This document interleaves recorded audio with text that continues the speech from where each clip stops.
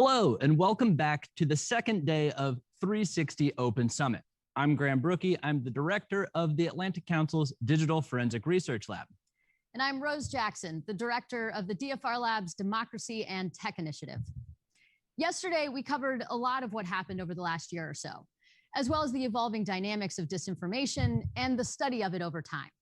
Today, we'll start looking at what all of that means for society and how it shows up geopolitically in the world. We'll hear about the Chinese state's approach to the information environment and technology, as well as social media in conflict and war. Make sure to follow along on Socio or YouTube, and we encourage you to participate, comment, and share on Facebook, Twitter, and Instagram, always at our handle at DFRLab and at the Atlantic Council, and use hashtag 360OS to stay up to date on all things 360 Open Summit.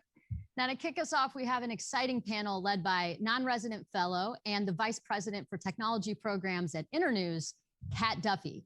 We'll be examining the impact of Platform Inequities International. Kat? Thanks so much, Rose. Thanks, Graham. Thank you. Good morning, everyone, and welcome to Connected but Unequal, the impact and inequity of global platforms in local environments. I am thrilled and honored to be joined today by two amazing panelists. The first is Mishi Chaudhry, a technology lawyer who is based in the United States, an online civil rights activist, as well as the founder of Software Freedom Law Center, India. We are also being joined by Shui, a long-standing digital rights activist from Myanmar who is joining us today pseudonymously from an undisclosed location. Mishi and Shui, thank you both so very much for your time. And I would like to start by acknowledging today that the situations that you have both been facing in India and in Myanmar in the past few months have been overwhelming on a personal front and on a professional front. And so I want to say thank you from the bottom of my heart for gifting us with your time and your expertise this morning. I know your time is incredibly precious. With that, I would like to jump right into this discussion.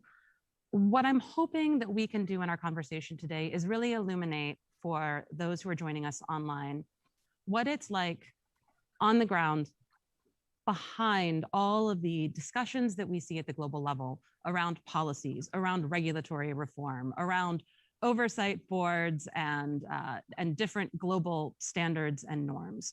Because behind all of that, what we have are human rights activists and people who are in danger, who are striving to protect human rights in their environments, striving to promote civil liberties online, and who are in many instances required to be working with platforms and or doing their work on social media platforms and other particularly American technological products in order to achieve their mission. And I really hope that today we can give folks some insight into what it feels like, what the experience of doing that is, and how it is to be a civil rights activist in that situation, trying to improve situations in your country while also navigating the complexities of all these different American companies specifically operating in your own environment. And so with that, Mishi, I'd like to start with you, if I may. India represents a very high priority market for technology companies generally, and particularly American platforms. So they have been expanding in India at a time when we have also seen democratic norms continuing to decline.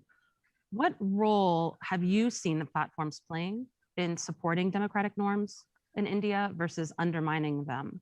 And as a prominent free expression and digital rights activist, how are you prioritizing your own engagement with platforms? What is that experience like for you?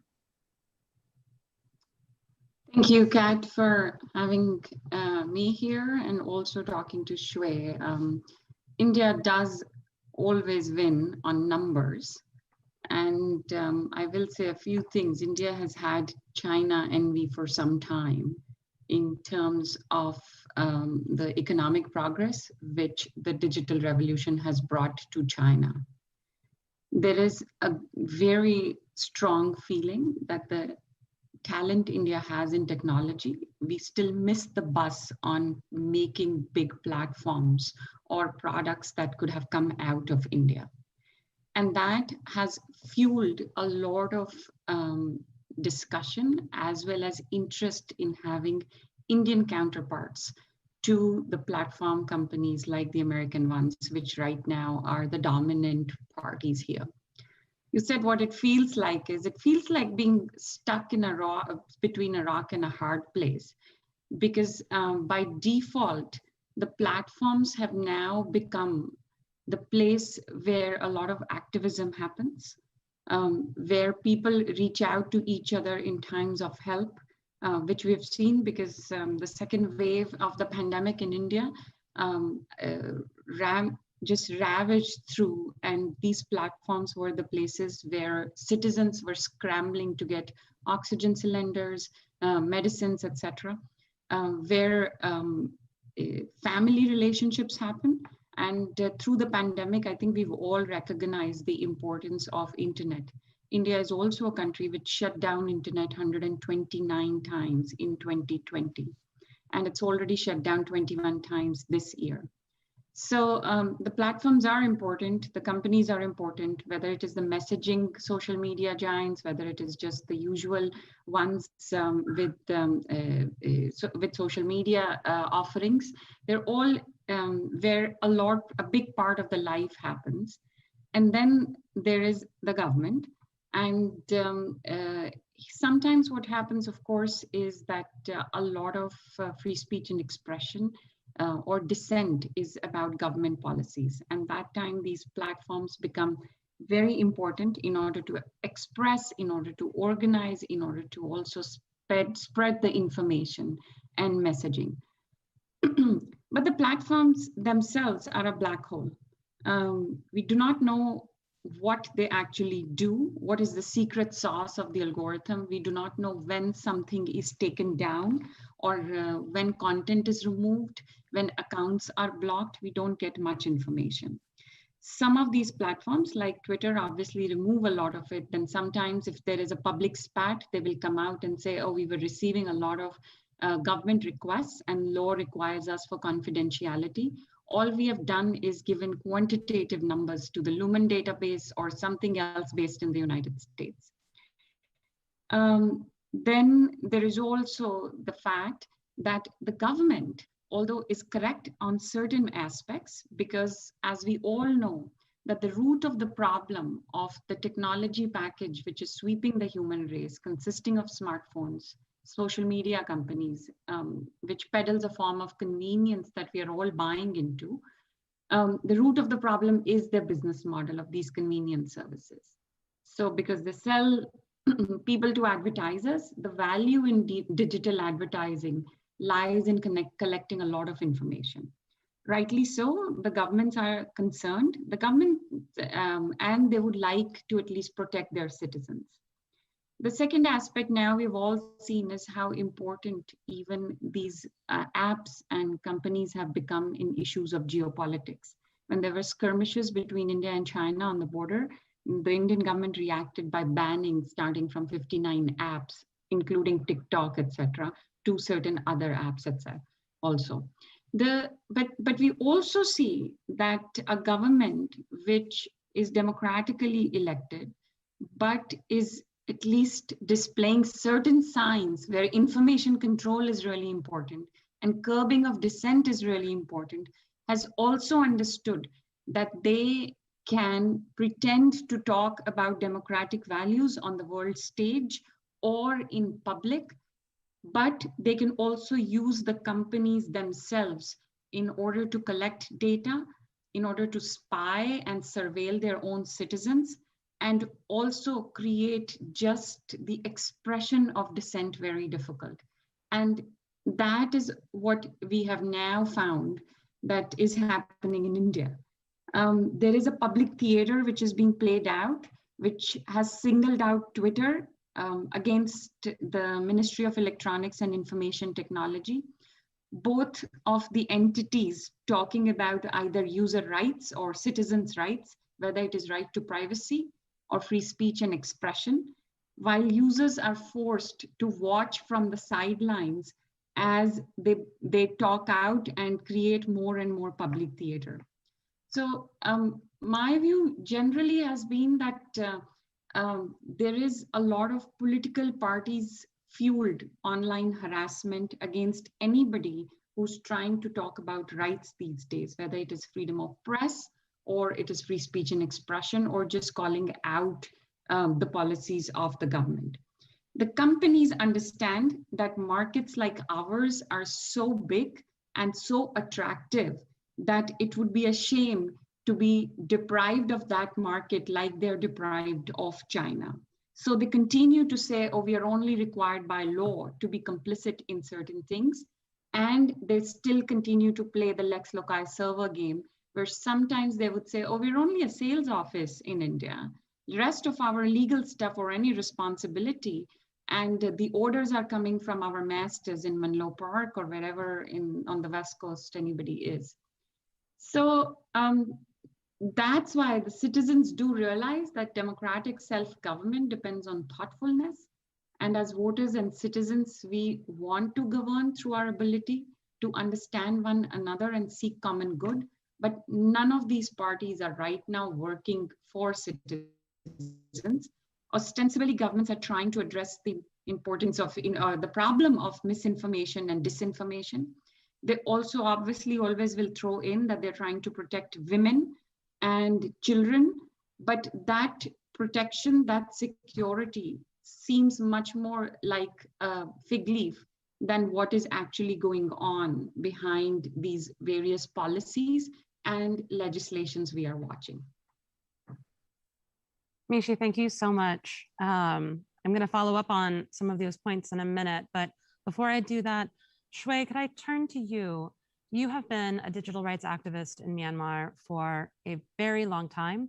You have seen Myanmar convert from an environment, or as companies might think of it, a market that no one was paying attention to and that no one really cared about, to an environment that has become one of the most high priority political environments for many of the American companies due to the genocide several years ago, and you've seen sort of Myanmar transition then to being what some people have described as the poster child for local engagement between companies and civil society. And then through that into, unfortunately, a coup in February, where we have seen many of these companies be blocked. And we've also seen these companies being used to foment bad information and violence. For example, the military using TikTok to push out information. Can you walk us through what the experience has been of moving from being in an environment that no one was paying attention to being in an environment that everyone was paying attention to? How was that engagement felt? How has it shifted over the years?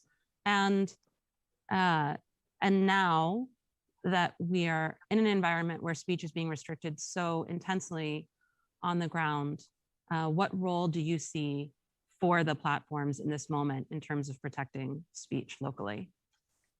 So if we can start with just the transition that you've seen. Thanks, Kat. So in terms of the transition, before we go into that, I just want to say that it's not all companies. The first thing that I want to highlight is that it's not all companies who are trying to engage with us or like build a relationship. So in the beginning, what we are seeing is, as you mentioned, before the connectivity revolution or, the market, we didn't get a lot of like people's attention. The same for the companies, even if it's social media companies to the, ISPs. So the thing is for Myanmar, we just had like dictatorship, and then we were going through the transition and transitional democracy. At that time, there were already a lot of injustice that we've experienced, that we've had to gone through before any of the social media platforms. So when it started happening, of course, it was a lot. It was weaponized by the military. And of course, as Facebook will say in their language, bad actors use Facebook and other social media platforms to weaponize and to spread their propagandas. And we've seen events that had unfolded in the offline spaces as well because of the consequences on online. And those are the kind of issues that we're trying to raise with Facebook and other platforms a lot at the time, but it was mainly focusing on one particular content rather than looking at the big picture and looking at the bad actors behind that, and looking at the behavior that they will do now. So it was more like, in the beginning they were like, oh, maybe because people don't really understand the community centers, which was only in English at the time. So they were focusing more on localizing the community standards, as well as, of course, training people how to report. But even then, the reporting flow wasn't perfect. It wasn't perfect in a sense that we cannot report things if it is not, graphically violent. It might be like call to violence, but of course, even for that, the content moderator will need to understand the context and also what is exactly being said in that article. And at that time, of course, Facebook didn't have Myanmar speaking content moderators at the time. So it was like, from their way of thinking is more of trying to patch things up by localizing, as well as like training people how to report, but rather than, looking at the big picture. But then because of the genocide, it moved, because, there were a lot of pressure, especially on Facebook, because of the UN fact-finding mission that Facebook played, Facebook was basically weaponized by the military in terms of their propaganda and the genocide, and what had happened in Rakhine regarding the genocide. So they started to give a lot of attention to us, but it took a lot of effort by the civil society organizations, engagement, tireless engagement with these companies, trying to talk to them on the issue that was not their priorities and making them become their priorities. So it was a lot of tireless effort by a collective of civil society organizations on these issues, and really pushing Facebook to look into the priorities. So and this is just only on Facebook, but if we look at platforms like Google, Twitter, and later of course TikTok, still we're trying to engage with them a lot. And of course, we will see people from these companies at conferences like, RISECon, Internet Freedom Festival. That's when we trying to grab them and, just trying to talk to them like, hey, this is what is happening in my country. These are the issues that's really important. And then what they will do is they will just like, hand over their business card, and then they will be like, oh, we will be happy to talk to you. Just email us, and then they disappear. That has been the experience over the over the years. Before 2000, I will say before 2018, that has been the experience with a lot of companies, and they would just disappear. And for people like me and the people in Myanmar and in other countries to go to the conferences like that, it is also another question of like getting the funding from the donors, sending us to there, and then donors often question those kind of support. So it is, it's not really easy for us to be present at these conferences and trying to build these relationships with the tech companies. It's also another, challenges that we will always have. But I just wanted to point out here that with Facebook, we had somewhat built relationship and been able to push for some of the stuff that we really need them to address. For example, the staffing, they started hiring from content moderator to having policy people focusing on Myanmar. It has been a huge, I will say that it has had a lot of, impact on the thing that we would like to push for, and the impact that we are seeing regarding Facebook. But in terms of Google, Twitter, and other companies, before the coup, we had genocide. They didn't really try to engage with us anything, or even, let's say with Google, of course, it is a different profile compared to Facebook. But we had a lot of civil society organizations, human rights defenders who needed security support, for example, with like Google or like Twitter, for example, but they never really tried to engage with us, even though we've tried a lot of times, a lot of numbers to build relationship with them. And now we are in a coup where we need because in Myanmar, a lot of people use Gmail, where, Facebook is the internet and Gmail is basically the email system in Myanmar. And a lot of people use Gmail, and for example, right now, most of the people are in hiding. A lot of people are relocating, and we really need some of the people's accounts to, for example, to reset because they are not using their SIM cards anymore, or because like they cannot log in because of the two-factor authentication system is really messed up. We try to reach out to them and they never reply. And I cannot help but think like, what more do they need from us other than, like more than the coup? What more do they need from us to build a relationship and to really address these issues? Mm-hmm. And so I think, Shui, one of the things I'm hearing from you is really that it was a trajectory of not really having any relationships to building some personal relationships at great expense to the effort and the time of civil society locally. And having built those personal relationships, you've been able to shift some corporate approaches basically within Facebook, but have yet to see significant other shifts in approach. Is that an accurate summation, do you feel? Yes.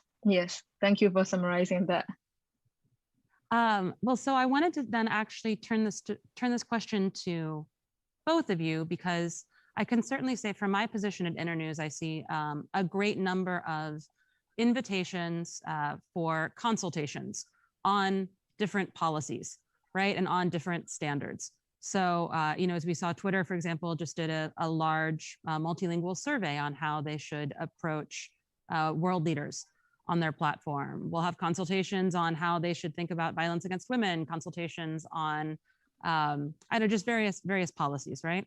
But Shui, what you are pointing out is that there are so many elements of the actual products and how the product operates locally in terms of getting access to the product, being able to use it, being able to understand how to report, things being available in local language, content moderation being able to be done in a local language, that don't really have anything to do with policies, but instead have to do with how a policy would then be built in or implemented into the way that the actual product is experienced on the ground, and how civil society can work with it to create a safer and better environment. Can I ask both of you, I know that both of you have had some engagement with policy teams at different companies and some engagement with product teams, with engineers, with researchers. That type of engagement is, I think, more rare, but very interesting. Could I ask both of you, and whoever would like to jump in first, please do so, to talk a little bit about your different experiences in engaging with policy teams at companies versus product teams, and where you see pros and cons in those different approaches.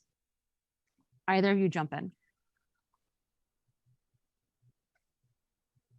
Mishi, please go ahead. All right. So first thing I want to say is that geography really matters.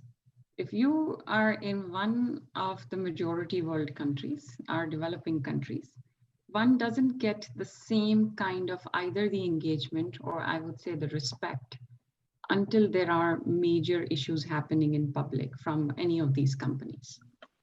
I work also in the United States, and I see that contrast play out all the time. That even in a very large market like India, I have mostly seen the engagements would be from some of these companies, at least until about 2019, were always about feel-good stories, how they're doing well for the poor people who never had anything else. And it has that tinge of, we are doing so well for your country, what is there to engage with you? And you perhaps maybe not smart enough as our American counterparts are. And so all the invitations you're talking about and the consultations, etc., that don't happen in our countries. And I think Shui can talk about it more, but at least it doesn't happen at the same scale at all. Mostly their engagement is, we are going to go and talk to a lot of politicians. We are going to talk to a lot of these celebrities and show how they use the platform to reach various people. So it's the feel-good stories which are promoted by the companies. I think it has increased a little bit better. It is doing much better, and I'm not going to name the companies, but they are definitely making an effort post 2019. Also because they're also watching that there is a lot which is going to happen from various governments, and we are natural allies in certain places and other places. If you're going to talk about right to privacy and surveillance capitalism is the only way they make their money, obviously we are not going to be allies. But when it comes to content moderation, it comes to traceability or encryption, etc., we become natural allies. So I think when it works for them, then they obviously do rely. That's the first thing I want to say is that. So I would really appreciate, and again, the caveat here is some of them are definitely making an attempt, but I think others need to do better. I think that if they are going to be in these markets, the markets people, the people who are there deserve the same respect. And they can't say that the 350 million, which is the entire population of the United States, because our genesis is from there, they deserve to be heard more and decide the policies for everyone else.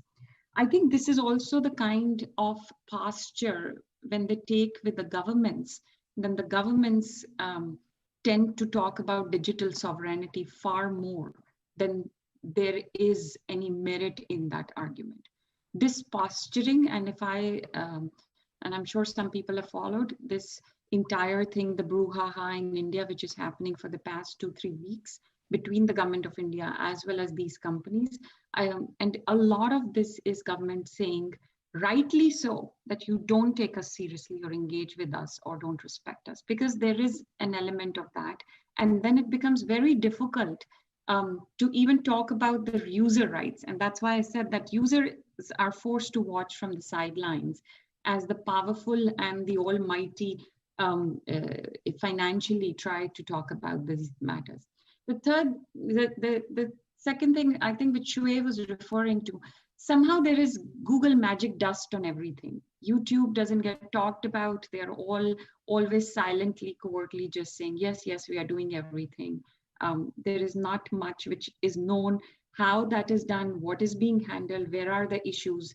And it's not, the engagement from them is not as much as the other platforms are doing. And I'm curious to know what is there. The question you asked was our engagement with policy teams and product teams. Now, I'm a lawyer who works for technology companies, a lot of free and open source software projects, and I deal with engineers and people who actually are building the product all day long. And I understand how important it is for them to be having that information, or at least that kind of an interaction. I don't think that the policy teams or the legal teams allow those engineers to talk to either civil society or anyone else. I don't think that, I think it's always through these loops, these hoops one has to jump through to get to anywhere close to that. In 2018, in India, a lot of civil society organizations led by Software Freedom Law Center wrote to several of these companies, which was WhatsApp, Signal, Telegram, and various other companies also, to say that a feature of WhatsApp was the ability of any user with administrator or rights to add any other user to a group without the latter's express permission. So which meant that in the absence of a mechanism to prevent myself from being added to a group, which I don't want to participate in, user had no option to but continuously manually exit from the group. And it was troubling because a lot of journalists, a lot of activists, they were being added to these groups in which, of course, then their information, which is about a phone number or who they are, etc., became easy for circulation amongst a large number of members who were part of those groups. And a very prominent journalist called me up to ask, can you help me with this? Because I'm constantly being added to groups where my wife and my 12-year-old daughter's pictures are being shared in forms which not only scares me, but also disgusts me. But as many times I exit groups, I'm continuously being added to a bunch of them. We didn't have any engagement after that letter. We spoke to some policy folks, but what happens thereafter, we do not know. There's been a lot of discussion about the number of messages, the number of people you can forward the messages to. This was a major issue in Latin America, This was an issue which was raised in Southeast Asia. And the companies then would watch and then perhaps will make a decision to change it or not change it based on their business model. So I would say that there is definitely an improvement in engagement for sure, and they are trying to make an effort. But we would be fooling ourselves to say that it's at any level the way they engage with with our European or American counterparts, or ever the product team is exposed to us. Thanks so much, Mishi.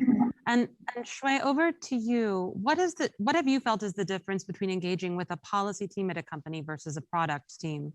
And if I could add on to what Mishi just mentioned as well, as someone who is an activist not only in Myanmar, but in many circles in Southeast Asia, what is the difference as well when you try to engage on issues involving Myanmar versus involving other countries in the region? Thanks. So I just wanted to echo on what Mishi said, like hoops you have to jump through to get to the product people. I cannot agree more, because that has been the same experience that, you know, not only Myanmar, but a lot of the colleagues in different countries have also experienced as well. And I mean, policy is, of course, you know, important. It is a first step, but what we also really need is the enforcement of that policy. And you know, the kind of the policy that we've engaged most of the time in the past, you know, for so many years was mostly like 45 minutes or like an hour type of engagement, and kind of make you feel special to talk to them for an hour and talk about these issues. But we were never really able to get into the product issues and also like ask them to fix it. But when we got to engage with the product people, what we really understand is, you know, from my personal experience, is that some of the engineers also know you know, where they need to be fixed. And it is basically the same issue that we've also been pointing out and asking to be fixed. But what is been happening is, of course, you know, the engagement with the policy, and policy just cycling back to the policy question, but rather than the product changes. So policy is important, but in terms of, you know, looking at the enforcement and etc., the fact that we were able to engage with the product people had a lot of impact on us. So we can just, you know, like talk to them, and I feel they don't really take things personally and don't feel that we are, you know, giving them problems to solve, but rather that is also something that they know, because that's basically they spend most of the time on the product's structure as well. But in terms of the regional, is that when we started talking to a lot of different organizations in the region, starting from 2018, is that, you know, they will say one thing to us, and then they will say another thing to other colleagues in different parts of the world. But, you know, eventually it's not just like one particular content. Again, it is very contextual, but also there are a lot of similar issues that we are seeing in a lot of different countries. So yeah, you know, policy is important, but in terms of like enforcement, really having to engage with the product people and really you know, deep diving into the issues to have product changes can also have a lot of impact as well in the long term. And Shui, can you give us an example of where you've seen a product changed through engagement, where you feel like the change was really helpful or useful? For example, the reporting flow, for sure. If we look at in, for example, 2015, the reporting flow doesn't even have. I mean, I cannot really recall at the moment now, but even for like, let's say someone is trying to be me, but, you know, in terms of like reporting that account, or when it comes to like harassment, or when it comes to, you know, graphic violence or like graphic harassment, all that stuff. Before that, it was really vague, and it was probably like 5 main issues. That doesn't necessarily mean any particular content that we want to report as well. So in terms of the reporting flow, you know, I will say that's like one of the example. And another part is, of course, the security features, especially you know, when it comes to two-factor authentication, etc. So those are the 2 visible things that we can see. Got it. And so when you were talking about a reporting tool, you were referring to Facebook, is that correct? Yes, not Google, not Google. But so that's, I think, a great example of where there can be a policy that exists around, we don't want to allow harassment on the platform, for example. We don't want to allow impersonation on the platform.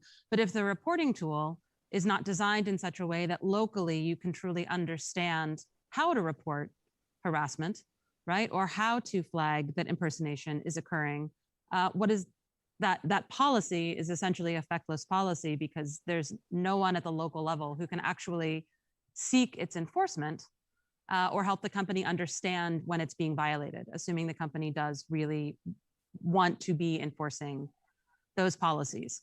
And so I think that that's a really helpful example. Thank you.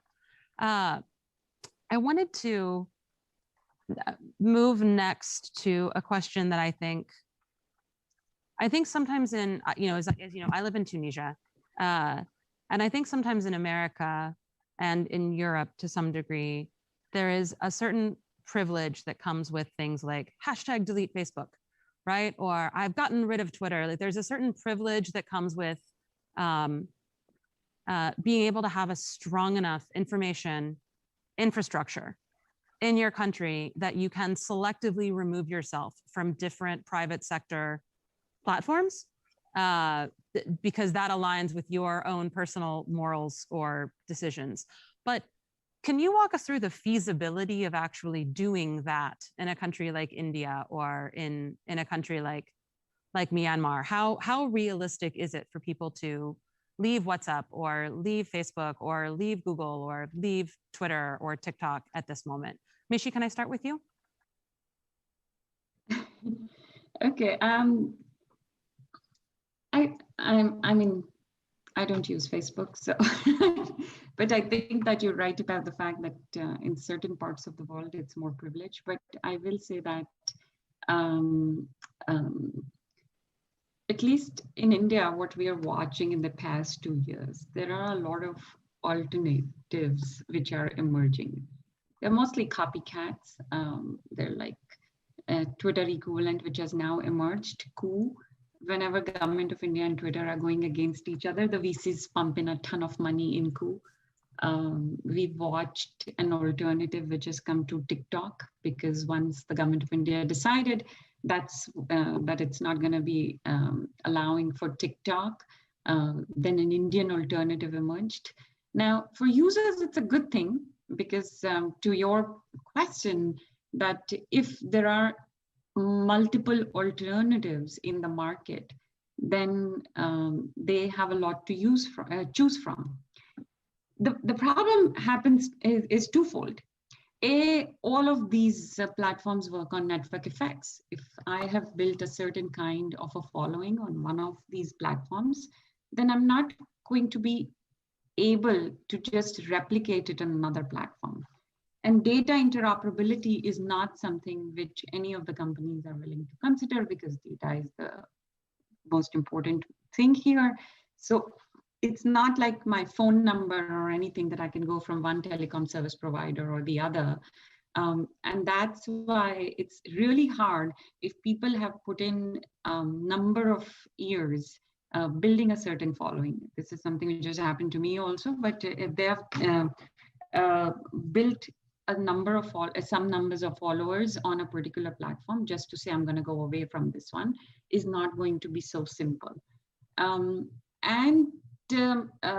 A lot of times, the new alternatives are not as popular as the current platforms are. And that means that you want to have a reach as far as it can be possible. I will say that I went through a personal loss, but also what my country of birth has been going through in the past 10 weeks in terms of the pandemic. And everybody was using whatever platforms they had in order to amplify messages. I was struggling to get back my Twitter account, which didn't have a very large following, but had around 17,000, 18,000 followers. And I really wanted to use it to help out others, but I just didn't have the control of my account. And that's the first time when I felt that would have been very useful because then the message could have been amplified in a certain way. So I will say that the alternatives are emerging, but they're not as many or as popular. The network effects seriously plays a major role even now. And I'll also say that a lot of people are now at least beginning to think about what these platforms mean for them in terms of privacy and various other conveniences they offer. And I think that's why what Shue's point earlier was also that Google's products don't get discussed enough, but there is a lot of reliance on those products also. And it's not just about social media and what it means for the ecosystem. So increasingly, we are seeing that local alternatives emerge, but it's not that they also give us as much confidence as users, because they could be more pliant to government requests. We might not even see that kind of transparency at all, because they're very enthusiastic about always agreeing with whatever the government is asking for them. Like even in the current IT rules, when we are watching, the Indian alternatives have said, oh, we are totally fine. It's the Americans who have the problem. Now the user is wondering, how is it that you have no problems and they have the problem? So am I supposed to be relying on an American company to protect my rights against the government? And then of course, everybody jumps on the bandwagon of, oh, you're an anti-national because you're not promoting an indigenous product. You're more interested in the American product. So it just, the circle is complete about being stuck in between a rock and a hard place.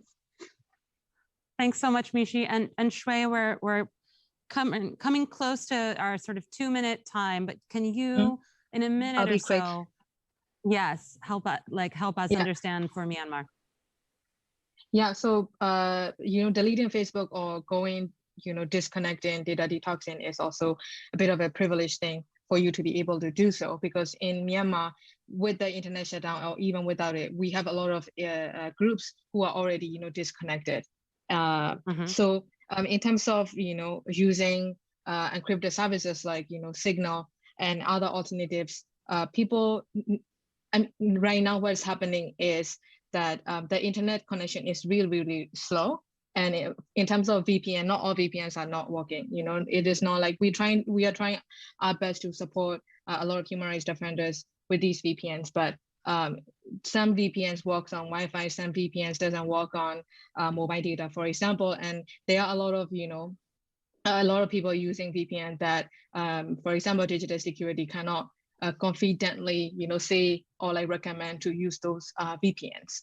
So it is really stopping people from going to these, encrypted services. So, at the expense of their safety, so that they can better protect themselves. But in terms of the tech companies like, like Facebook, when it comes to WhatsApp and etc., of course they can expand the bandwidth, which is good. I'm not saying it is bad, but because of the situation in Myanmar, deleting Facebook or going offline is not entirely an option for us.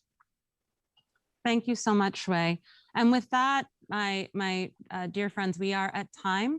And so I want to thank you both so much for your contributions. I think my takeaway from this session is certainly that we have a lot to do in the world in terms of protecting free speech, in terms of protecting civil rights and online liberties. And that for the moment, at least, as Mishi said, we are somewhat stuck between a rock and a hard place. And we are going to need to find functional ways for civil society to truly work, not only with the private sector, but also to push on their governments to keep respecting these rights. Thank you both very much for your time. And thank you to everyone in our audience for joining us today. Over to you, Rose.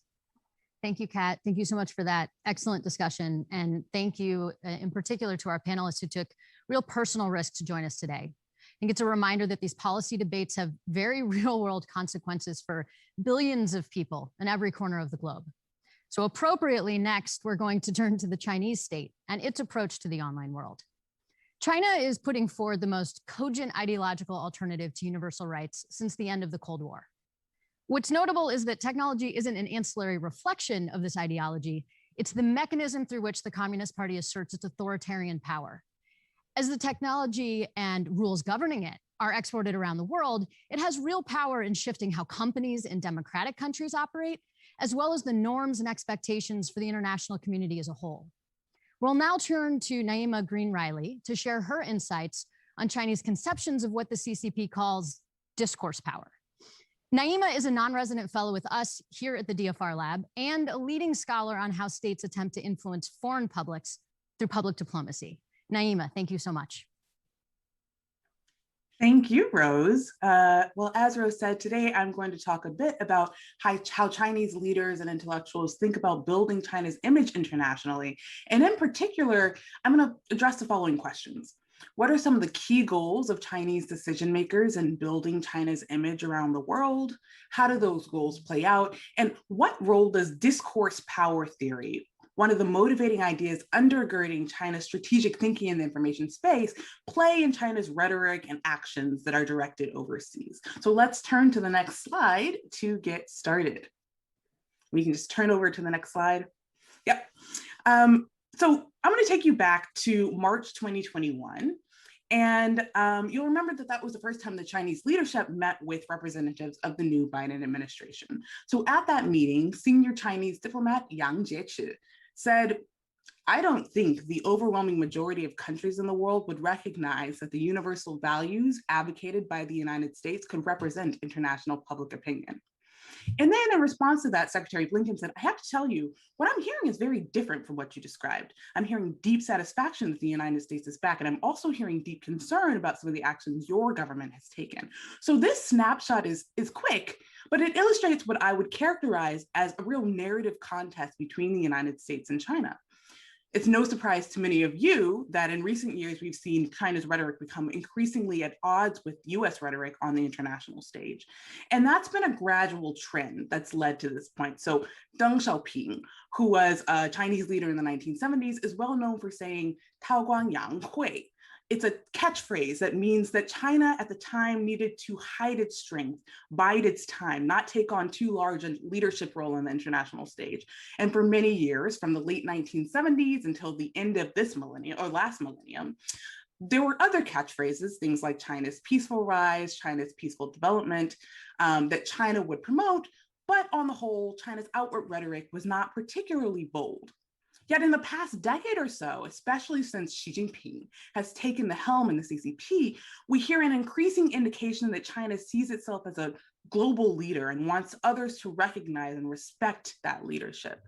And as friction in the US-China relationship grew during the Trump years, both sides began to drop the niceties. So let's move on to the next slide, and I'll tell you about some of the principles that guide Chinese thought on its role in the world. At the core of Xi Jinping's political vision is a call for the national rejuvenation of the great Chinese nation. This is a quotation that you hear often spoken by both Xi Jinping and other Chinese leaders.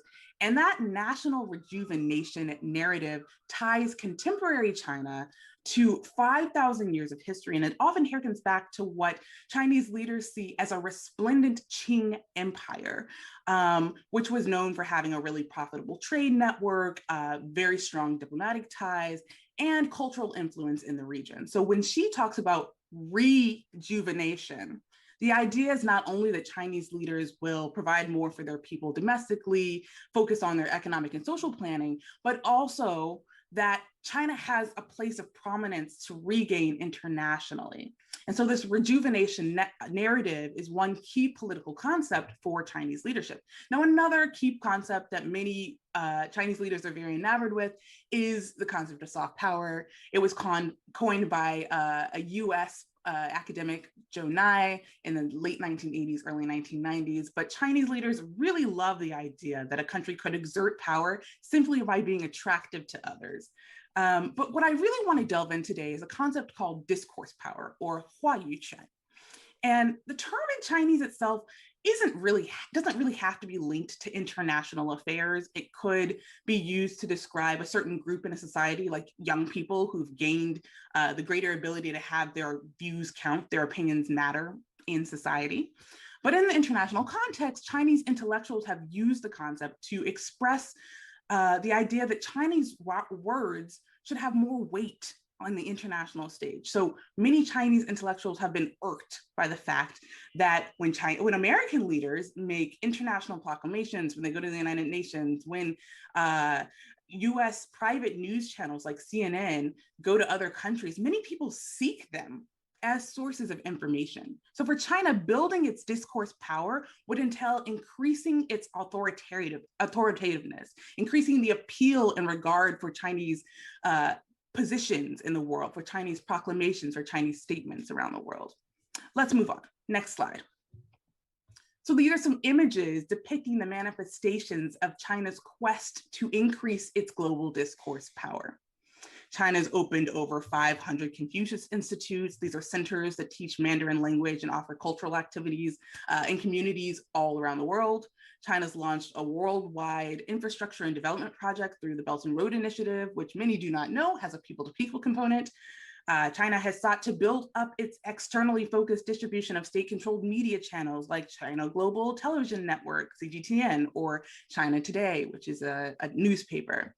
And also Chinese officials have flocked in recent years to Western social media outlets, which Chinese citizens in the PRC cannot access because they're blocked by a government-imposed firewall, to communicate with people in other parts of the world.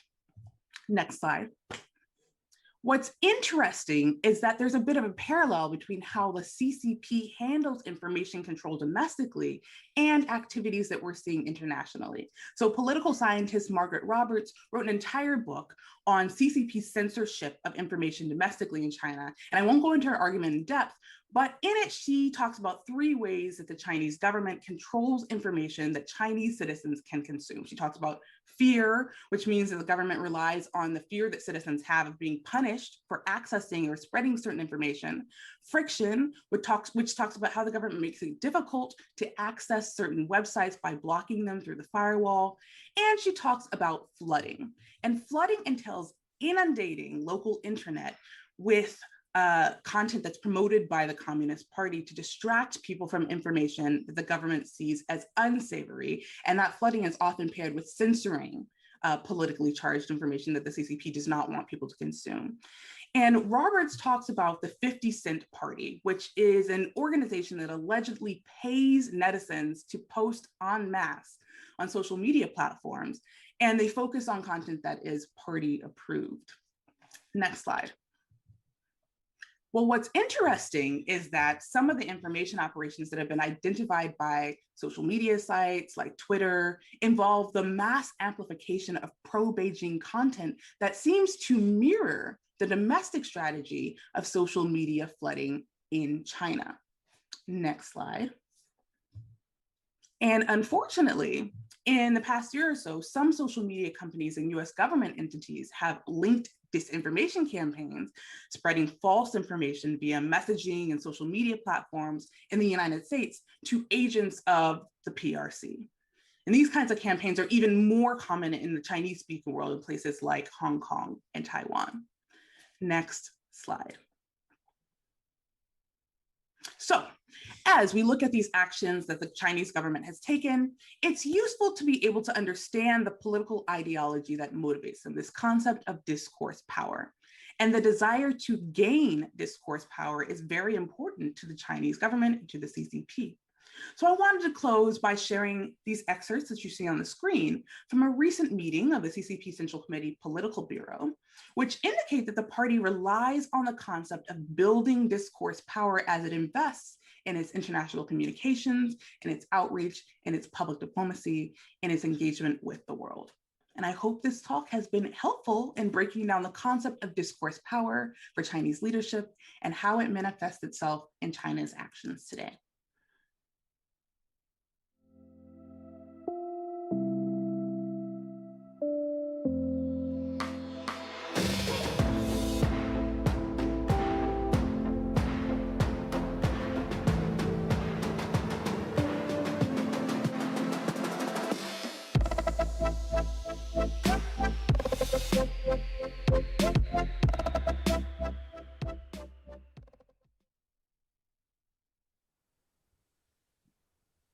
Hi, my name is Isaac Stonefish. I am the CEO and founder of Strategy Risks, a firm which quantifies corporate exposure to China.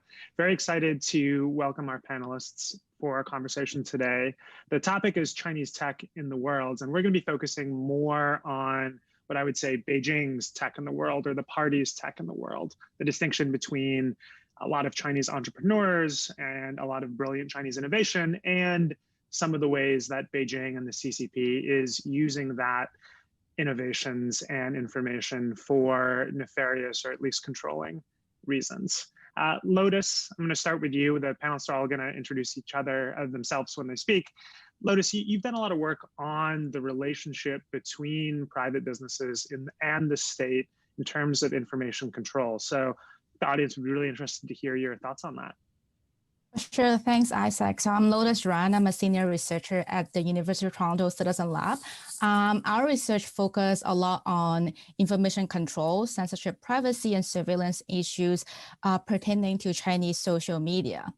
So a lot of research recently have been focusing on Chinese social media applications such as WeChat, including Chinese company-owned application like TikTok and Douyin, and what are some of the implications for user privacy and content control on these applications.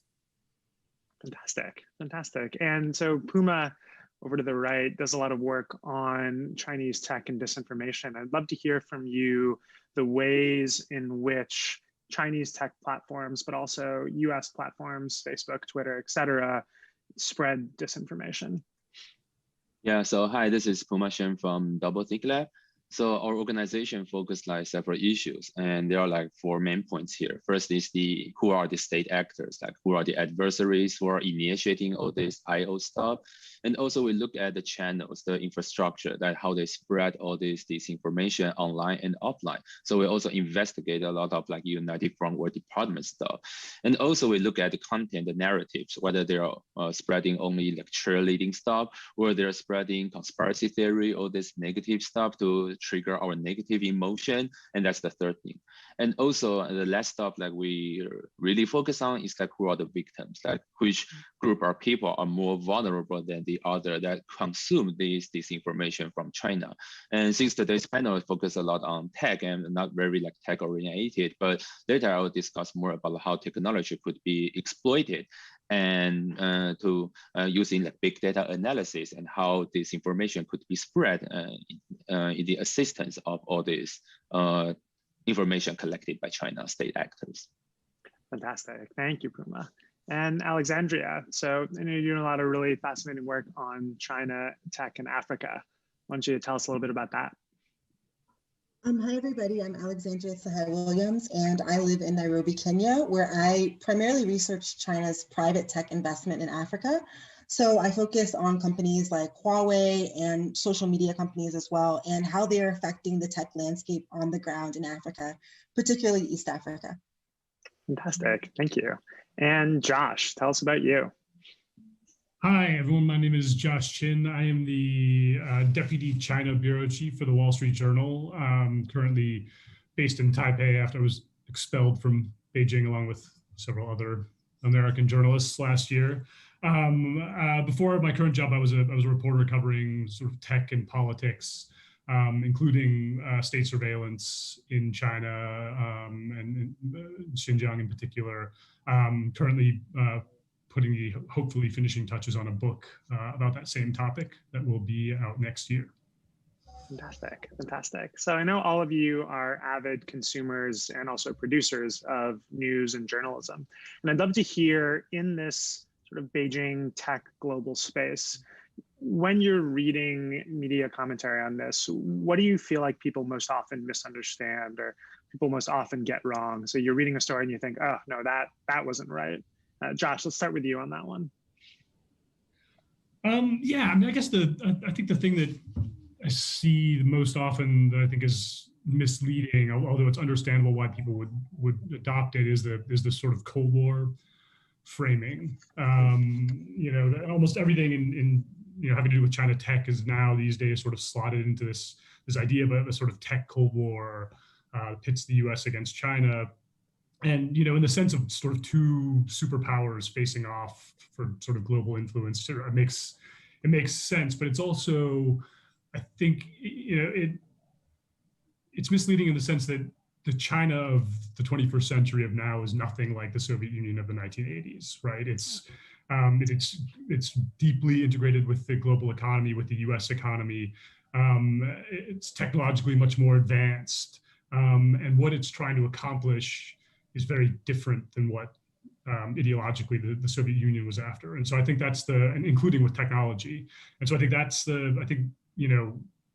again, understandable framing, but I think we often sort of misunderstand, or we risk misunderstanding what's happening in China when we use that framing. Fantastic. Alexandria, over to you. What would you say the conventional wisdom is on China, tech, and Africa? And then what are people misunderstanding with that? I would say that conventional wisdom often forgets the collusion with actors on the ground in Africa. I think when the export of Chinese technology to Africa is written about or explored on the continent, it often takes out these narratives of, political elites in certain countries that directly collude with forces in China to import Chinese technology, and the decisions and the trade-offs that leaders in Africa make to access technology that does advance technological development forward in their countries. Hey, that's fascinating. Is there any particular examples that you feel like really elucidate that? Well, one example that I'm going to use is Huawei. Huawei is the Huawei conversation in Africa, I feel like, is very nuanced because Huawei has pursued a number of projects on the African continent. So I'm going to use East Africa, for example. When we think of Huawei, we often think of Uganda, where they rolled out the Safe Cities project, which enabled Museveni to kind of suppress the opposition for the last election. But Huawei also was responsible for the undersea cable that's outside of the port of Mombasa in Kenya. And talking to a lot of people who are involved in technology here, they'll say that undersea cable definitely changed the game for technology and is part of what made Kenya a tech hub today.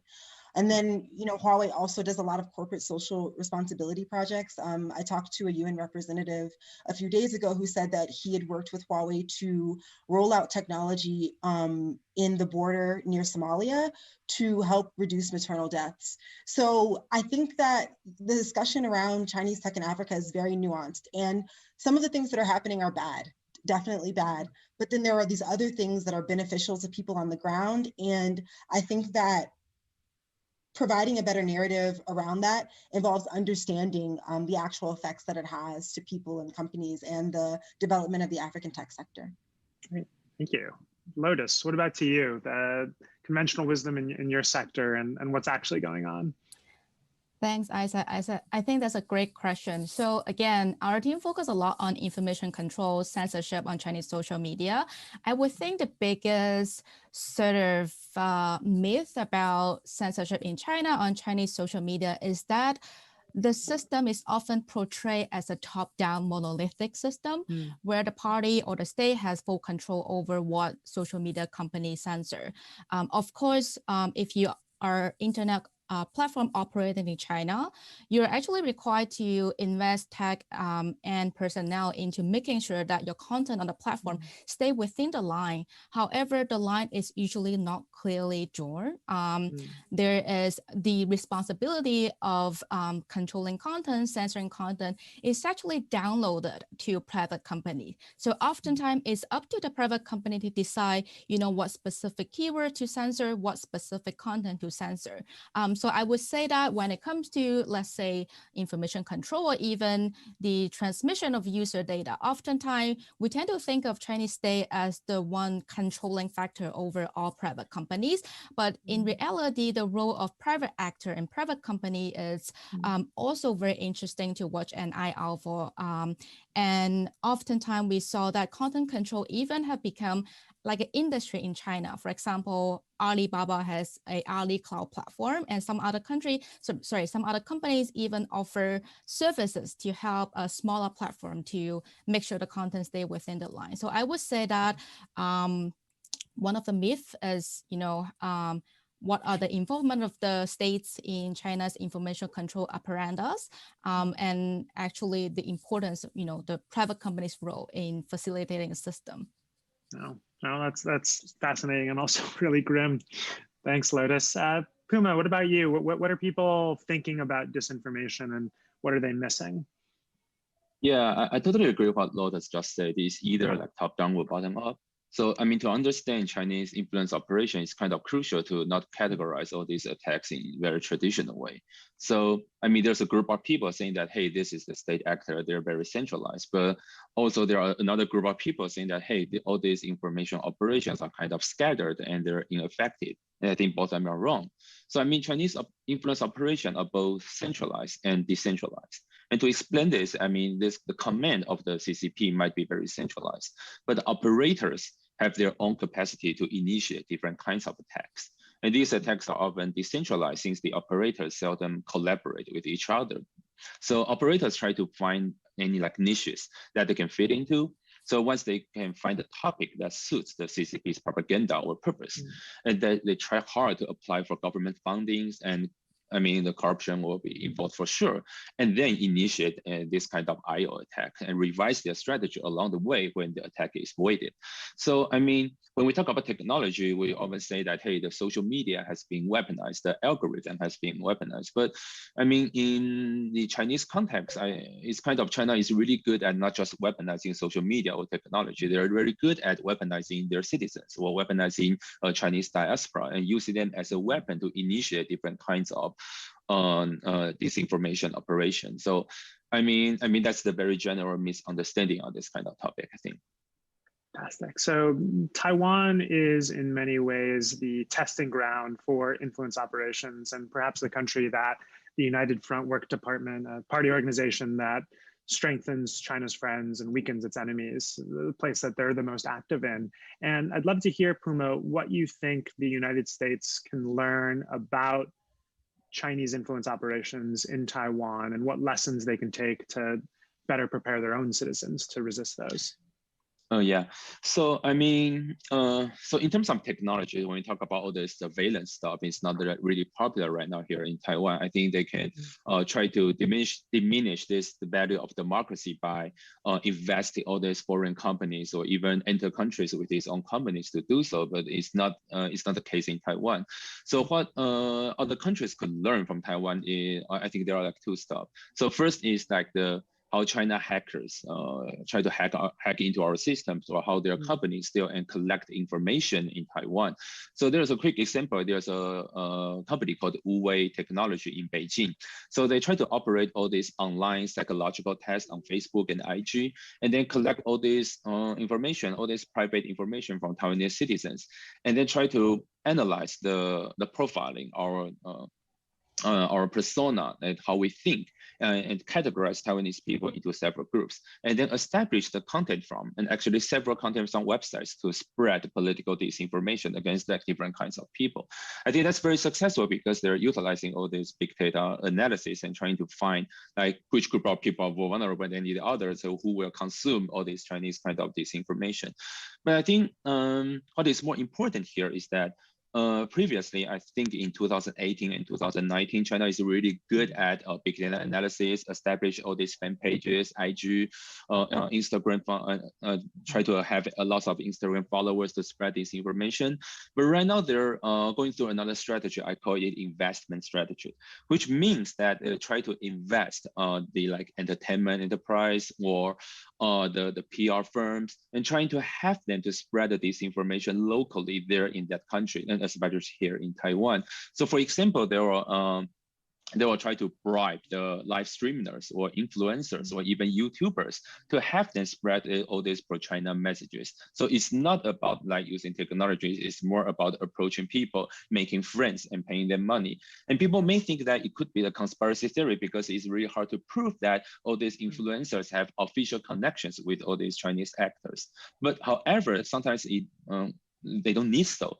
So a best example here is that when you look at 2019, there's the election there in 2020 January. So in 2019, when you look at the top 10 YouTubers who received donation online here in Taiwan, 7 of them spread pro-China messages. And sometimes because they do not have any official relationship with China, but people will know that if you spread pro-China messages, you automatically make some money through the donation system from YouTube, or you can provide a QR code for them, and they could donate them from like WeChat Pay or Alipay. You can make money, and that's how they can establish the disinformation market just like that. And when you trace all this disinformation, you will find some local influencers or these local citizens spread this information. So I think, so I think that's kind of crucial right now. I think you bring up a lot of really excellent points. You know, even though we're living in a very tech-connected world, a lot of this is just human to human and bribery and corruption or aligning of influences. And because we think about this issue in the United States, TikTok is a great example of a company that we're still struggling with how to figure out how to situate it. And Josh, I'd love to hear your analysis. How should people in the United States, both from the market's perspective, but also from a national security perspective, how do you think they should think about TikTok? Oh man, I mean, TikTok's a really interesting story, right? I mean, I think that I mean, it's so politicized because of the previous U.S. administration that it's all the rhetoric around TikTok and around the parent company ByteDance during the Trump administration was so heated and full of its own sorts of disinformation that's really hard to pick apart. I think I can't remember actually. Lotus, was it you guys who did this work? I mean, I think it was Citizen Lab who did an analysis of TikTok's source code, right, and found that it wasn't collecting any more data than personal data than Facebook or Twitter or any other social media app, right? So there's nothing, at least in the code initially, that you look at that makes it seem any more sinister or dangerous. I mean, of course, it's a Chinese company, right, and it's ultimately its headquarters are in Beijing, and there's a lot of debate about the extent to which Chinese internet companies resist demands from Beijing, but ultimately, of course, Beijing can turn the screws on internet companies when it wants to, and we've been seeing that happen with Alibaba, with Ant Financial, a little bit with Tencent recently. So it's a fascinating question. I mean, I think there is should you delete TikTok? I don't know. I mean, it's a personal choice. I think you should generally be wary of any company that's collecting your personal data, right? I guess think a little bit about the fact this is a Chinese company, but I don't know. I don't really have a really satisfying answer there, but maybe Lotus has more to say on that. That's a tough one. Yeah. What do you think, Lotus? Thanks, Josh. Yeah, so my colleague Pei-Lian Lin, he actually did a comprehensive technical analysis of TikTok and Douyin. So Douyin is just the Chinese version of TikTok that operates only in mainland China, I think. So what he found is pretty interesting in the sense that exactly like you said, in the previous administration, there's a lot of framing using national security framing to sort of describe Chinese social media applications such as WeChat and TikTok as a national security threat. I think that has come with several implications. Well, first of all, our technical analysis didn't find that TikTok collects any more data than other social media company does. So assume whatever Facebook collects you, TikTok does. Also, when it comes to exactly like you said, should I delete TikTok on my phone? I think it's entirely up to your personal choice. If privacy is your concern, then maybe also think about what other social media apps collects on your phone as well. That said, we did find on the Douyin version, things a little bit different. There are different features on this Chinese version of TikTok that caters specifically to the mainland Chinese market. For example, we did find, it collects more information. We did find that certain terms are restricted. So I think the distinction really is also, I think we need to, going back to collecting information or censorship, right? The role of private company is one of the key factor in understanding how and why and whether company does certain thing. For ByteDance, which is TikTok's parent company, for them, making profit is probably the primary concern. So would that cater a lot of the resources to answer to a specific government? I don't know, but I just know that when it comes to issues like that, oftentimes we also look at the nature of private companies. Is it there to make money? Is it there to answer to users' needs, or is it there to retain more user? I think another interesting example is, again, WeChat. So a lot of my research focus on WeChat. It's owned by a Chinese company, and we do find that WeChat censor a lot of information in mainland China. But interestingly, WeChat has expanded overseas. What we found is that WeChat implement censorship only on accounts that register to a mainland Chinese phone number. For its international user, meaning that if you initially register a WeChat account with an international phone number, you're not subject to censorship of Chinese political sensitivity. So I think when it comes to issues like that, we need to think about, what are the nature of private companies? Are they here to make money? So I think, again, I don't have a specific answer to that. We can argue that, again, there's a saying that the data is the new oil, right? So if you have a lot of your citizens' data at the behest of a private company, a foreign company, could that be considered potentially a national security threat? Maybe. But also, I think we need to look into more technical evidence and more sort of broad understanding of what a threat is and how, what is the implication for average users in any nation. I think those are great points. And I think it boils down to the issue of, if China is a national security threat to the United States, then TikTok is as well, because it's a Chinese company and because the party has at least de facto control over a lot of what TikTok does. And then if China is not a national security threat, then TikTok is very akin to Facebook in the weaponizing or the not weaponizing of the information that TikTok and Facebook collects.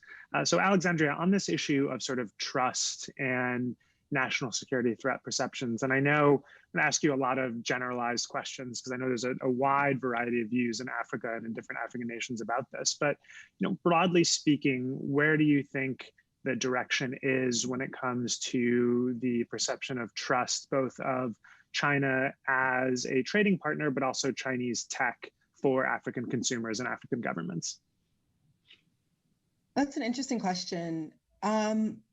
So in terms of China as a trading partner, it really depends on who you ask. And for a lot of people that I've talked to, particularly people who work in industry like developers or investors, I do think that they see China's investment in Africa as a threat because it's directly competing with their financial interests.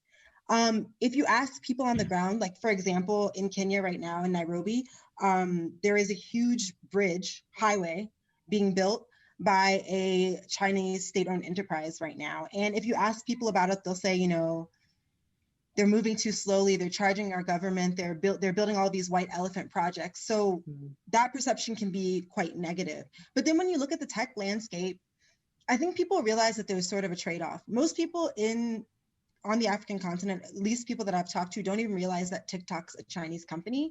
And also the technical landscape of Chinese companies is very different here. So other than TikTok, we also have Viscuit, we have Boomplay, which is a music app. So there are tons of apps here that are in some way connected to China, but people don't realize it. And I think to people, it's not that important because there's a trade-off, right? So here's an example. A friend of mine has a techno phone, a girlfriend of mine has a techno phone, and she was talking about how her WhatsApp was messing up. She was like, my WhatsApp's messing up, it's acting funny. She was like, well, it's a techno phone and techno is a Chinese company. Like maybe it's because, I said something about the Chinese government. And she kind of giggled about it, but was like, no, I'm kidding. Like I'll keep this phone because the pictures are great.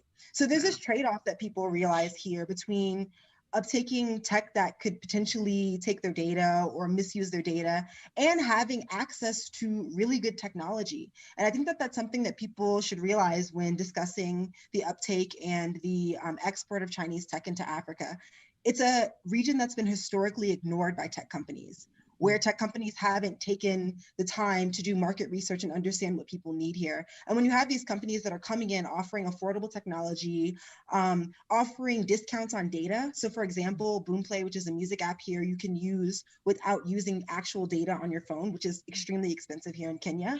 People are willing to make that trade-off. And until there are other options available, people will continue to utilize whatever's available and whatever's the most affordable. Thank you. I'd like to talk about Xinjiang a bit. And Josh, I'd love to hear from you how Chinese tech innovation can lead to, for lack of a better term, innovative oppression in Xinjiang, the region in Northwest China, where there are upwards of 1 million Muslims and other minorities in concentration camps. Right. Yeah. I think the situation in Xinjiang is hopefully pretty well known by now. So I won't go sort of repeat everything. It's a pretty bad situation, and technology is obviously a key piece of it. And it really is. I mean, it is dystopian. It's not. I remember when I first went there in late 2017. On my first trip, my reporting partner and I drove in because we were afraid of going to the airport that we'd get picked up there. And so, but we drove in, and immediately crossing the border into Xinjiang from Gansu, you could just immediately feel like you were in a different place, right? It was like a counterinsurgency operation, but it was like all tech based, and it really it's quite amazing, and it's just suffocating. It's sort of cameras everywhere, checkpoints everywhere. You have to scan your face to go into like a bazaar or into like a hotel or a bank.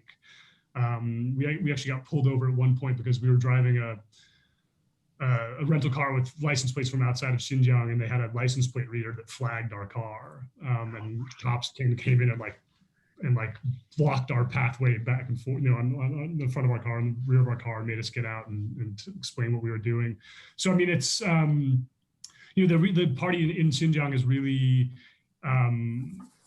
what Xinjiang shows is what can happen when states use technology with no limits to exert control on a population, and to really engineer. I mean, it's not just control, but it's actively trying to shape a population's behavior and identity, and it's using data to sort of try to predict who the troublemakers are going to be, right?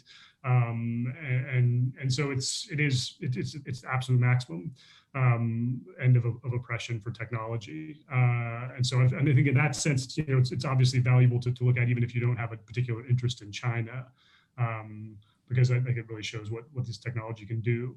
But on the flip side, you have this exact same technologies being used in places like Hangzhou for the exact opposite. In the exact opposite way, right? Hangzhou is this sort of digital paradise, right? It's this beautiful, it's where Alibaba is located. It's where two of the biggest surveillance camera companies in the world are located. But everything in Hangzhou runs smoothly because there's cameras everywhere feeding data into the sort of central smart city. They call it the city brain. And it optimizes traffic. It optimizes everything in the city based on data it's collecting. And so if you're a wealthy, Han Chinese person living in Hangzhou, surveillance is really great for you. So I think, to me, the really interesting thing in China is that contrast. Fascinating. It's dark, dark and fascinating. Puma, what's the debate in Taiwan about Xinjiang, and where do we see Xinjiang disinformation spreading in Taiwan? Yeah, it's a very interesting case here, because I know someone who who got a PhD in math and who worked in China, and actually developed a system that how to monitor the people how they walk in Xinjiang, because they can indicate like who you are, like by only for targeting, like using the camera and see how you walk, and you will know like who it is and whether they're like walking too quickly and whether they want to initiate attack or something like that. So all this surveillance technology has been spread all over, and people are talking about it and people are aware of it, and especially after the Hong Kong protest issue last year, or almost like 2 years ago, people here in Taiwan are very much aware of this kind of surveillance technology. However, what people are not aware of right now here in Taiwan is how they steal users' information overseas using like various applications, because you're just mentioning like TikTok and Douyin, right? So the scenario has become very complicated here. So just a very quick example, lots of like media services providers in Taiwan is very similar to Netflix and are actually operated by or invested in by China. And this company can execute their legal responsibility by disguising their efforts within Taiwanese media service platforms and try to collect users' information every day. So they imprint our user data within the wall and combine the data with other information that hacker gathers, such as the ID number, the address. And what is even worse is that, think about it, when all these services like Netflix, I'm not talking about Netflix, but the service that are similar to Netflix, if they aim to combine with the cable service in your own country, and which is happening right now here in Taiwan, which means they can even gather more information, and more information could be gathered in the near future. And in terms of the question you just about how the Xinjiang information is very political, because people only talk about Xinjiang because that they sense that China is a threat right now, and when they are not sensing that kind of issue, and maybe this kind of discussion will kind of diminish.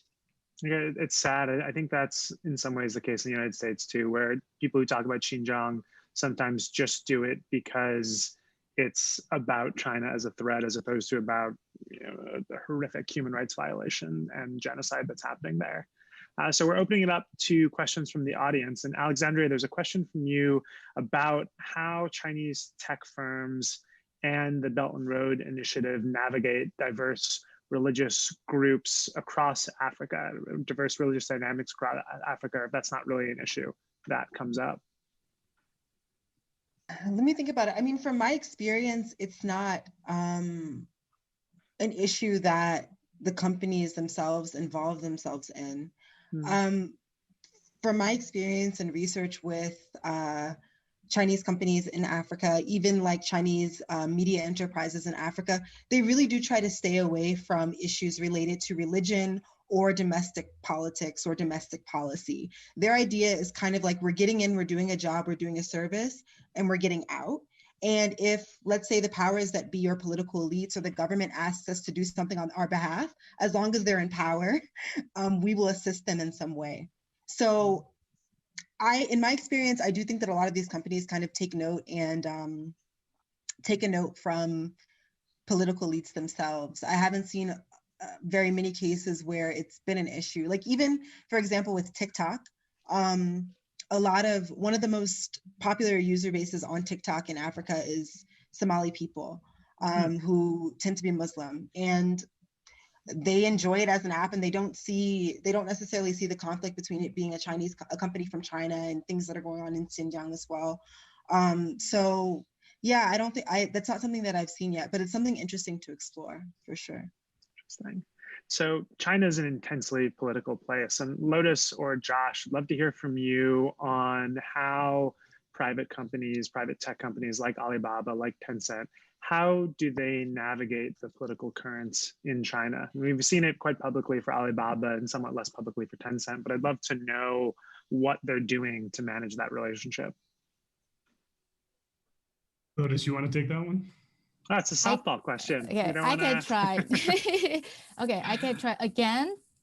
I mean, Josh probably know a lot more than me because, again, I focus quite specifically on the information control, sort of user privacy surveillance side of things.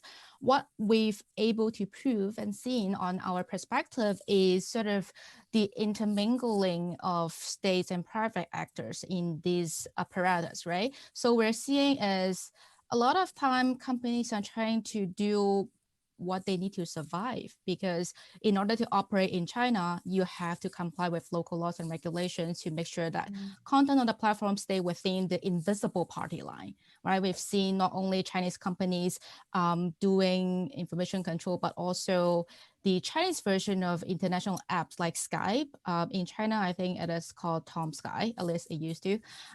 They also, to be able to operate in China, they started censoring, keywords of Chinese political sensitivity. So for private companies, regardless of your origin, it's very likely that you have to some sort of work with the system to devise, to invest technology and person personnel to make sure that the content stay within the line. And often, again, because this sort of government directives are not necessarily handed down to each and every single company with a very specific instruction, a lot of time companies are just left to themselves to guesstimate what content or what are the next step for them. So we see, for example, during the COVID-19 pandemic discussion, we saw that WeChat began sort of censoring very broadly keywords on its platform.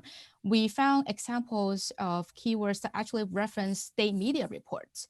So something that's already confirmed by by Chinese state media, for example, something is published on Xinhua News Agency, and we found keywords extracted from those reports are being censored on WeChat. So I think for a private company, of course, they are under the pressure, political pressure, to make sure content doesn't deem as problematic or harmful.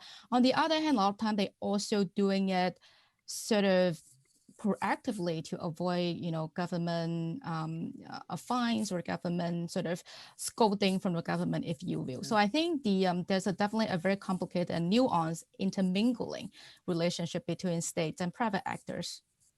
Yeah. Bring up laws is out. Josh, go ahead. What were you going to say? I just wanted to add. I think Lotus has made some really great points about private companies. I think it really is. I think people forget that they are motivated by profit, right? Firstly, these are companies, right? Huawei actually falls into the same category, and so they are. But they're Chinese companies, and they have to. Part of making profit is survival, and is sort of keeping yourself on the right side of the party.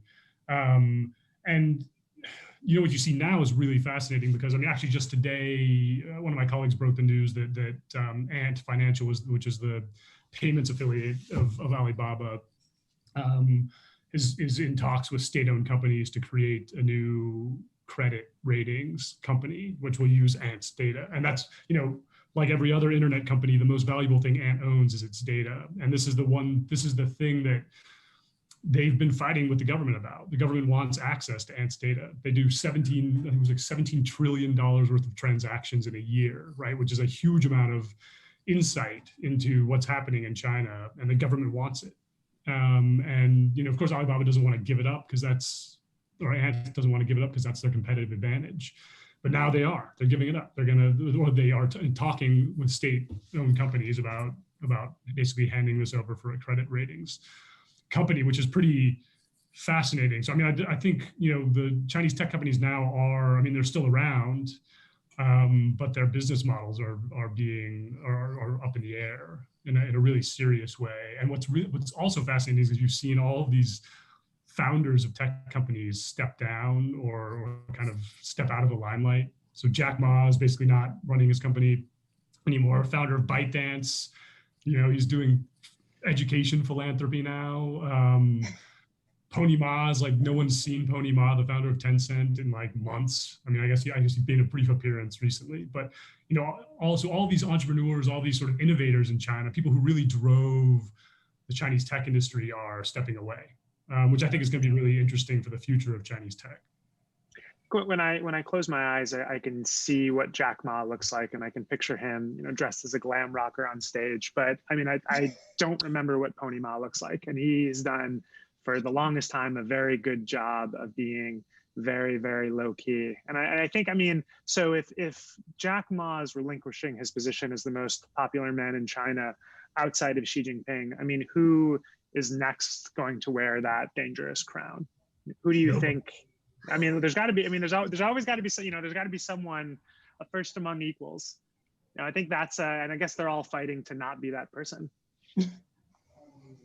Yeah. No. I think it's a really interesting moment. These were the people and they're heroes, right? Jack Ma is he's a godlike figure in China, right? Which was the problem for him partly, I think, right? And Zhang Yiming at ByteDance, he's a rock star, right? He's a celebrity, and and both of these guys built really innovative companies, and now they don't feel, for whatever reason, they don't feel like they can keep doing that. And so, what is that going to mean for the next generation of entrepreneurs in China? What is the message you take away if you're a young Chinese engineer with an interesting idea for a company? when you see this happening, what what is that? What lesson do you take away? I mean, maybe build it, and if you're building a $50 billion business, fantastic. And then above that, so having a small, medium, even a very large success is good, but going beyond that, you're just putting yourself in a dangerous position. But yeah, who knows? It's difficult.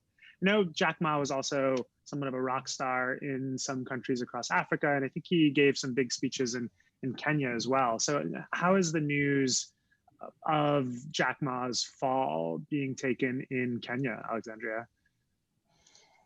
I think at the beginning, it was actually surprising to me, and a number of news outlets actually discussed Jack Ma's disappearance from media, especially because that was on the back of the Netrepreneurs competition that Jack Ma has pursued here in Africa. And people discussed it, but people still kind of view Jack Ma as a hero here.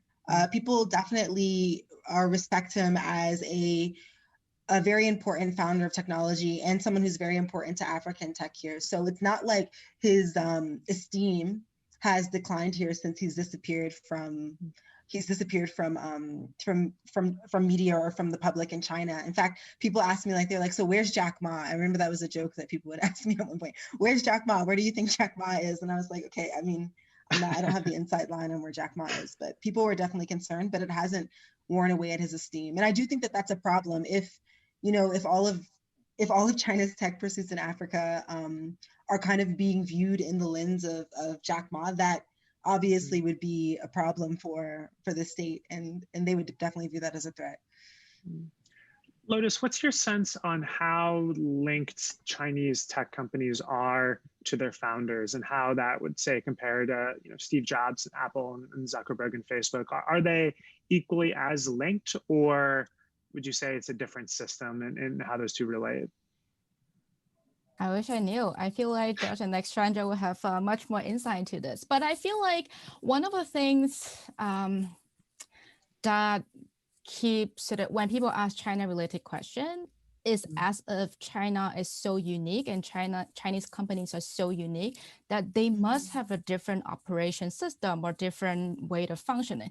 But I think a lot of time, Chinese companies or US company or private companies share a lot more commonality than we expected, than we actually assumed. So it wouldn't be a surprise to me if, let's say, in the startup phases, founders have a lot more control over how they want the app to be, how they want to define the system. There's a media report saying that Zhang Xiaolong, I don't actually know what his English name is, but he is sort of the founding father or the developer of WeChat, right? He has a lot of say in how WeChat, what WeChat's design should be, what WeChat's UI should be. So he absolutely has a lot of power over the app. But I would think that naturally, as the apps get bigger, get more popular, you now have 1.4 billion users on the application. I think then you have different professional teams or different groups of developers catering the application. So I think it might not be as that different for Chinese companies, how they operate as to, I don't know, US companies. Yeah. Maybe Josh and Alexandria can add on that. We just got just under 2 minutes. So just as a final question, I would say, in a sentence, what should people remember from this panel?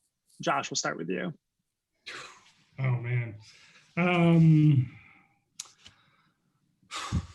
It's complicated. I mean, we'll take it. That's a good answer. I mean, we'll take it. Yeah. All right. Puma, what do you think? I mean, because we mentioned about all these tech owners and I'm focused more on disinformation. So people can look at how Joseph Tsai, the owner of Brooklyn Net, when he was interviewed by CNBC a few days ago, he actually supported the national security law in Hong Kong and see how he amplifies all these Chinese propaganda. And this might be another way how all these tech companies could spread disinformation or propaganda. I mean, actually from China. I mean, that's a perspective here. That's a great point. So the founders and the top executives themselves, not just the platforms. Alexandria, what do you think? I think that the most important thing to remember is that if the goal is to counter China's tech influence in Africa, better alternatives must be offered, and that the most valuable thing that is at stake here is African data, which is extremely profitable. And Chinese tech companies realize that, and they're capitalizing. And what I want to see is more African tech companies hold and maintain African data. Great. That's the most Thank important you. thing to me. Yeah. Thanks. Lotus. I would say the role of private actors and private companies is very important to keep an eye out for. Fantastic, fantastic. Thank you all for your incredible insight and comments. Thank you, the Atlantic Council, for hosting us. And thanks to everyone in the audience. We are going to magically end 4 seconds early. Thanks, everyone. Have a good day. Thanks. Thank you. Thank you, Isaac, and all of our panelists for that enlightening conversation. It's so important to look more critically at how we understand and differentiate the motivations, capabilities, and impact of CCC policies when it comes to technology. I think part of why we end up so focused on what China is doing in this space is because the party has put forward a well-crafted and intentional strategy to respond to. There isn't a cohesive, more democratic approach. So many of the companies we've been discussing over the last day or so are left to comply with a range of different national laws and regulations, or to just self-govern. And that means that we've had years of companies seeking to respond to the evolution of online harms and manipulation of the information environment. Our next panel will focus on how companies have approached these challenges over time and what it means for the broader policy debate. I'm delighted to turn now to Camille Francois, who I think will be showing up over here magically, who is the Chief Innovation Officer at Graphica and one of the leading scholars focused on disinformation globally. So with that, Camille, thank you so much for joining us. Thank you. I am here with a formidable panel of experts with Julie, with Wafa, and with Robin to talk about what we've learned over the past few years on the industry's ability to self-regulate on the question of online harms. And if you would allow me to start there, I think, Robin, it would be great to hear from you first, because I know that at Data and Society, you've been working on this question of how does the industry tackle content moderation on online harms, and you've really documented both the emergence and the professionalization of that field. What does it look like? Where are we now? Where did we start? And what does the world look like from a self-regulation of online harms perspective? All right, so those are some big questions. We started working on this at Data and Society actually back in 2015. By that point, you know, platforms have always had rules that they've used to govern their communities. Back in 2015, what we did, we had a project that we called Who Controls the Public Sphere in an Era of Algorithms, which is a very big name. And we were tasked with trying to figure out what happens, what are the major concerns as communication begins to centralize over platforms like social media and search. So at that time, what we did was we did around 10 case studies that looked at potential harms. And so at the time it was looking at how Russia was,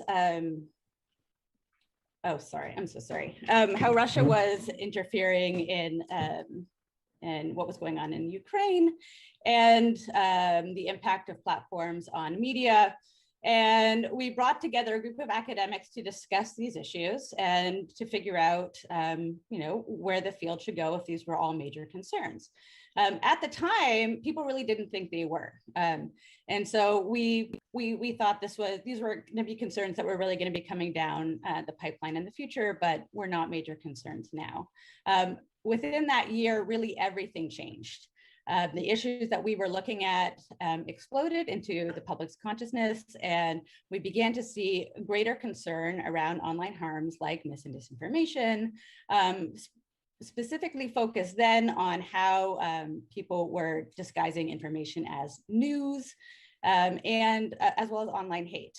So we've really seen the issue emerge and change within the last couple of years pretty significantly. Yeah, and I'm really grateful that your leadership at Data and Society started this project years ago, so that we have a little bit of a track record of what were the hot button issues of online harms. I think, Wafa, I'd love to hear from your perspective. You've been tracking these issues too for a very long time, and from different perspectives, working at Access Now and now at Ometeor, really being able to empower different research institutions and projects to look at all the different facets of online harms from a global perspective.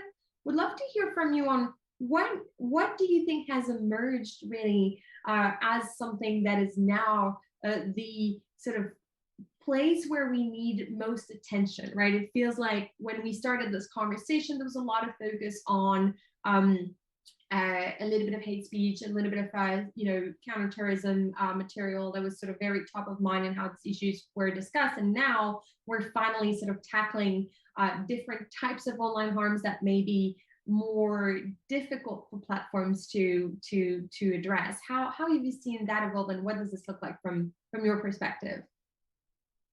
Thank you, Camille, for giving me the space. So I think, first of all, ultimately this issue is really, really big. When we talk about self-governance in the industry, I think even that conversation itself, as Robin and Julie both will probably know, has shifted a lot in the past few years. And even the types of harms that we talk about are not the same that we've talked about years ago. When we talk about harms, we can talk about societal harms, economic harms. We can talk about harms to democratic norms. We can also talk about harms to individual users, such as shadow banning, the takedown of speech that is usually should be protected under international standards. Part of the problem is that I would say currently power is very concentrated in the private sector, specifically with big tech companies. And these tech companies are not accountable to anybody. And not only that, but they're understaffed, they're under-resourced insofar as, for instance, on issues of content moderation, listening to what actually impacts users and how their decisions influence and impact the world we know today. Part of the problem as well is that we see, that even when some companies do engage with civil society and academia, for instance, that type of engagement doesn't have any follow-up, it doesn't have any type of meaningful insight and engagement. And I think we need to see a lot more of that. Ultimately, I think, like I said, the problem is that these companies are very big decision makers, and they're unelected, they're unaccountable, and they don't really have a fair representation of the different sets of interests that should be around the table when it comes to societal issues. And they're also, the policies that they have are not the same from one platform to another, as we're all aware. And that obviously influences a lot more as well. And they're able to adjudicate what is allowed to say and what is not allowed to say. I think a lot of the problem centers around power, to be honest. And we need to take a closer look at that. Regulators need to be better educated about it as well. And more needs to be done to work with civil society as well as academic institutions. Of course, I'm sure we'll get into these in more detail later on in the panel as well, but right off the bat, I think that the concentration of power we need to be clear about the dilution of that. Thank you, Wafa. That's very true, and we'll unpack a little bit how to route around this. Julie, if you are able to sort of close this round of framing remarks with both of your perspective, both of your hats, your Internet Sans Frontières hat and your hat as a member of the Facebook Oversight Board. I'd love to hear your thoughts on, again, where we are now, and specifically, what are the sort of new frontiers of how platforms do self-regulation now, engage in self-regulation, right? We heard Wafa on the need for more serious engagement with civil society, with academia.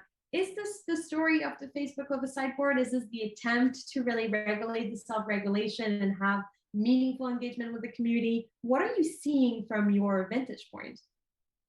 Thank you, Camille. Hello, everyone. It's great to be here. I would say that the main role of the Facebook Oversight Board and why I chose to join is to make sure that freedom of expression is protected when content moderation are made by two powerful social media platforms, which are Facebook and Instagram.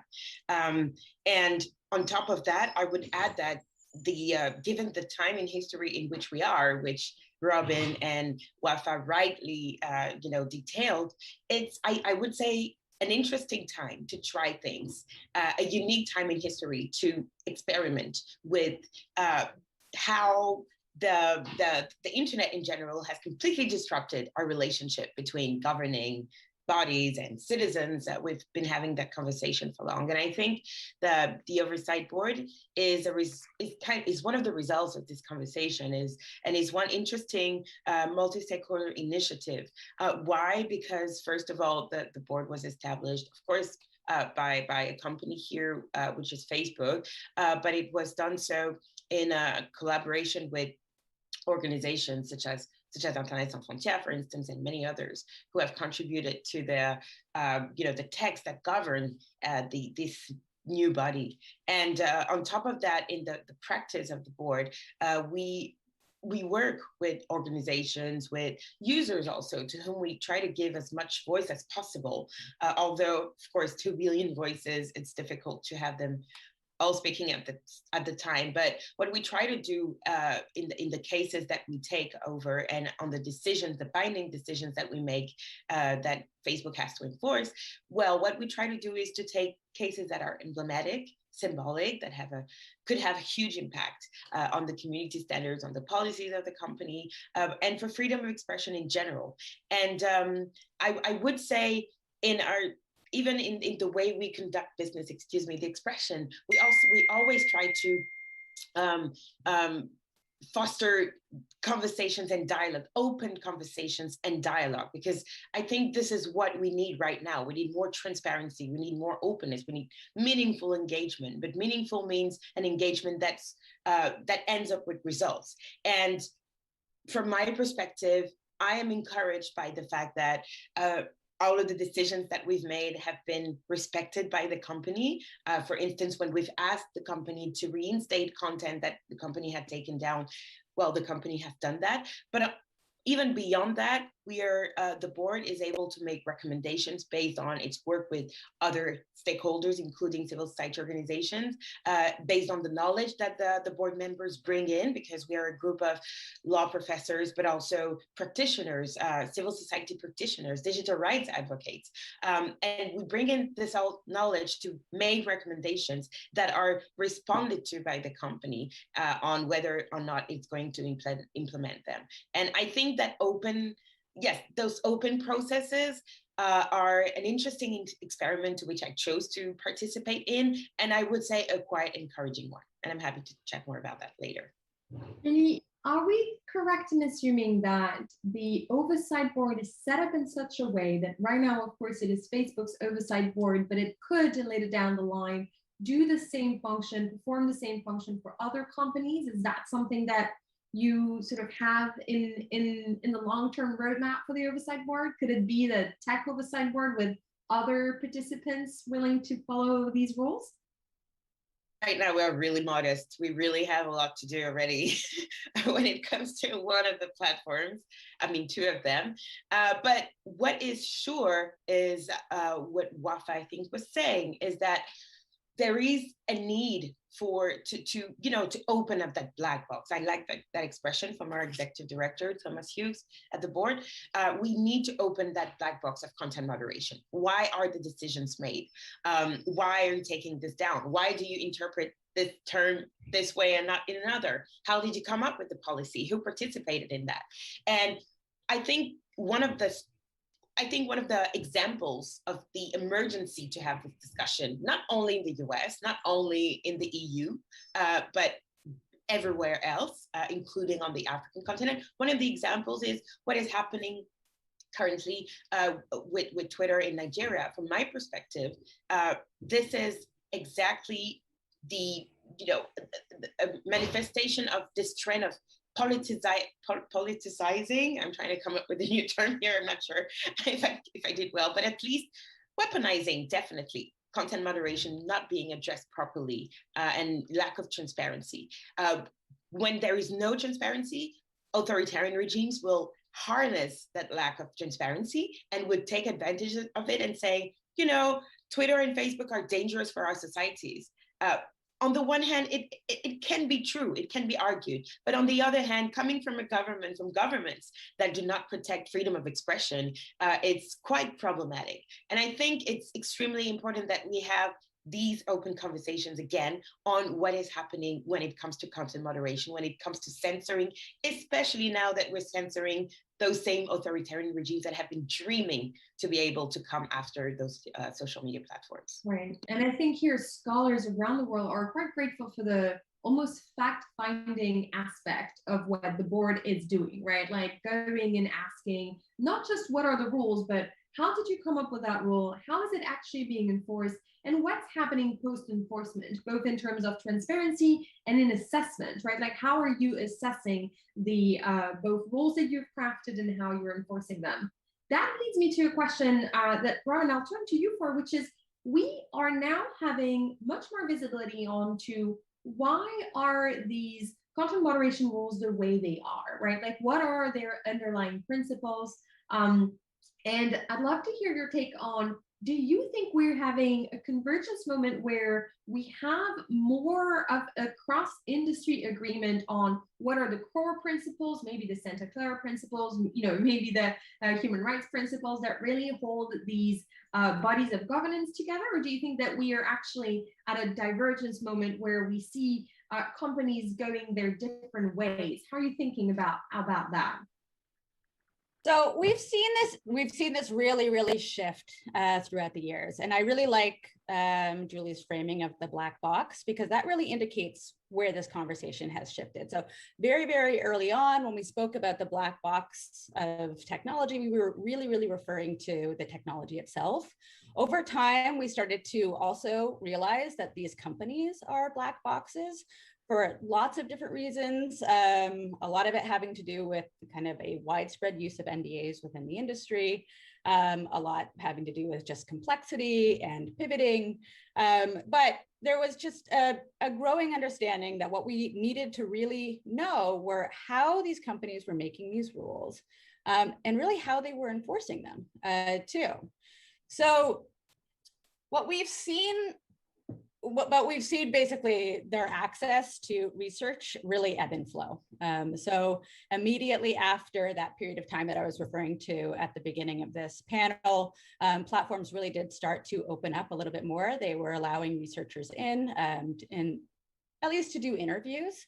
They were taking part of things like the Content Moderation at Scale conferences. And you started to see kind of this give and take between research and advocates and platforms, where research and advocates were really requesting and demanding certain things from platforms like transparency around the policies, takedowns, everything. We've seen that shift since then, and it's a little bit, so as platforms really have started to professionalize. They have started to reach out more to different stakeholder groups. We see this across platforms, across the industry, this just general practice of engagement. Quite similar to what is going on with the oversight board. There are these various boards that are at different levels of these companies, particularly used within things like trust and safety and content policies. So it's much more widespread than we really consider or than we think, but I'm not certain it actually does add a significant amount of transparency within the industry. So the oversight board is significant in that we're really seeing a lot of decisions being made, and we're seeing the rationale for those decisions, and that's reaching the public. For much of this though, it introduces new forms of opacity. So how these platforms are engaging these different stakeholder groups, nobody knows who else they're engaging. Nobody knows how their opinions are being weighed in relation to other people, how they're being digested within the company, what other needs the company is considering in relation. So how are they considering it in relation to marketing, and how are their technologists engaging with this expertise given by different stakeholder groups.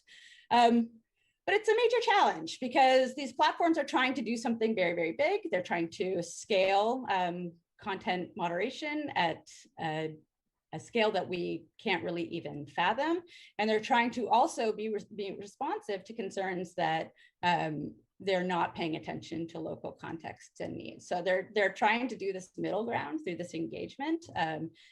which is a really interesting practice, but I do think that we need to see a significant amount more transparency there.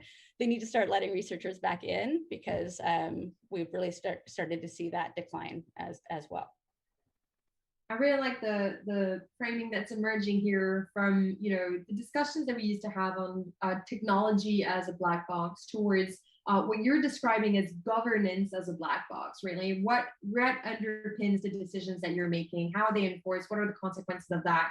And Robin, I hear your case that actually we've lost some visibility and some independent access in how those, you know, what's happening in this governance black box at the industry level. Wafa, I'd love to hear you on, you know, what does that look like from your perspective? You've seen this as an advocate, as a funder, you've seen many groups try to solve these problems and interrogate really how does this governance black box function, not just at the global level, but as Robin said, in these different local contexts. Can you share a little bit more about what, you know, what are today the hardest areas to get transparency on, right? What do we really not know on how those decisions are made? What are the hardest questions to ask for scholars and for civil society? There's a lot we don't know. There's a lot we don't know. And I would venture by starting to say that as a member of civil society, I mean, at the end, I'm a human rights lawyer, and I think we should demand more and we should exert more public pressure on the types of data that we request from these companies. So for instance, it's one thing to request takedown, the number of takedowns that have happened in a certain amount in a specific country. It's another thing to ask for how many times has your company met with governmental authorities in that country and for what purpose. It's time that as a society, we hold these tech companies accountable more. And on another note, I wanted to say that, I mean, I'm really thankful that people like Julie are on the External Oversight Board, because for years and years, she has been an advocate for human rights. And it's important that she's there. And I'm also grateful that you mentioned the fact that not all governments have a democratic system of governance. And that is a problem as well. It makes the problem even stickier. So whereas the External Oversight Board is one example of experimentation when it comes to governance, we have to continue to innovate in this space, whether it's through, because at the end of the day, look, even if you had perfect regulation, first of all, there are questions associated where that regulation comes from and from which countries and based on what standards. And of course, you have the political questions of national sovereignty, which to my own disappointment come up all the time when it comes to human rights. So there's a lot of issues we need to actually work through. But not only that, but as we get smarter about regulation, even if we have the perfect regulation, there's the regulators that give general guiding frameworks, like any type of legislation. It's not extremely specific, but then you have implementers, and those implementers need to continue to innovate on the private sector side to execute on these regulations. Eventually, when we do get to that wonderful day where we have good regulations that hold companies accountable, but they need to execute on them in a human rights respecting, healthy way. As we see today, I mean, a lot of the content moderation tasks, and I'm not even talking about other issues, but specifically content moderation, are outsourced to third parties. And oftentimes these consultants or staff, they're underpaid, they're under-resourced. There has been plenty of documentation about their working conditions, about the levels of trauma that they see every day without any type of recourse for their health. And I think, for instance, as civil society, one of the things that has come up lately is something called the Trust and Safety Professionals Association. Something like that is great. Why? Because it brings together different types of stakeholders, whether it's the vice president of a company or the implementer of a content moderation policy, together to actually, it's a conduit for healthier conversation to really understand one another. And it's a meeting point for these various methods that we have and approaches in regulating the online space. You know, I think, again, increased public pressure is necessary at this stage, especially because, for instance, unlike a normal type of governance that is democratic and transparent, there is no real type of recourse for wrongful decisions that have been made for tech companies. And once again, you know, these representatives. Now it's up to Julie, but yes, besides that. Yeah. Yeah, exactly. And I think generally speaking, I mean, these are individuals that are not elected. We do, as a society, we're unable to hold them accountable the way I hold a senator or representative accountable or a member of parliament. And that's vastly different. It's also very strange given the outsized and massive impact that the companies have on our everyday lives, including real politics. I mean, instead of having regulation, help guide how private companies work, we live in a reality where private companies decide the outcomes of public events. I mean, it's all upside down. So I think we definitely need to take a closer look and continue to innovate in that sense. Yeah, well, I really appreciate your call to innovation in that space. And I think it goes to what Robin was saying, that we're also seeing a professionalization of that field, right? And I think the Trust and Safety Professional Association, the TSPA, is a great moment of indeed, let's actually convene the field and have trust and safety specific discussions, open up a little bit of that governance black box, make sure people can learn from one another, including smaller platforms able to perhaps skip some of the mistakes that have been made and documented.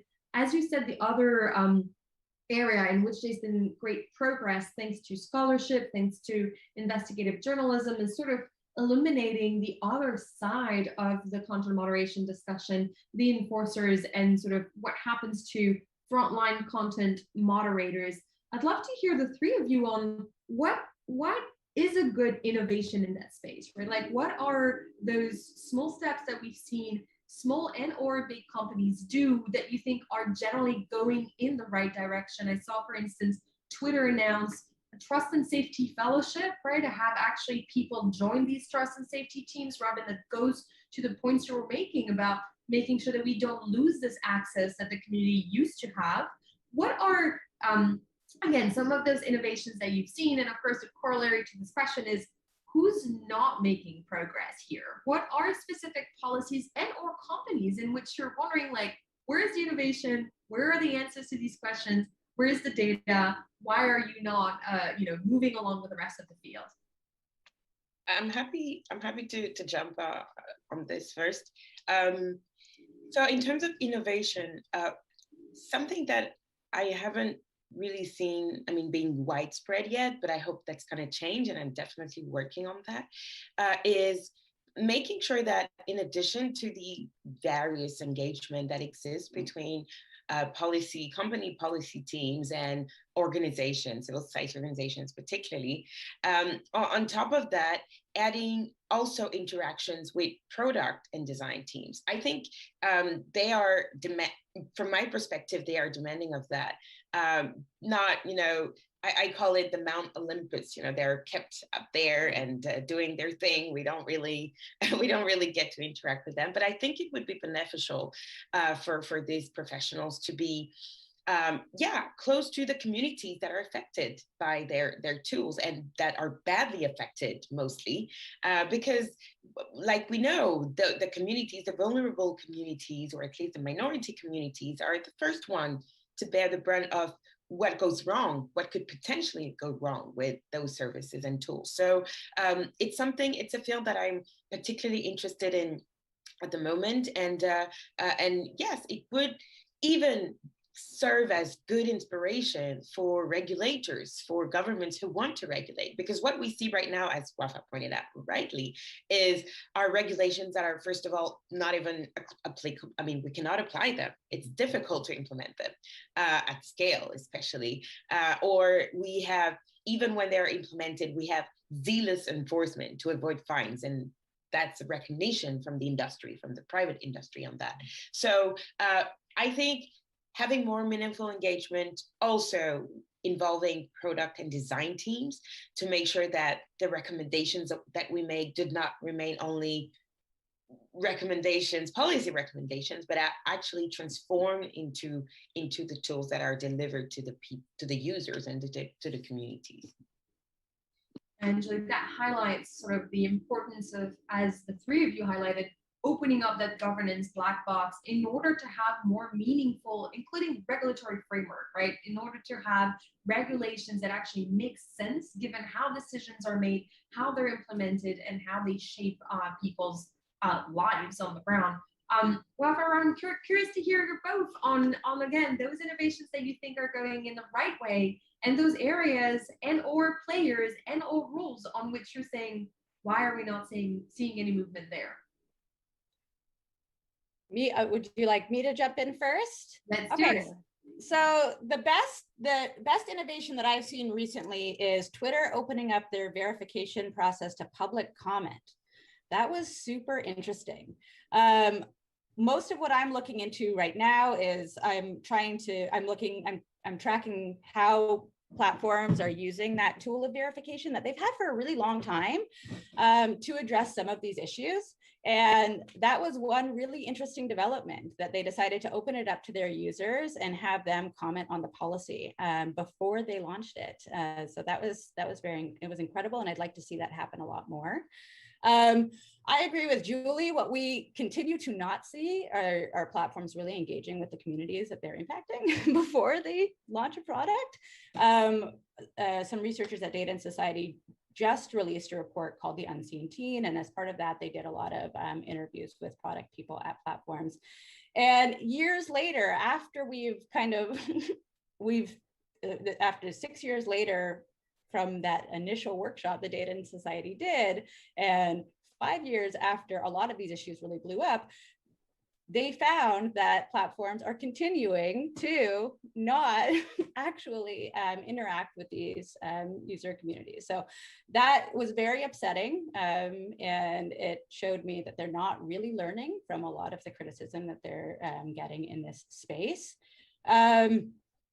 I think across the board, we need to see more transparency from those big industrial content moderation platforms, so the platforms that use industrial content moderation, about how they're using these third-party services.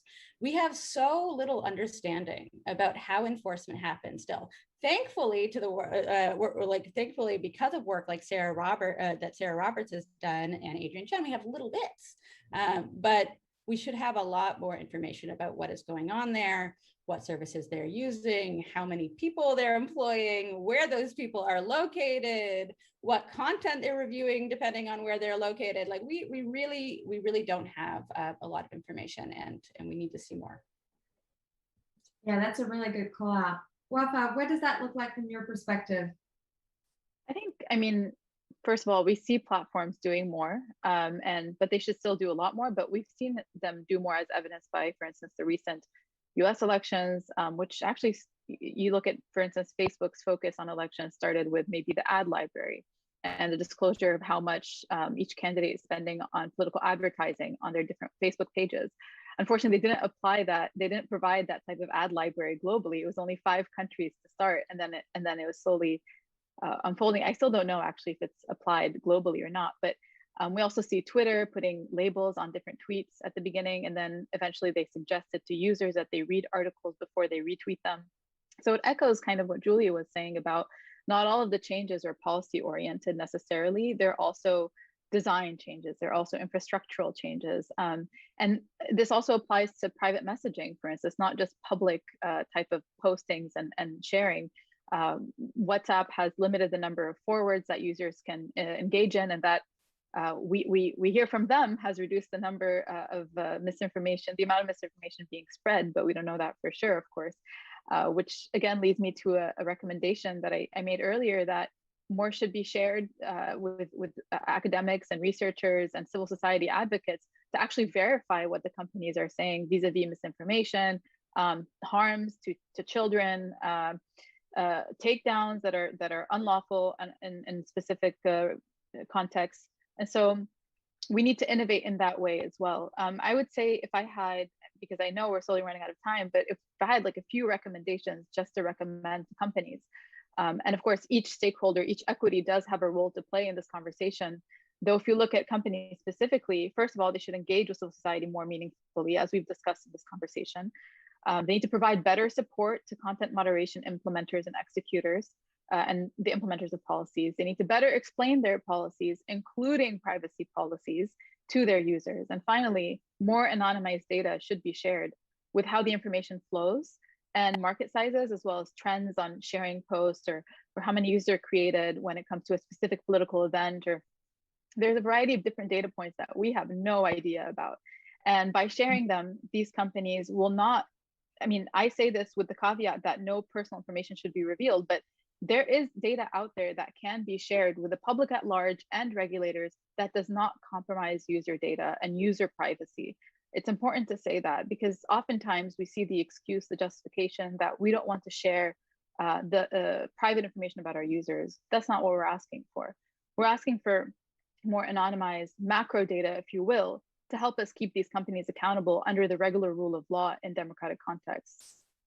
Yeah, and that's really important. I think there is indeed miles to go on how much can be shared to restore what Robin was saying, which is a sense of access and accountability by scholars, by advocates, by civil society to ensure that there is actually some visibility into what's happening there. Robin, I've learned from your work, if you don't mind putting on you on the spot here, that we tend to consider the trust and safety we feel in that community sort of in our own context. And I think a lot of us, coming from the human rights perspective, but I've heard, from you too, that there's also other forces that are joining this debate from their own vantage point and shaping it from their own perspectives. For instance, a lot in the ad tech industry also has their own content moderation, set of issues, guidelines, set of governance principles.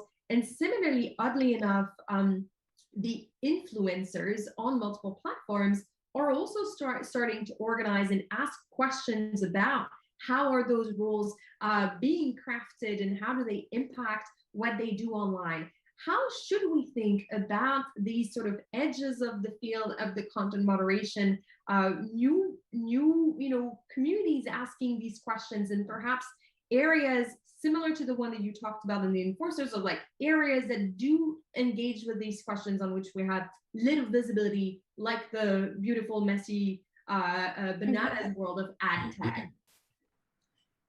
Oh, so it's a big question. Ad tech is a crazy beast that we really haven't addressed enough in this debate. Part of that is because it's very opaque. It's just much more difficult to get access to, and it's you're right. So platforms have one set of rules and advertisers have another set of rules. What we're seeing right now is that those two are interacting more. So because of programmatic advertising, so programmatic advertising is the dominant form of advertising on the online. Advertisers can't always control where their ads will land. And so what we're really seeing is we're seeing platforms trying to make their sites more predictable and kind of safe for advertisers. And that means that advertisers are having like a pretty outsized role in setting content rules online. We see that most on YouTube. So YouTube, there was a big phenomenon on YouTube over the last couple of years referred to by the community as demonetization. And what we saw was this kind of like ongoing debate and set of tensions around, these two different competing visions of what the internet should be. So should it be a space for participatory culture, for as many people to be able to contribute to the public sphere as possible, or should it be a space where we can access reliable, good information all the time? Sometimes those don't always coexist very well.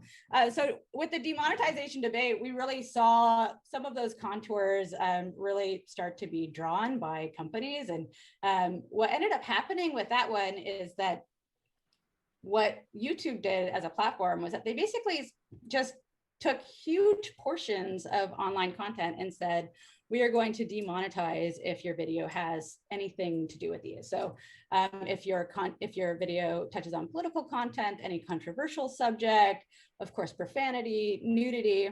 And it was a very interesting experiment for what the internet might end up looking like. And in that, users found huge swaths of their content demonetized. And what they ended up really complaining about to platforms was that platforms had one set of rules for them, and then they had a different set of rules for legacy media that they were allowing to kind of manage their own ad relationships. So that's what we're seeing with the influence of advertising. We're seeing platforms try to create kind of safer, more predictable spaces online. That's impacting the kind of content that people are able to create or able to monetize. That's not necessarily a bad thing, but we are starting to see these tensions emerge in these online spaces as they think that there is like one set of rules for one set of actors and another set of rules for them. And that really, is a case study that illustrates the point that Wafa was making about all of this being, power relationships that are brokered between different entities that we don't necessarily have visibility into. And it's not just about the rules and what's up and what's down. It's about the myriads of different ways they're enforced and the design decisions that flow from this. I want to make a little bit of room for an audience question, which I know will be very close to your heart and something that both Wafa specifically and Julie, you've worked a lot on. It is, would having tech platforms embrace international human rights standards as their North Star suggest a path forward in fighting online harms? Wafa, let's start with you. I know this is something you've been advocating for a long time. How are we doing with that? And where is it helpful? Where is it not? The direct question is yes, it would be great if they use it as their North Star.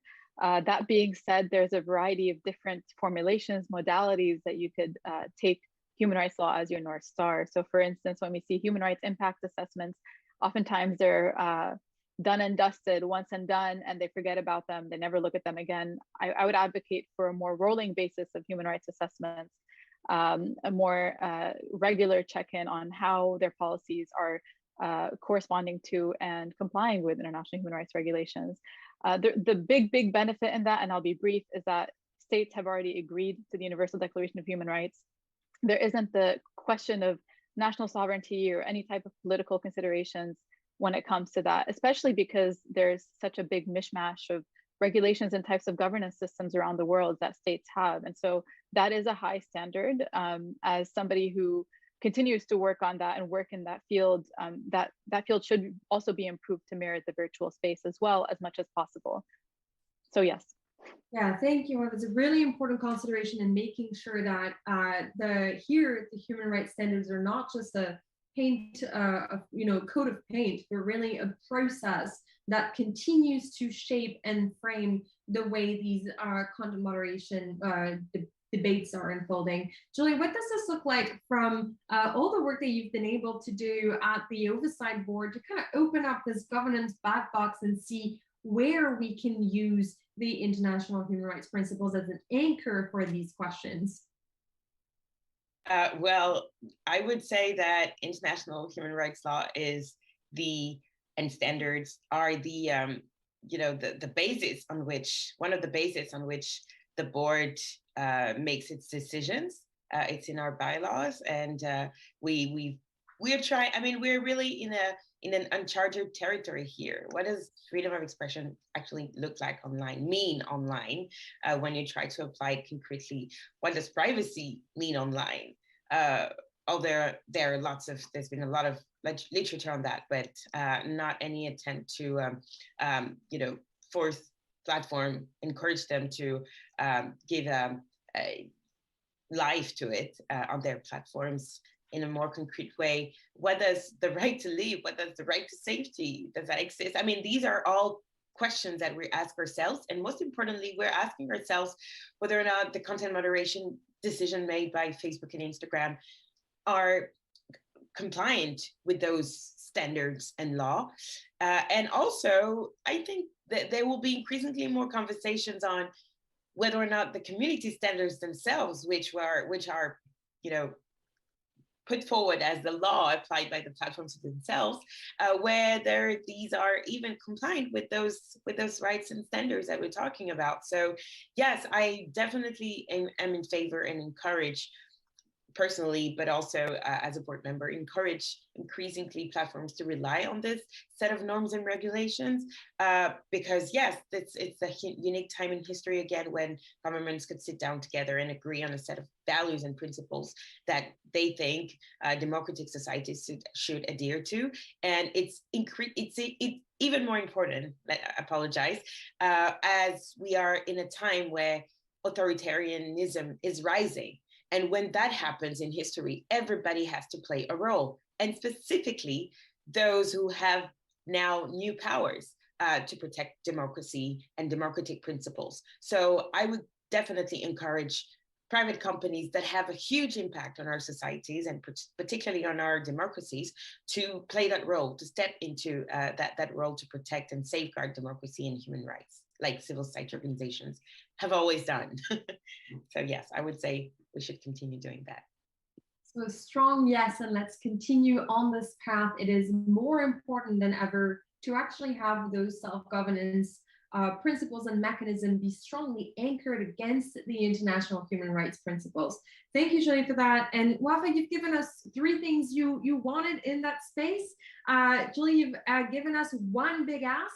Robin, let's close this discussion with you. What's a thing you want? It doesn't have to be the biggest thing, but what's a thing that would actually, for your perspective, make a meaningful difference for accountability and transparency in this self-governance space? Camille, I'm a researcher, so you know I'm going to say more access to researchers. It's a very self-interested response to that, but I do think it would be very helpful for platforms to open themselves up a little bit more again, let more researchers in, not just give access to more data, but allow them to do some meaningful qualitative research as well on how they make decisions. Yeah, and I think that we've seen over the years how much this actually does make an impact, and you've made a clear case that this is not trending in the right direction. So it's a good note to end on. Thank you so much, Wafa. Thank you, Julie. Thank you, Robin. We're so grateful for all your contributions in that space. And I think with this, I will throw it back to Graham. Thank you so much for joining this discussion today. And thank you so much, Camille, for hosting the discussion, and to all of our experts discussing the industry's approach to platform governance, sometimes in partnership with government and sometimes not. We turn now to a discussion about when platform policies can be the difference between life and death. In war, social media has become an extension of the physical battlefield. And in conflict zones and unstable states, the online information environment can have catalytic effects, and rarely for the better. This is an issue with very few global norms or rules of engagement. And I'm pleased to introduce DFRLab non-resident fellow Arjun Bisson for this important conversation. Thank you, and hi and welcome everyone. As mentioned, I'm a non-resident fellow here at the Atlantic Council, and I'm very excited to kick off today's discussion on what I think is one of the most important and under-discussed topics when it comes to information disorder. And that is the role of social media and disinformation in conflict environments. Now, needless to say, conflict zones are already very fragile environments. And today we're going to explore how digital disinformation can make that even worse to catastrophic effect. We'll also discuss efforts underway to limit the risk of disinformation around conflicts, and some of the more novel ideas that are being discussed at the moment. So let's get into it. To help our audience understand the kinds of issues we're actually talking about, I'll start off by asking our panelists to briefly share the various ways in which they've observed social media and disinformation campaigns affect conflicts. So passing over to Maud, as an advisor on social media and conflict mediation at the Center of Humanitarian Dialogue, perhaps I could ask you to go first. Would you be able to share your focus area on how disinformation impacts conflicts? Sure. Thanks so much, Arjun, for having me. I'm really happy to be part of this panel. So yeah, at the Center for Humanitarian Dialogue, or HD, we work on mediating conflict. So trying to find ways to convince conflict parties to come to the table and engage in dialogue and forge agreements. And really, over recent years, I think we've seen firsthand exactly what Graham was just mentioning. So social media's increasing impact on essentially almost all of the countries where we are working. And to come to your question about how this plays out, I think there are countless ways that disinformation is affecting conflict that I'm sure many of us will get into in this panel, but I just want to talk about one, the kind of area that I see the most in my day-to-day work at HD, and that is the way that disinformation is being used to undermine peace processes. So in many of the places where we're working, we're seeing conflict parties using social media, including disinformation campaigns, to undermine the efforts to end war and to make an already really difficult job of negotiating peace even harder. So just to give you a couple of examples, in Libya at the end of last year, we saw a coordinated disinformation campaign, a network of accounts that Facebook actually removed after the fact, that was seeking to undermine the Libya Political Dialogue Forum. So this was a big UN-led mediation event. We've seen also in the Philippines efforts to use social media to undermine attempts to forge peace with the communist movement. We've seen in Cameroon online hate speech exacerbating tensions between parties, making it harder to find common ground, harder to find spaces for dialogue. And the list goes on. And I could give you lots of examples. And in terms of how this plays out, obviously it varies by country, it varies by actor. We see some of the concerning trends we're seeing are harassment against negotiators or participants in peace talks, disinformation, like, for example, fake peace agreements that are circulated. We saw that in Libya, or narrative laundering campaigns. So creating and then spreading narratives that are deliberately trying to undermine a peace process or a negotiating process. All the tactics are things that have been talked about a lot in this conference. So hashtag laundering, inauthentic accounts, often accounts posing as local media outlets, working cross-platform, so switching from Twitter to Facebook to radio, TV, etc.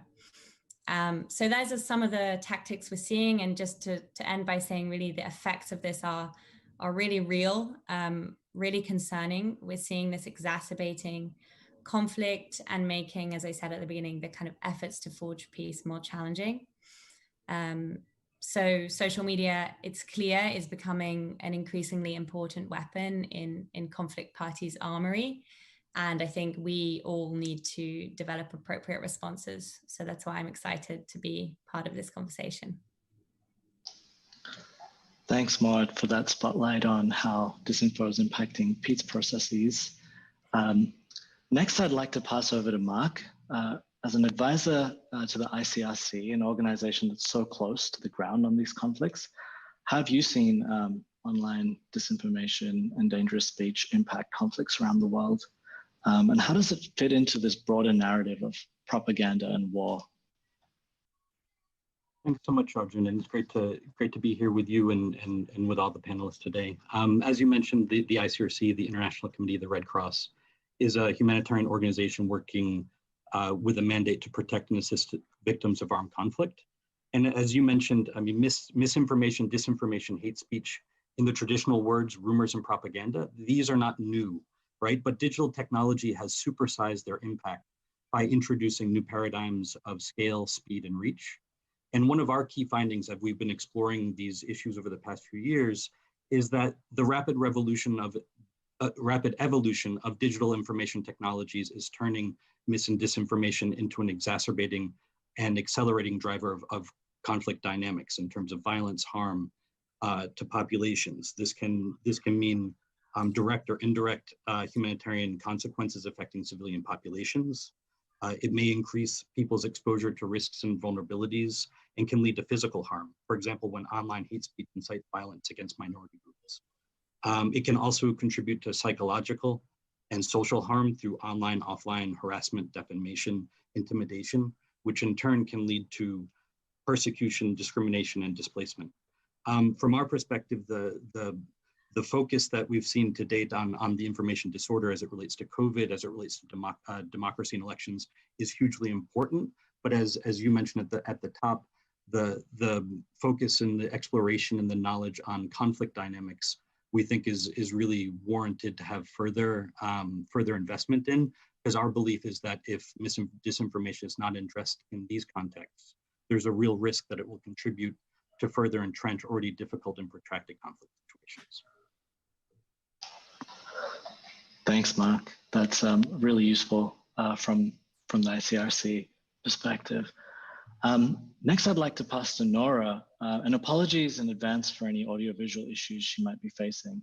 But as someone who's actually seen the conflict in Syria unfold firsthand, I would love to hear your perspective on the experience of online information in that conflict. Thanks so much. I believe that my internet today insists to put me in the environment of conflict and reminds me about how I was talking to the media from Syria, from the conflict zone. I'm very glad I've been here, and I will try just to be super brief, building on the what other panelists highlighted already. Actually, in Syria, the activists in the uprising in 2011 took advantage of the digital and cyberspace. They used social media very well to mobilize, to organize, to communicate, and to talk about the social and political issues. However, I guess and other observers also and researchers note that the Syrian regime learned the lessons very well from other regimes in the region, and how the social media was a good power in the hands of the activists and human rights defenders. This is why, since the early days of the movement, the peaceful movement in Syria, we started observing youth groups on Facebook who are loyalists to Assad, and afterward we discovered that some of them are backed by the authorities, trying to separate this information, targeting the audience in Syria domestically who might be inspired by the discussion and by the narrative of the movement, trying to separate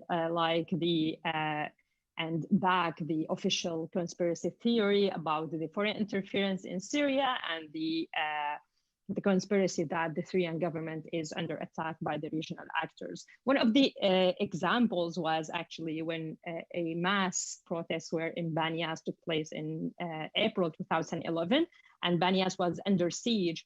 The social media was full of all of these narrative about 4 Israeli commanders with 2 Jordanian commanders were there, and this is why the government is fighting the enemies there, while the fact that the government was putting the peaceful protesters under siege and attacking them and trying just to repress the protest.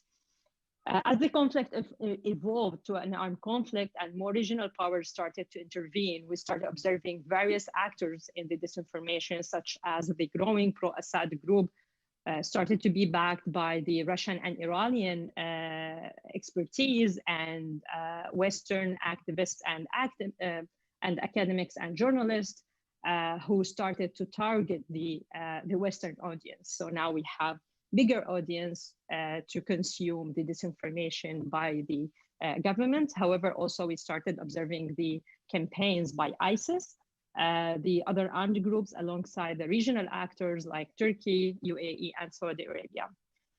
As Maud mentioned, also the negotiation and peace efforts were always under attack.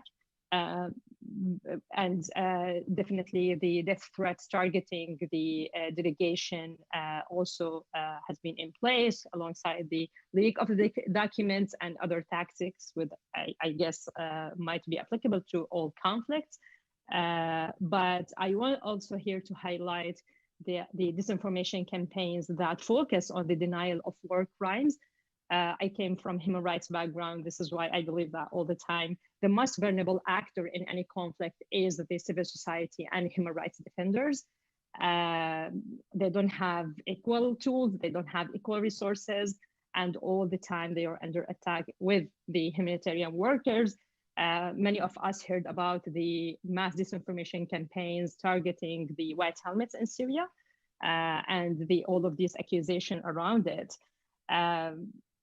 And such campaigns definitely started since the early days of the uprising, when the government handed over or released the body of 12-year-old boy who was detained and tortured to death.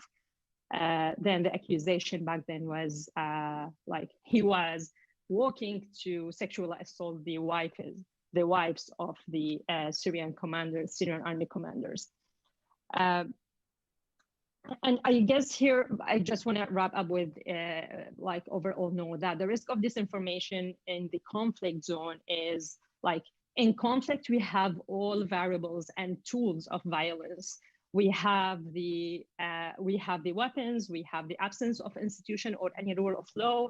We have the uncertainty, the mass uncertainty among all civilians and actors in the country and the neighboring countries.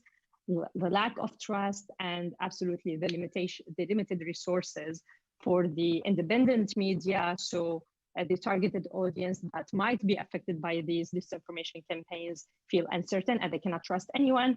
And yeah, moreover, the limited resources for the civil society to conduct the counter disinformation or to start acting strategically in the communication instead of using communication as a tool. Thank you.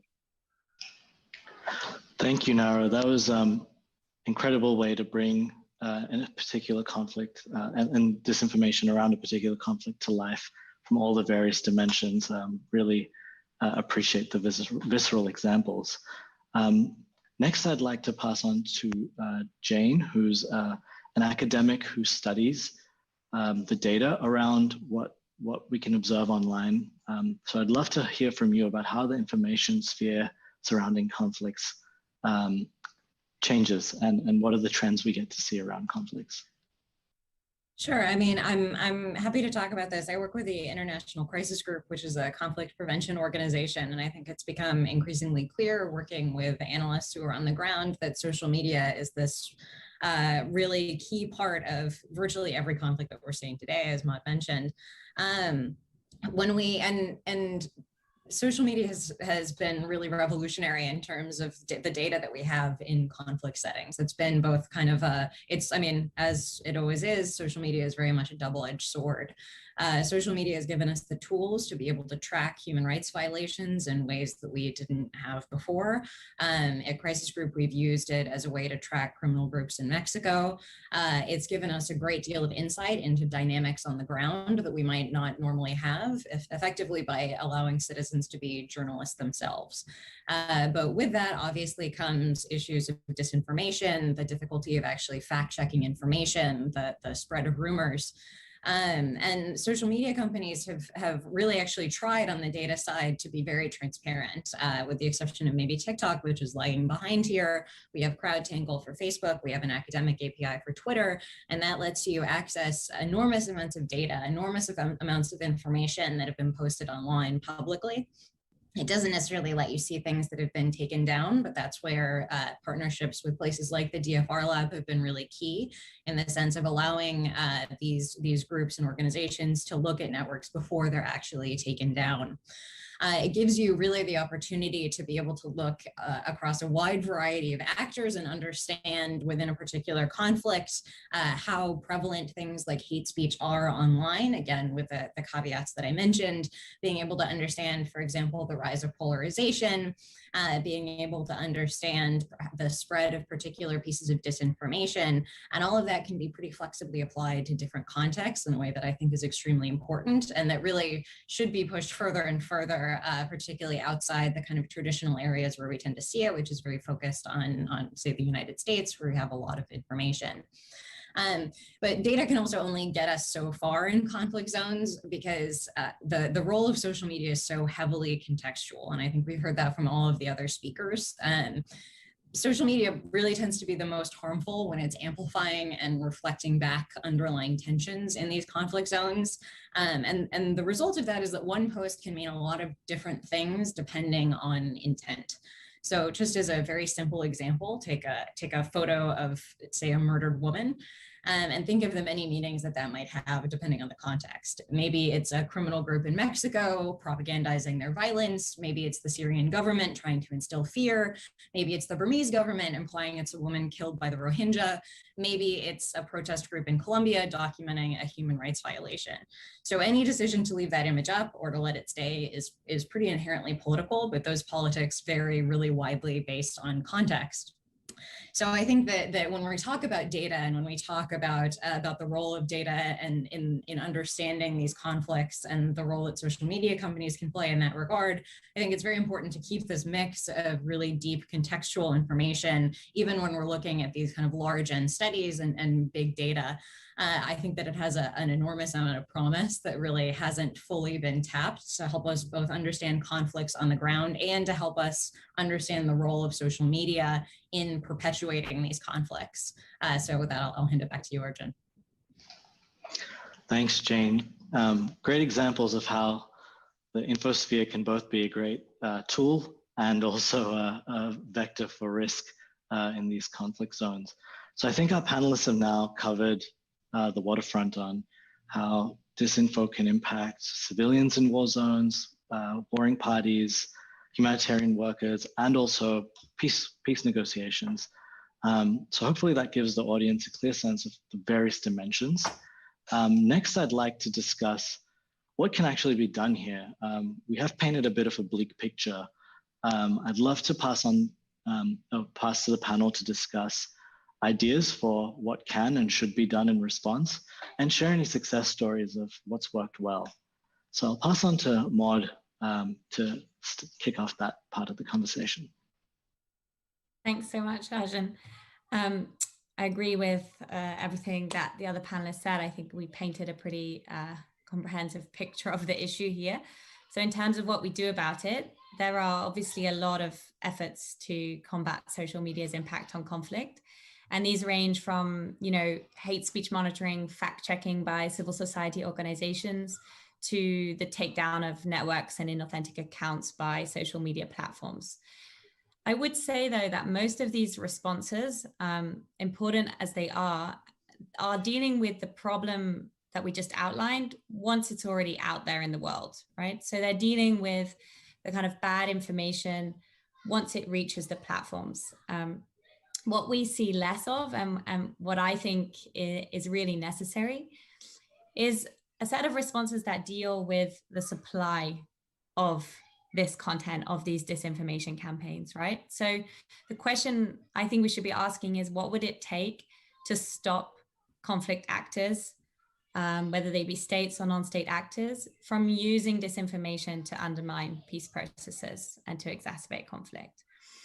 And on that, I think there are some things that we as the kind of mediation community can do. And I think there are some things that social media platforms can do.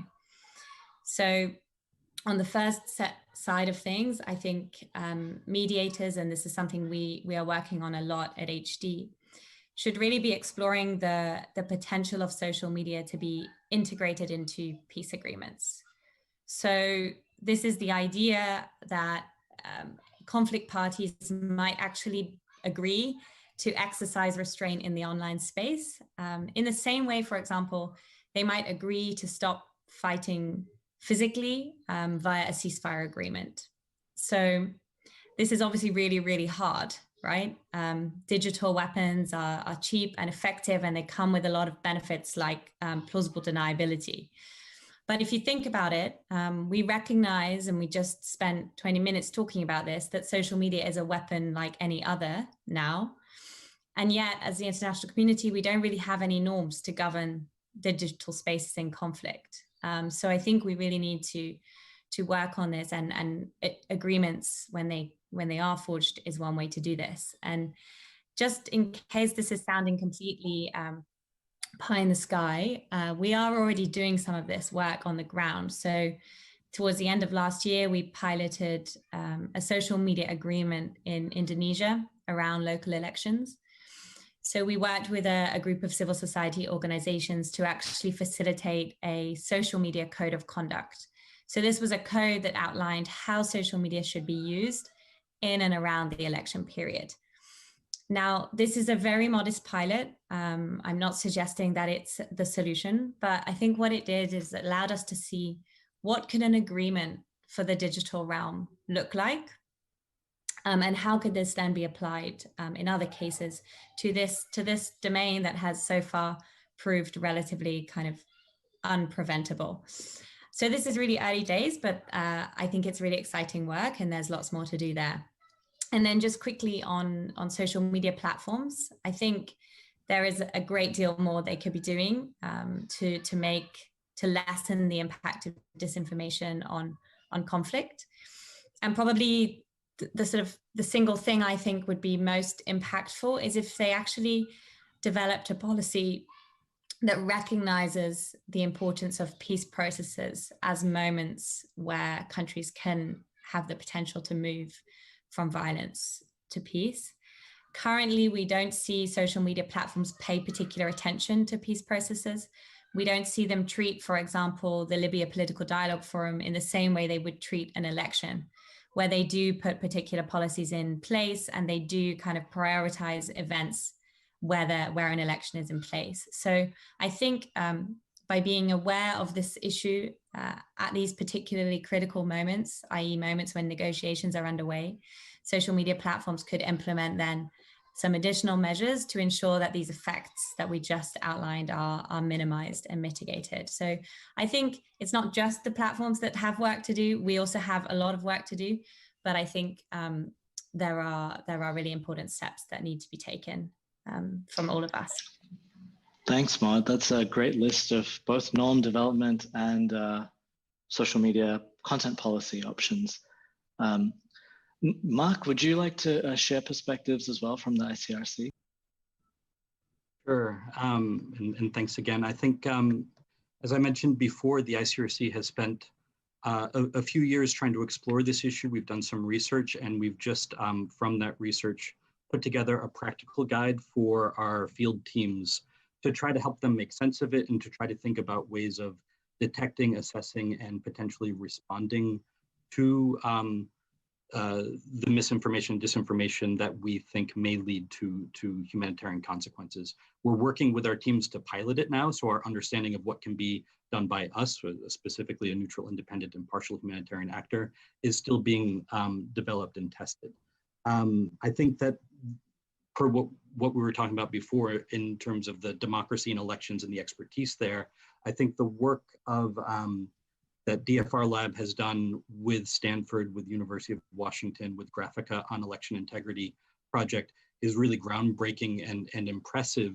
And that type of detection capability, I think, is something that if we could look at being more available in terms of partnerships in conflict settings, and as Jane was saying, really in terms of specific language and contextual understanding and analysis, would be a huge support to organizations working in the field.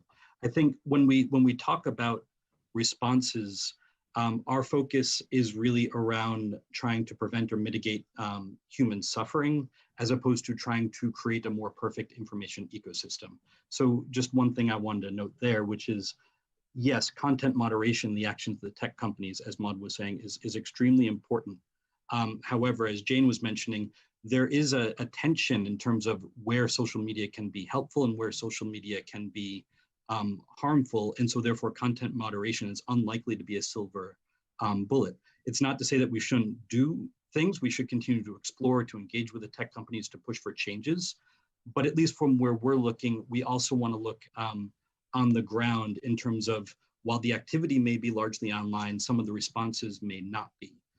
As Maud was mentioning, dialogue with armed actors, with civil society, with local media, with local communities may help prevent harmful actions.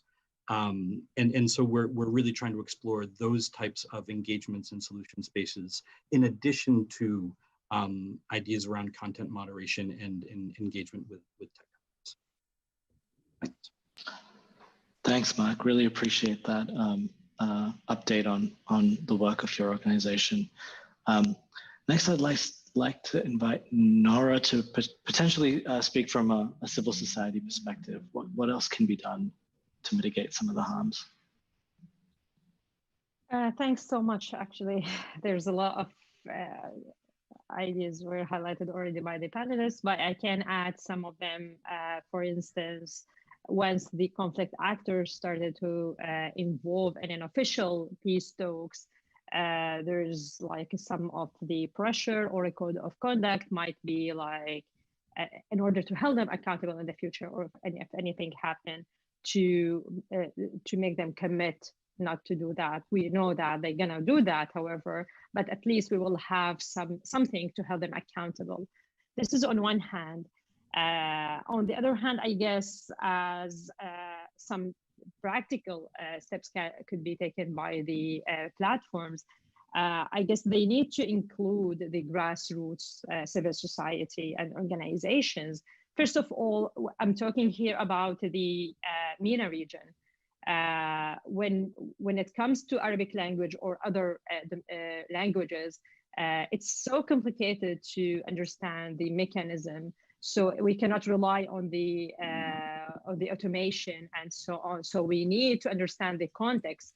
The other day we were talking about some phrases where they might be used in context of hate speech in Syria, for instance, while in Iraq it means nothing. So we cannot rely that on general framework, but we need more local and more domestic framework to handle these issues.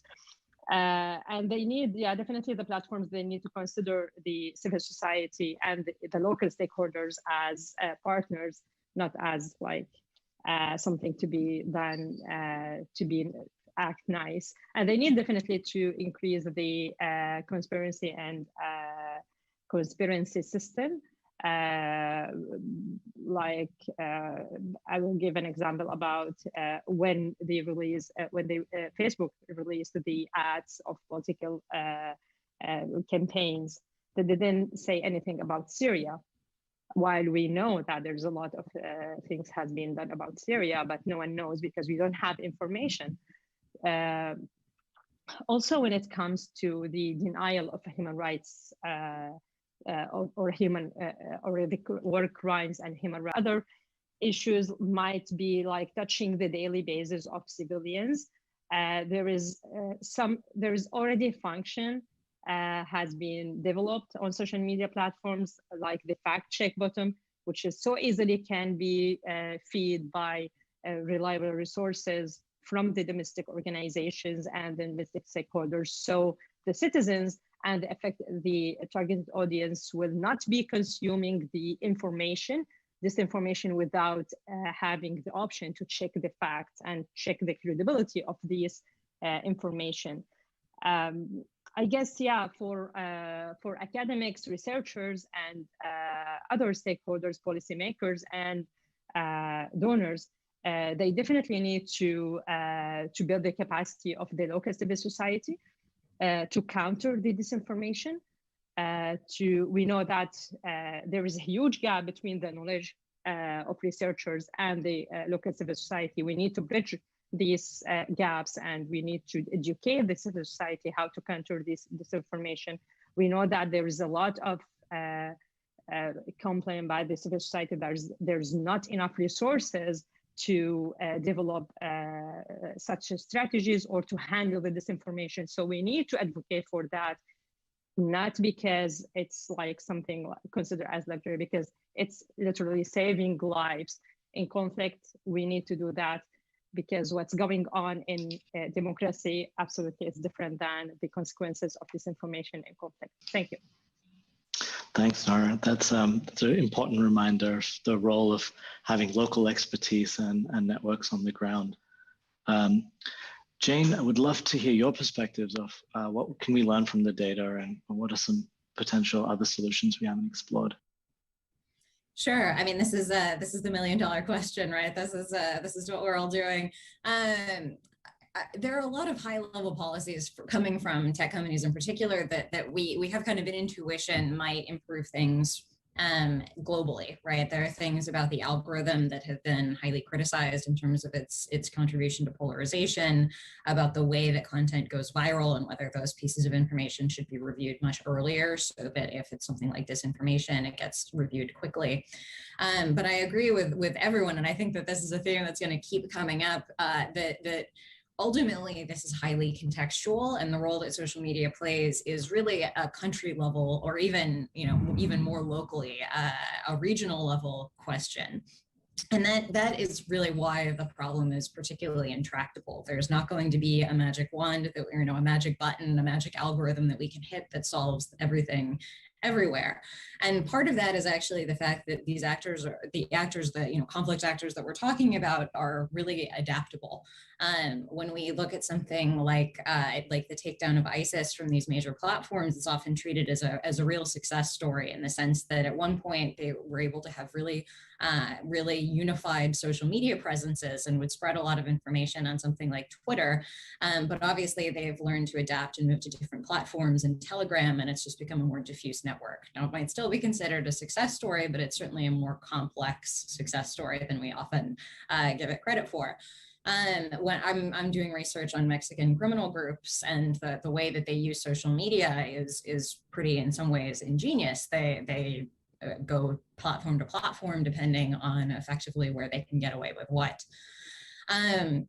Myanmar is I think a really important case that's come up a lot, because it's really one of Facebook's most public and most total failures during the Rohingya crisis. But Facebook has played an extremely active role post-coup in removing the Tatmadaw, the military, from these platforms in a way that's actually been quite praised. Whereas TikTok, which has had a less clear policy, and what's effectively happened is that members of the Tatmadaw have moved onto TikTok to show kind of propaganda and displays of power. So effectively, what might spur violence is very contextual, and how these actors use these platforms is really contextual. And this is kind of a self-serving answer, because what we actually need is more research of exactly the type being done by the people on this panel about the role of social media in very specific places and how it's actually playing out in very specific contexts. And that's, I think, a really important precondition for understanding how to reduce the harm caused by social media in these contexts. Just as one example, and I think that this can be applied more broadly, in research that Crisis Group did on Cameroon, one of the major takeaways was that Facebook really needed to expand the verification system for civil society actors in the country. It's often quite easy for government ministries to get verified and treated as a trusted source, but in this case, there actually very much needed to be opposition actors who were trusted to provide a counterpoint. And without that verification system, there was much less in the way of trusted actors. There was a much less clear information environment. And so that was a pretty simple step that Facebook could take in partnership with civil society to improve information accountability. So with that, I'll hand it back to you, Arjun, and looking forward to the rest of the Q&A. Thanks, Jane. Some great examples, especially the look back now on how ISIS was treated, and some of the new emerging trends around what's happening in Myanmar. Really, really great examples to show what can be done. I guess now we will open up to the audience for Q&A. There's one question that's already come in, which is about the ICRC guide and whether it's available for other organizations, even if it's still unproven. Mark, would you take a stab at that? Sure. As it's still in piloting stage, we're not releasing it publicly, but part of the purpose and the reason to join with you all today is to make this plea for more research and exploration and practice in conflict settings. So we are trying to explore how to create networks of people interested in the research and interested in the practice, and exploring how we can all share resources together. So if there are people here who are interested in that, would love to be able to connect after the session and see what may be possible. But no, we're not throwing it up on the website just yet. Great. And to our audience members, please send through any more questions you might have. In the meantime, I thought I'd pull a thread that was discussed by the panelists earlier. maybe as a complement to some of the reactive removals and cleanup of disinfo, what more can be done to sort of hold bad actors to account? And potentially on the deterrence side, other than norms, have we seen anything else that's worked well in deterring bad actors? I'll open it up to the panel. So if anyone has any thoughts, please jump in.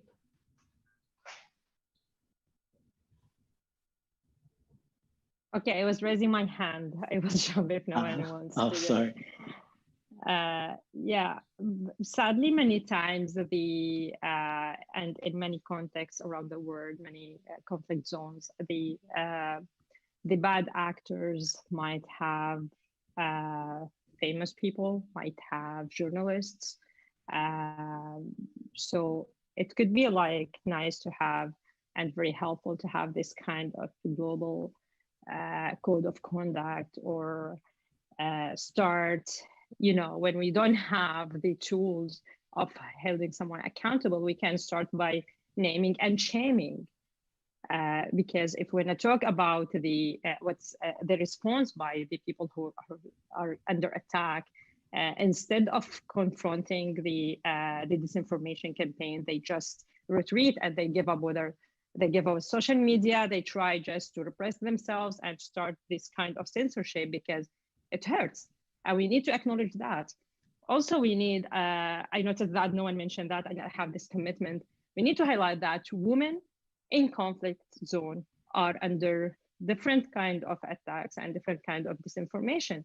It's not only about the smear campaigns, but we have all the time this gender component in the narrative targeting female activists, whether they're in any field. So we have to handle that very properly, and we need to call on the organizations who are talking about women's rights to start joining us in this call to counter and to develop tools to counter these disinformation campaigns. And also, on the other hand, to handle with the impacts of this. We need to call on organizations who care for for the mental health to support the activists and the human rights defenders who are being targeted, because it leaves absolutely a lot of harm and hurt on them psychologically and mentally. And it's gonna affect them as a long term. Usually when people talk about the attackers or disinformation campaigns, we talk about the bad guys, but we forget to address the voices of the good guys who are under attack, who are the most vulnerable people in this. This is on one hand. On the other hand, we need also to mention and to keep remembering that most of the times in conflict zone, there is overlap between the disinformation campaign and the actual violence. So here, I guess we need more legal studies to see the opportunities of call for the international jurisdictions and move forward in this kind of accountability. Hopefully it could prevent and keep and make these bad actors count to 100 before involving in such campaigns. I know I'm being as a dreamer, but I believe that the great ideas can always start by a dream. Thank you. Thanks, Nora. It's good to have a healthy disregard for the impossible. So very supportive of that. Maud, would you like to share some of your thoughts here?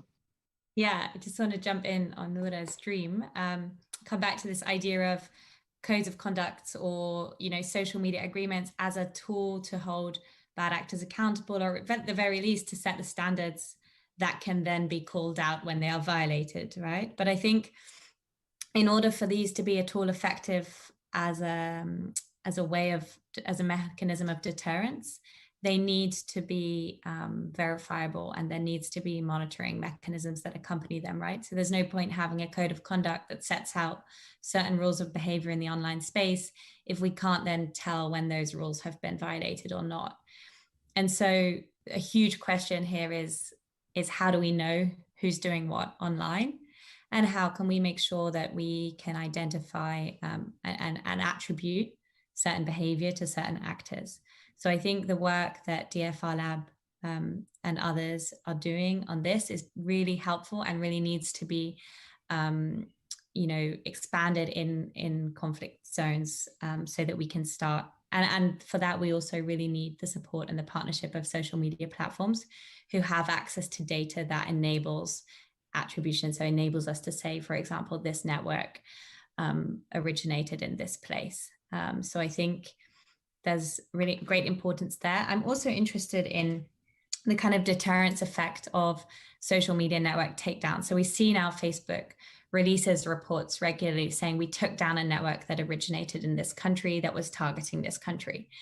I don't think we have much evidence on whether or not those announcements act as any kind of deterrence, right? Does it have any effect for a country to be told your networks have been taken down, or for an actor to be kind of named and shamed? I think if we could have research that showed whether or not that was having any impact, it would be really helpful for us in thinking about what are the other incentives that might work in this space.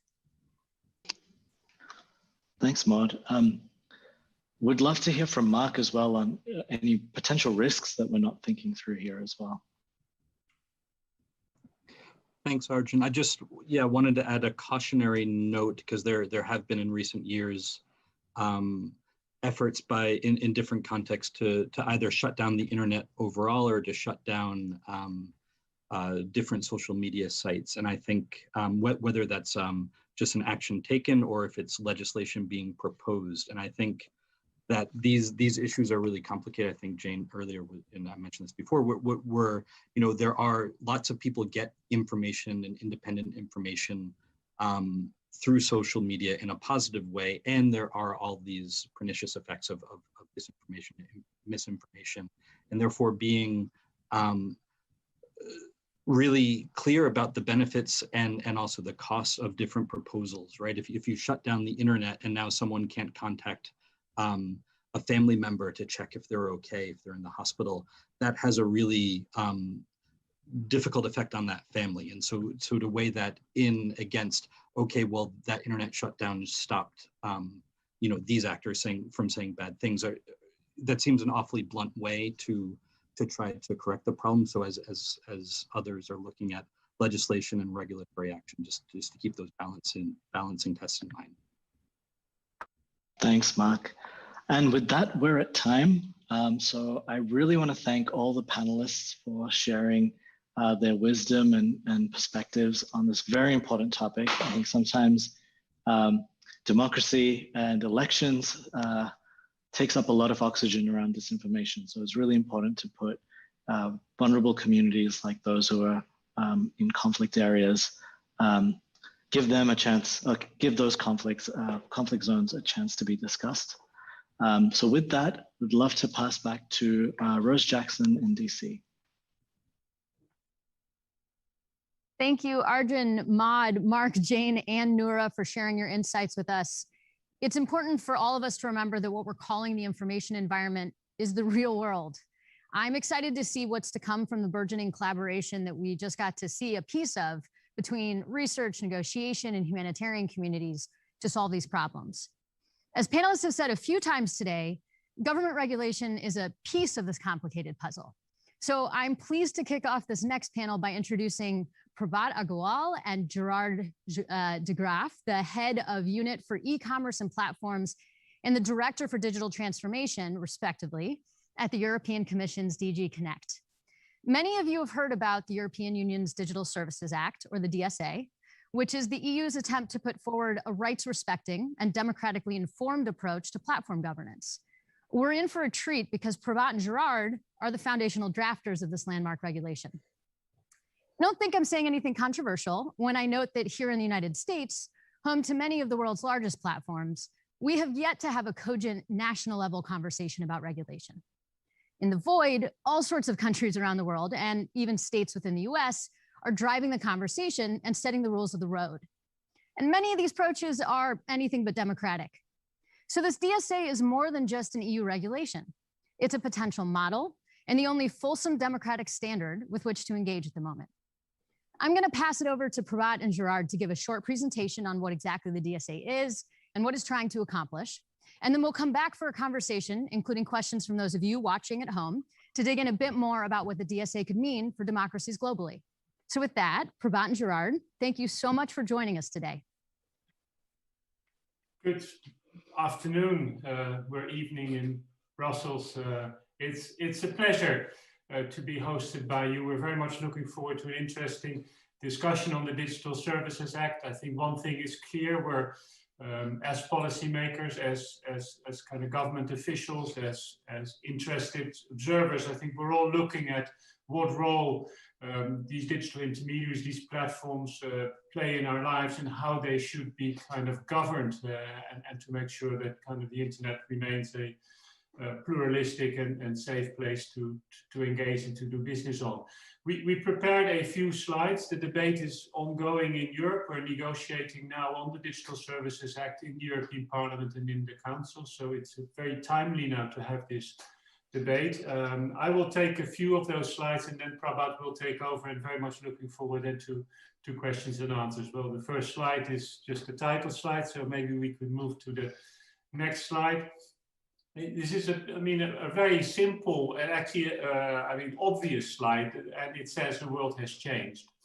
When we first regulated, and it's still the regulatory framework in the European Union is called the Electronic Commerce Directive, which was adopted in 2000, so 20 years ago, and has been around for that long. And the world has changed. I mean, a lot of, say, the activities that we know now were not around, say, when we were designing the e-commerce directive.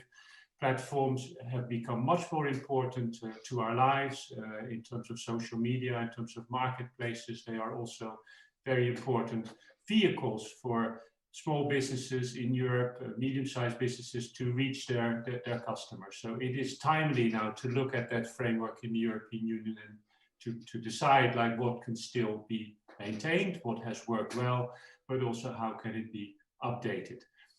Maybe we can take a look at the next slide. Altogether, there's less than 10 slides. The next slide, I think what is the main message there is this isn't just about large platforms. I mean, obviously we often are kind of say focused on, well, what about Facebook, what about Google and YouTube? But in Europe, we have 10,000 platforms. Most of them are small. You will probably not have heard of many of them. You probably know Spotify, maybe you know Zalando, there may be a few others you've heard of, but the large majority are very small. We, of course, if you look at, say, the big five platforms, they're very large, not just large as platforms, but large if you compare it like they are kind of about a quarter of the EU economy as a whole. So they're very, very big, very, very powerful companies. But what, of course, the ambition is of the European Union, and that comes back into the objectives, is that we want also in Europe platforms to grow and to be successful and develop into European and where possible globally successful companies. Go to the next slide. Well, these are the objectives, and actually one of the objectives that I should highlight, and it comes from the previous slide, is that it's difficult to scale in Europe because Europe is fragmented. The rules are not the same. We have 27 member states. They have different rules and regulations, and therefore if you're a successful small platform in one of our member states and you want to scale up, you need to go to other member states. You need to adjust your business model. You need to check out what are the rules that apply to me. And that slows you down. And the internet is all about scale and speed. So before you actually reach the scale and speed, it takes a long time. For example, Spotify, how did it grow? It started in Europe, it went to the US, it got scale in the US, and then it came back to Europe and it completed its coverage in Europe. So the digital single market, one set of rules for the whole of the European Union, is a critical objective. But obviously also, we need to modernize the rules. We are dealing with very challenging societal issues about illegal content, systemic risk in the online space. We need to make sure that kind of the internet remains a safe space, that there isn't room for illegal content, there isn't room for dangerous products, unsafe products on our marketplaces. We need to clarify some of the rules, for example, on liability. We need to make sure that kind of the liability works well. That in Europe, companies are exempted from liability, even if they have actual knowledge, so that they have information that there's something illegal on their services, on their platforms, and they act expeditiously. And so that principle is very solid. We intend to maintain it, but it needs to be kind of clarified a bit how it should work in the future. And last but not least, we need to kind of make platforms more accountable. We need more transparency. We need better cooperation between competent authorities. We need better oversight. We'll give you in a minute kind of insights in how we will do that. Let's turn to the next slide before then Prabhat takes over. Well, this is a bit kind of the difference between the e-commerce directive, which is not going away. We maintain it, we build on it. So what do we build on the e-commerce directive? Well, essentially, we build what we call due diligence obligations, which is in the right-hand column. So we are going to define, or we're defining in the Digital Services Act, responsibilities that platforms will have to comply with, depending on their size. So it's an asymmetric obligation. If you're very large, very big, you need to carry greater responsibilities compared to if you are small. If you are in a very much kind of a user consumer facing position, like a social media company, you have greater responsibilities than if you're like more a hosting service in the European Union. So these due diligence obligations are the hard core of the Digital Services Act, and we'll identify some of them in the next slide. We also need to work more closely together between the member states. And this is the complexity of the European Union. We are different countries, so these different countries need to work together. The rules that apply to platforms are the rules in the country of establishment. Most of the cases it's Ireland or Luxembourg. But of course, the countries that are so-called countries of destination need to be very actively involved. So we have got some innovative ideas how to improve the governance and the supervision of these platforms, large and small in the European Union. I hand over to Prabhat. Thank you, Gerard. It's a pleasure to be here this afternoon. We can go to the next slide, and I only have a few more slides to take you through the basic architecture of the Digital Services Act, just following on from what Gerard has just told us. I think one of the key elements is that we've designed the Digital Services Act to be differentiated according to the role and the size that a particular intermediary service has in the online economy. So we have a cascade of rules, and the cascade of rules starts from what you may call infrastructure intermediaries. So they really are the access providers and domain name registries or kind of Wi-Fi connection points, and then we scale up the architecture of the DSA with additional due diligence obligations.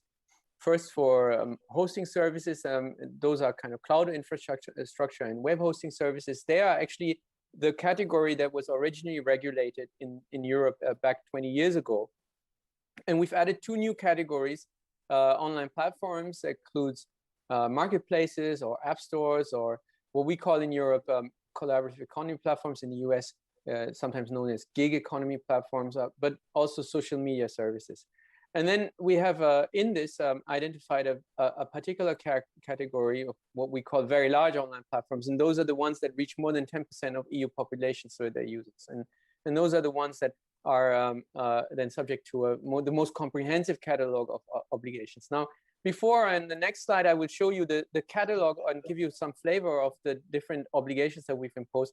I just want to stress one thing, is that it's not only about obligations and due diligence. Of course, this is the novelty of the Digital Services Act, but we also have maintained the immunization from third-party content that is similar to Section 230 in the US. Although I want to say right at the outset that in the EU, the immunity is not as broad as it is in Section 230.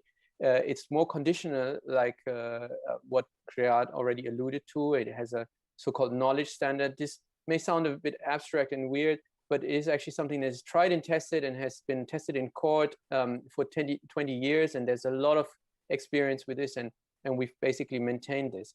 But there's also, and coming back to what Rose said in the introduction, there are a lot of rights protecting elements in this. So it's not only about due diligence obligations, about due process obligations, about transparency obligations, about also transparency towards, for example, government orders for content takedowns as well. So on the next slide, I can only give you a quick snapshot. It's probably too small for you to read unless you zoom in into this. So you see again horizontally the 4 big categories of intermediaries that we have. Very large online platforms has the most extensive catalog, and infrastructure intermediaries on the right-hand side, they have a very limited catalog, but still very important. For example, we have some obligations that terms and conditions must be rights respecting. They must be diligently applied. So this is in response to an observation and evidence that there's some degree of arbitrariness in the way that terms and conditions are sometimes implemented and changed. There are basic rules on transparency reporting for all intermediaries across the board, which we think is very important to know what's going on. And then there are some obligations which will be familiar to you. Notice an action mechanisms very similar to what in the US is the DMCA, a procedure for copyright, but we've designed it to cover all types of content in the European Union. There are other types of content which are illegal. For example, child sexual abuse material is a content that's illegal across the board. And then we have a whole range, and I won't go into all the details, but maybe the 2 elements that I want to highlight is on the bottom left corner. For the very large online platforms, we have a new obligation for systemic risk assessments. And that also captures issues of disinformation and election manipulation. And we have a very wide-ranging catalog of obligations on data access and transparency for recommender systems, transparency for advertising systems.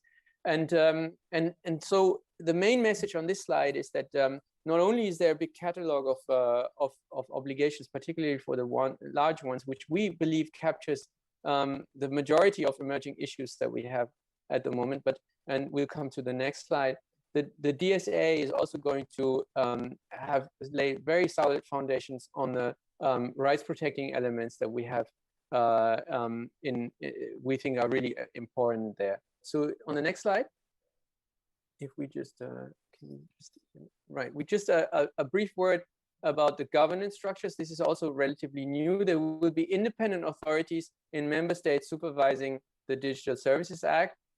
They come together in a kind of board for digital services, and they can give guidance as well on emerging issues. This is something that at the moment is missing. And the Commission also has direct enforcement powers as well. And just on my last slide, I want to just highlight some of the benefits, and I won't blow you away, because I think we're more interested in the details of the discussions that we will have right now.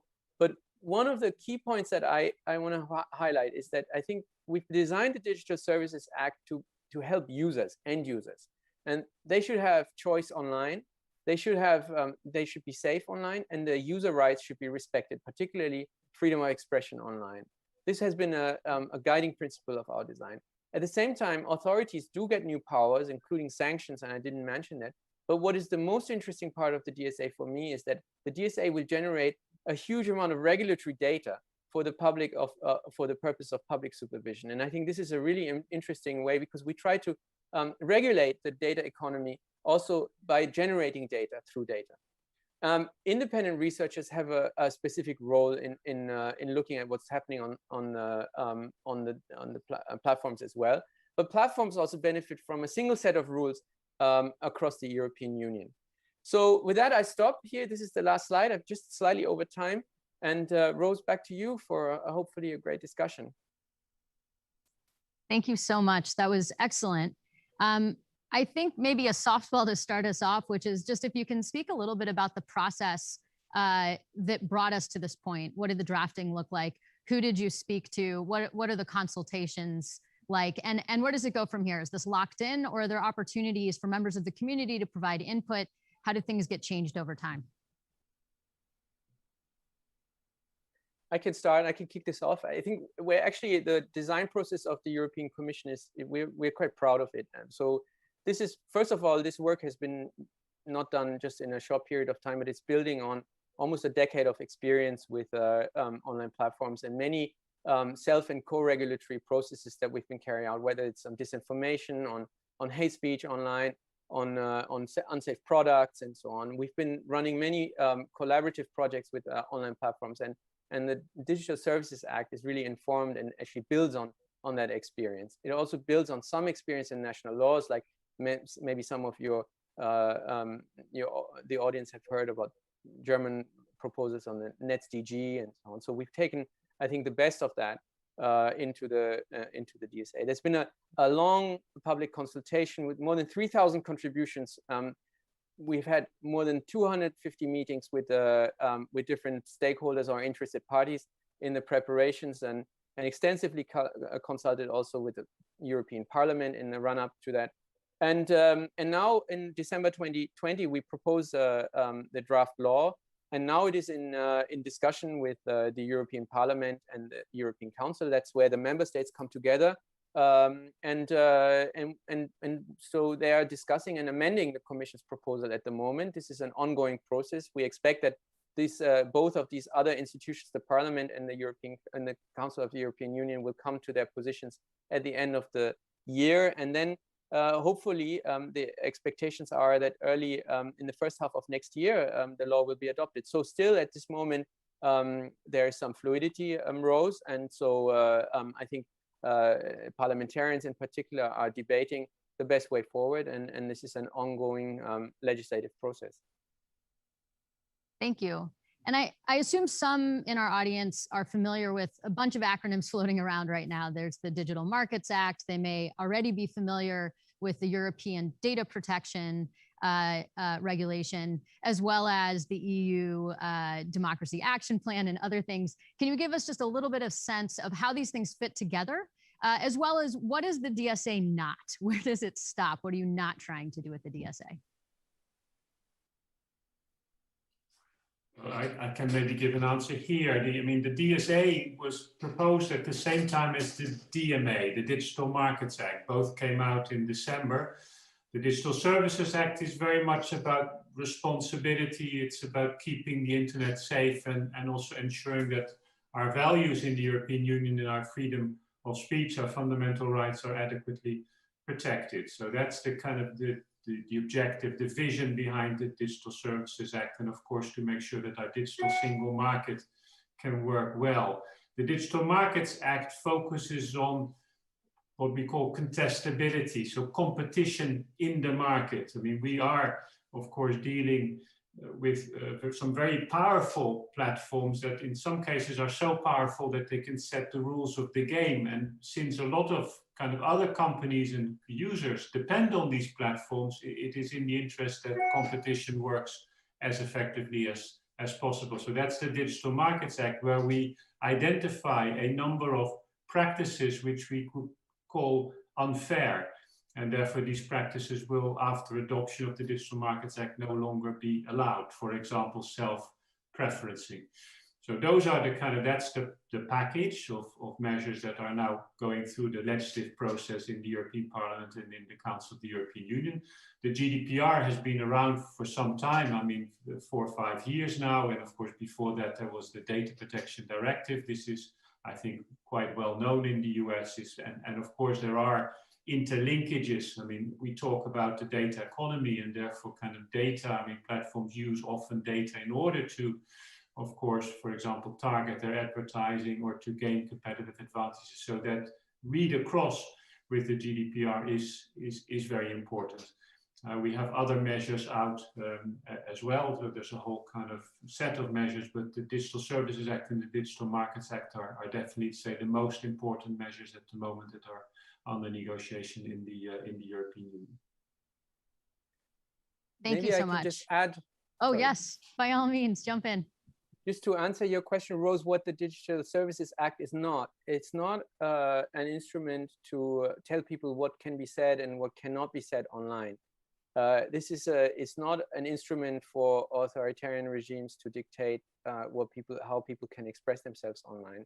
This is for sure something that it is not. It's also not the Ministry of Truth when it comes to disinformation or those related problems. And that's very important to say. So it's not per se regulating what can be said online, but an analogy that I sometimes use, that it is regulating the fire exits, the alarm buttons, all the safety features that we would expect if you go to a shopping mall or to a concert hall. But it's not saying anything about what can be said and what cannot be said online. Excellent. I wanted to turn to one of the more specific elements, and I think in a bit we're going to hopefully be able to talk about transparency. But on the question of liability and enforcement, if you could share a little bit about how that is going to work. There's obviously some penalties that are built in. There are a lot of questions that people have around the role of courts in enforcing violations. So could you give us a sense of what that looks like, as well as what some of the protections are to guard against political interference in the enforcement of the regulation?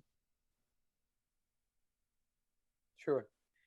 Excellent question. So, of course, courts are in the European Union the ultimate arbiter of what is illegal online and what is not illegal. I mean, this is something that ultimately has to be established by courts. And also in the European Union, we have the Charter of Fundamental Rights, and access to judicial remedy is always a fundamental right and needs to be guaranteed at all times and independent of any of the procedural rules that we have. What we have put in terms of safeguards, let me start with that, into the Digital Services Act, a lot of processes in parallel. First of all, knowing the rules of the game. This is the transparency obligation on terms and conditions for what can be said on your platform. Say it up front. So say, and then be diligent in enforcing that. That's a first safeguard, and it's empowering users to know what the house rules are. Then we have a whole range of safeguards against erroneous or excessive takedowns. There's an internal complaint mechanism. There's an out-of-court dispute settlement system. There are ways that you can always go to court. There are ways that you can raise complaints individually to your national authorities. You can also, civil rights organizations can take collective actions. So this is just to give you some flavor of some of the safeguards that we have in the Digital Services Act. I think the roles of courts is very important, and it's also recognized in the Digital Services Act. For example, one way that we have of dealing with illegal content, such as child sexual abuse material or other types of illegalities in the European Union, is by courts to send injunctions. And these are very interesting tools. These are typically no-fault injunctions. They get sent to an intermediary saying this has to be, and this court establishes that something is illegal, and it has to be taken down based on and we've got some rules and clarifying, for example, what the territorial scope of such an injunction should be, how precise it should be, and that's put into the Digital Services Act. So we think this is the role of courts is very important. And it's fully recognized in the Digital Services Act. So just to give you a little bit of a flavor of some of the safeguards we've put in place. If I may, Rose, I think what is important is that we take a systemic approach here. I mean, in the EU, we often compare kind of the supervision of the platforms to the supervision of banks, insurance companies. And so you want the systems to be sound. Are there going to be mistakes? Are there going to be kind of illegal conduct? Yes. I mean, this is not going to be a 100% kind of foolproof mechanism, but you will see in some of the due diligence obligations that we are really focusing on this systemic. I mean, and some of the terms are fit and proper, know your business customer, risk management, independent audits actually are kind of have been borrowed from the world of banking into this world. So we do not define in the Digital Services Act what is illegal and what is not illegal. That is defined in other pieces of European law, and in some cases where we don't have European definitions of illegal, it's defined at the member states level. So this is very much about systems and processes and checks and balances to be put in place. And I think it's important to have that perspective in mind. Thank you.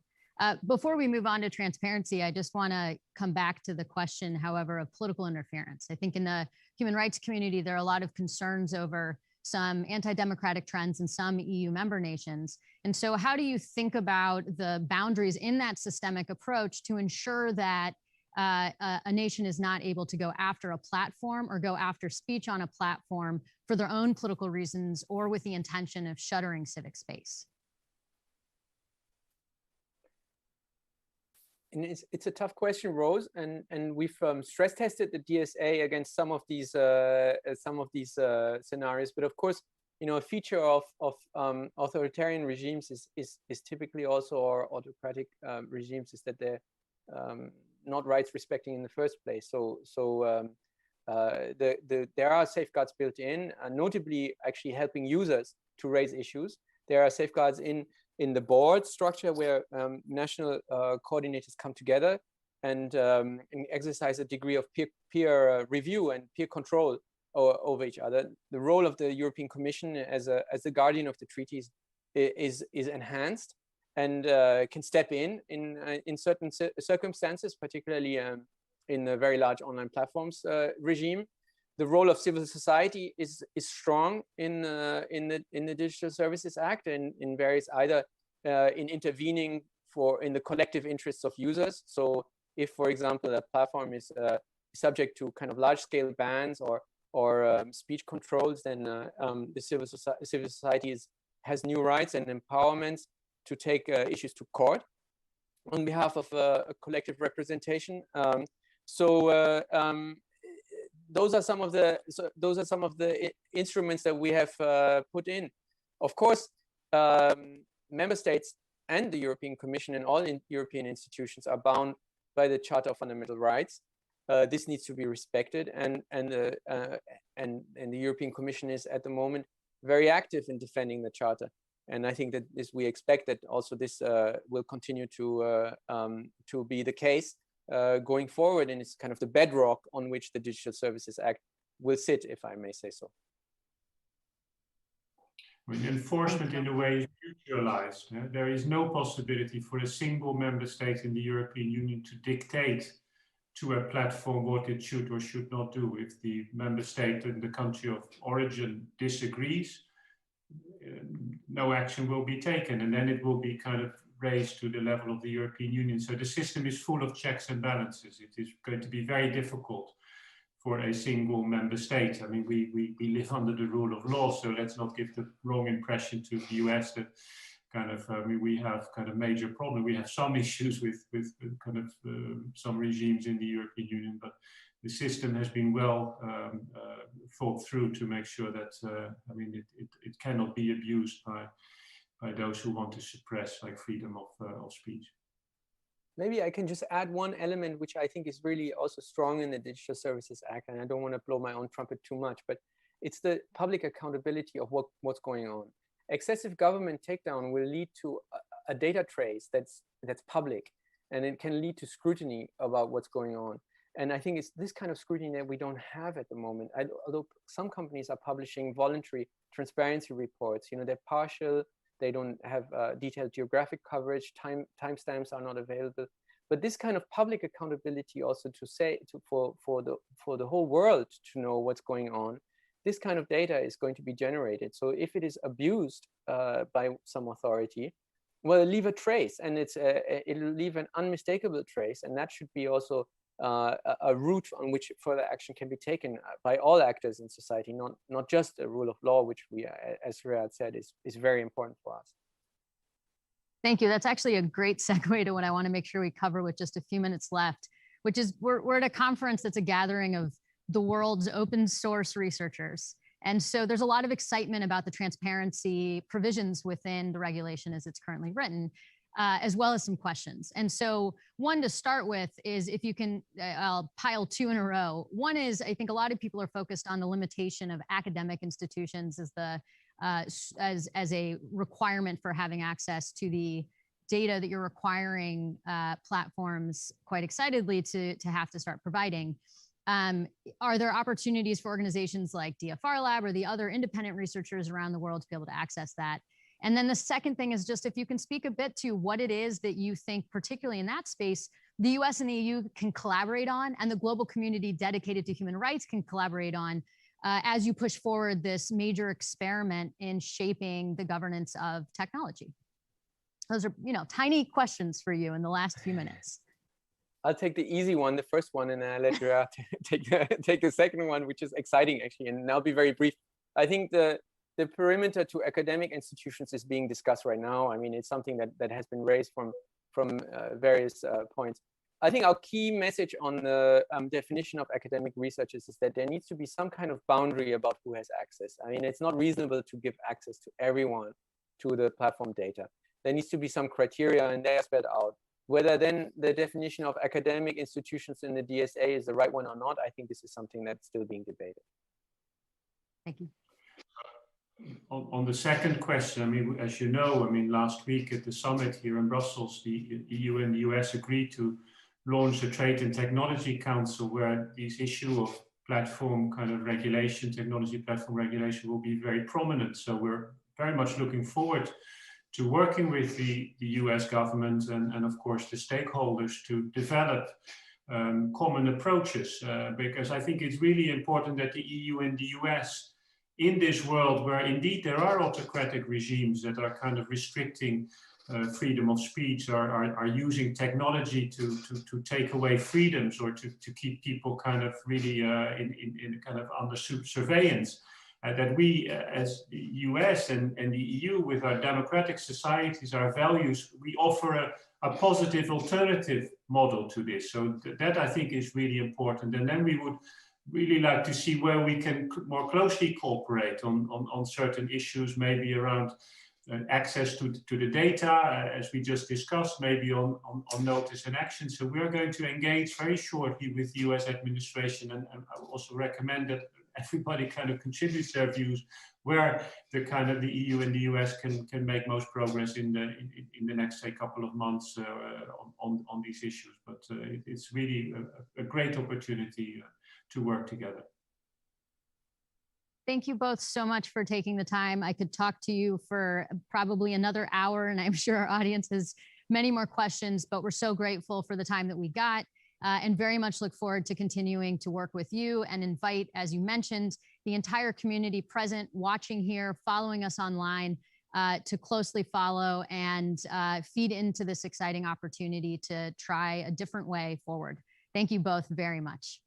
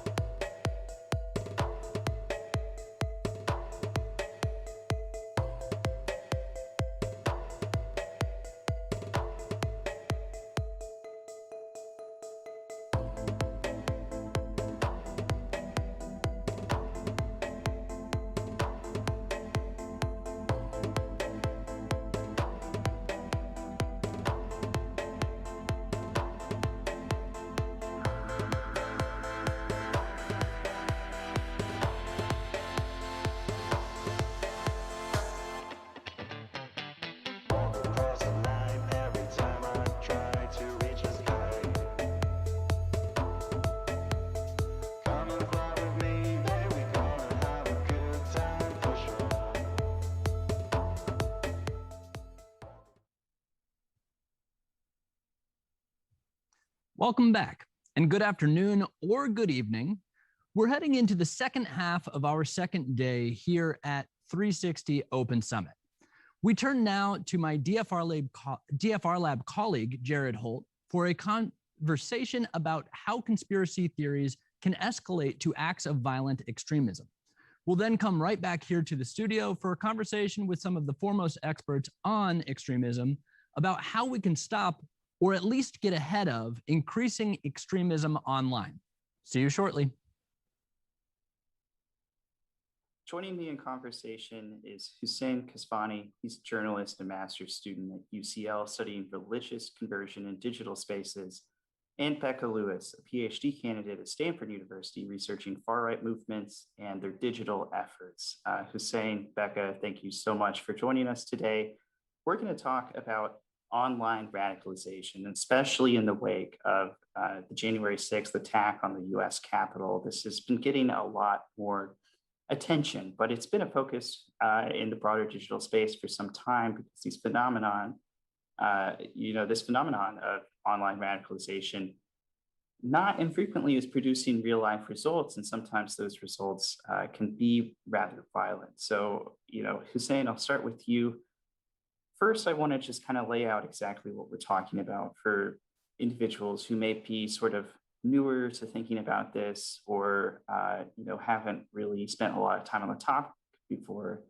What is radicalization? What do we mean? What do we not mean when we're talking about radicalization online? It's a really good question because I don't actually think there is a coherent answer as to what radicalization is. And the reason, so I live in Britain, and in this country we've had a program for a long time called the Prevent Strategy, which has sort of been the UK's flagship, very heavily invested counter-radicalization strategy, which was really amped up in the wake of the 7/7 bombings, the London bombings, on public transport. And a lot of it was focused on Islamist, or this notion of Islamist radicalization, which included the process of online radicalization. That program kind of went from this idea that radicalization was this kind of holistic societal process in which young people, often young men, but young women as well, but mostly the program focused mostly on young men who were alienated from their local communities and therefore were looking for alternatives on in spaces like forums and on early social media platforms. In 2010, when that program got consolidated and put into the Home Office, the community element of it really dissipated, and it became this very centralized program in which the notion of online radicalization became in their terms ideological. It was about subscribing to particular ideological aspects of what they considered to be conservative Islam, certain tenets and practices. So for example, they would say that if a Muslim, for example, has a negative view about gay marriage or LGBT issues, and that could be an element that could lead to radicalization. If a young Muslim is very interested in particular speakers, or they're going to conservative websites, that could begin the process of radicalization as well. So for them, radicalization was, the term that was kind of bandied around government was conveyor belt theory. It was this idea that you can start from this small place, and as you kind of meet more people, eventually you get to this point where you'll find someone who will convince you to then take up arms, or to travel to Syria in some cases to go fight. That was their definition of radicalization. And the reason why I think that this is a really difficult question to answer is because the goalposts have changed so long, and it's really difficult to keep in touch. And moreover, it's very difficult for the British, it's been very difficult to actually get answers from the British government as to what radicalization is. I spent a good year and a half of my career trying to find out the answer to this question and never really getting a response. So in that sense, I think that's how I consider online radicalization to be framed, although obviously I think, with January 6th, but also with QAnon, generation identity, and so on, the notion of online radicalization has kind of really changed how people define it. I think there are like multiple definitions of it. Becca, would you tend to agree with Hussein there? A lot of, your work that's been published has been a bit more US centered. Do you think, those observations carry over into a domestic space? I think there are a lot of really similar challenges in terms of defining radicalization in the US and looking specifically at white supremacy and radicalization into white supremacy. It is really tough to define, but the way that I think I've tended to look at it is a gradual rejection of what we might think of as mainstream or kind of more official institutional worldviews and ideas in favor of more extremist ones. And whether those extremist ones are white supremacist, whether they are neo-Nazi ideas, it can really vary, but in some form it involves kind of the gradual rejection of certain ideas and the gradual adoption of certain other ideas. The problem that you get into is that I think a lot of times we like to think about this radicalization process as one where someone kind of ventures into the deep, dark corners of the internet and gets involved in 4chan or 8chan or any number of forums that have come to take their place.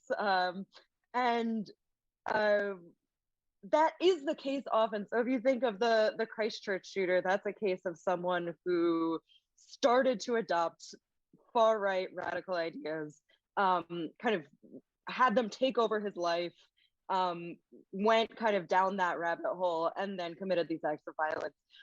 But that doesn't quite define what we experienced, for example, on January 6th, where actually there's a lot of overlap with what at this point is the mainstream Republican and right-wing talking points. And you have people who have supported the storming of the Capitol, who also are in office and who are kind of these official sources. You have people on Fox News kind of questioning all of the official stories about it.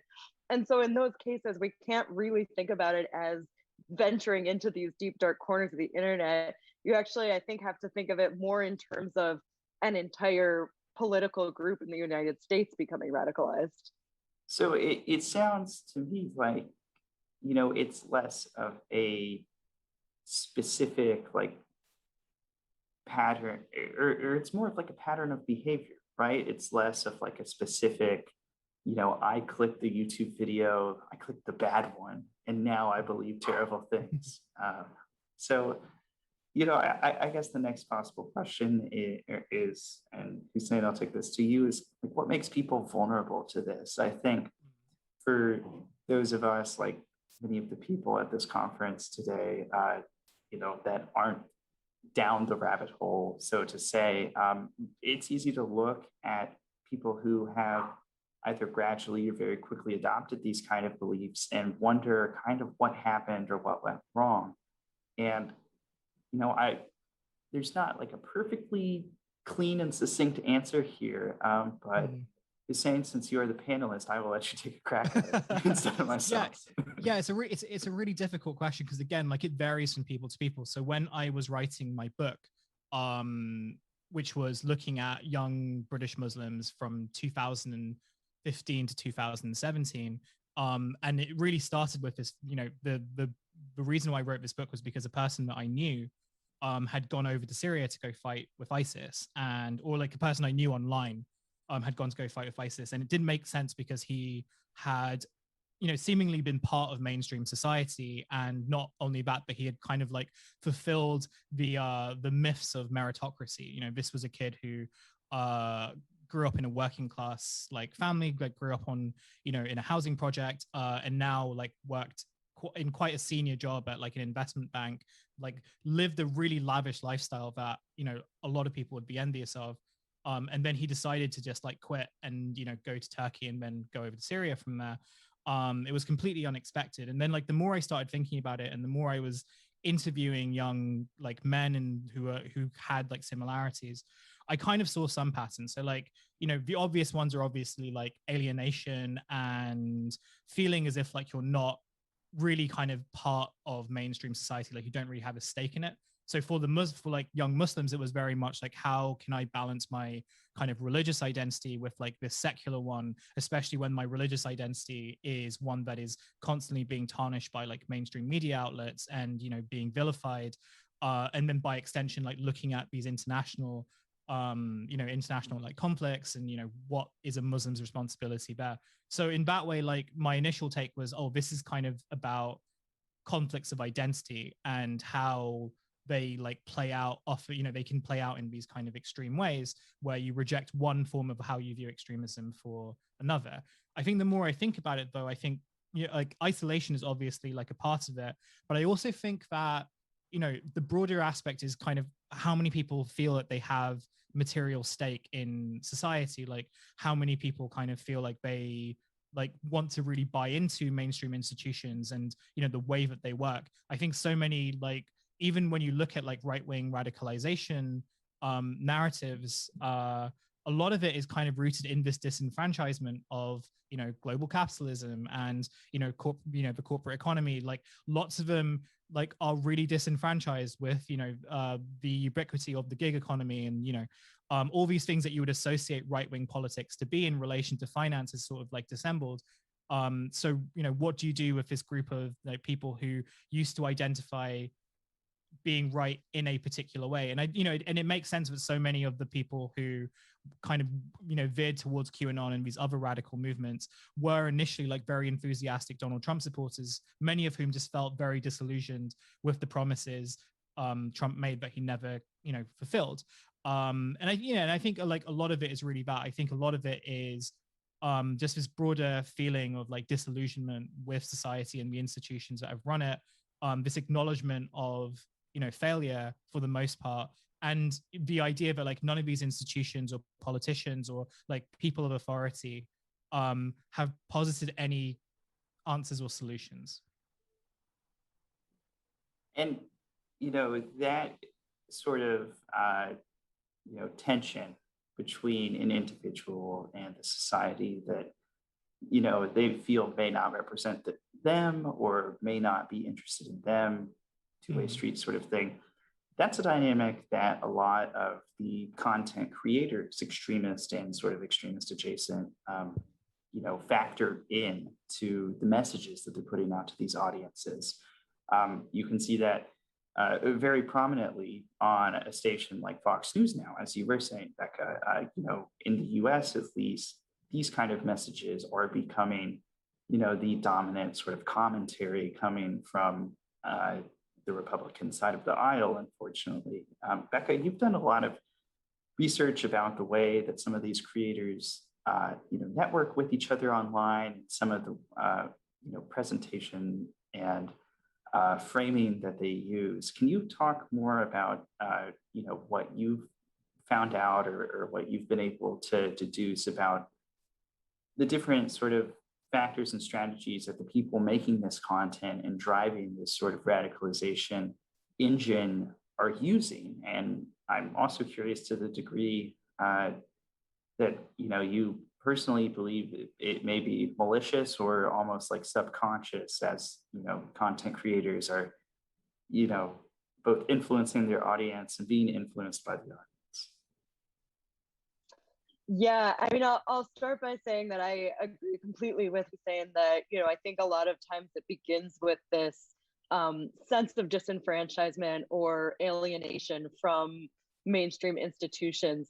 And what happens is when people, I think, very reasonably start to feel that alienation, that there are these other groups, individuals, networks of people that kind of swoop in and are able to provide an alternative explanation for the way that the world works. And often the way that this works and the way that I've in particular researched is through these online influencers or online celebrities, creators, whatever you want to call them, people who are broadcasting to an audience on YouTube or on any number of other platforms, whether that's Twitch, TikTok, Twitter, really all of the mainstream social media platforms, you see people who, the platforms have created these economies where people are incentivized to make content and broadcast it to an audience and kind of build up an audience. And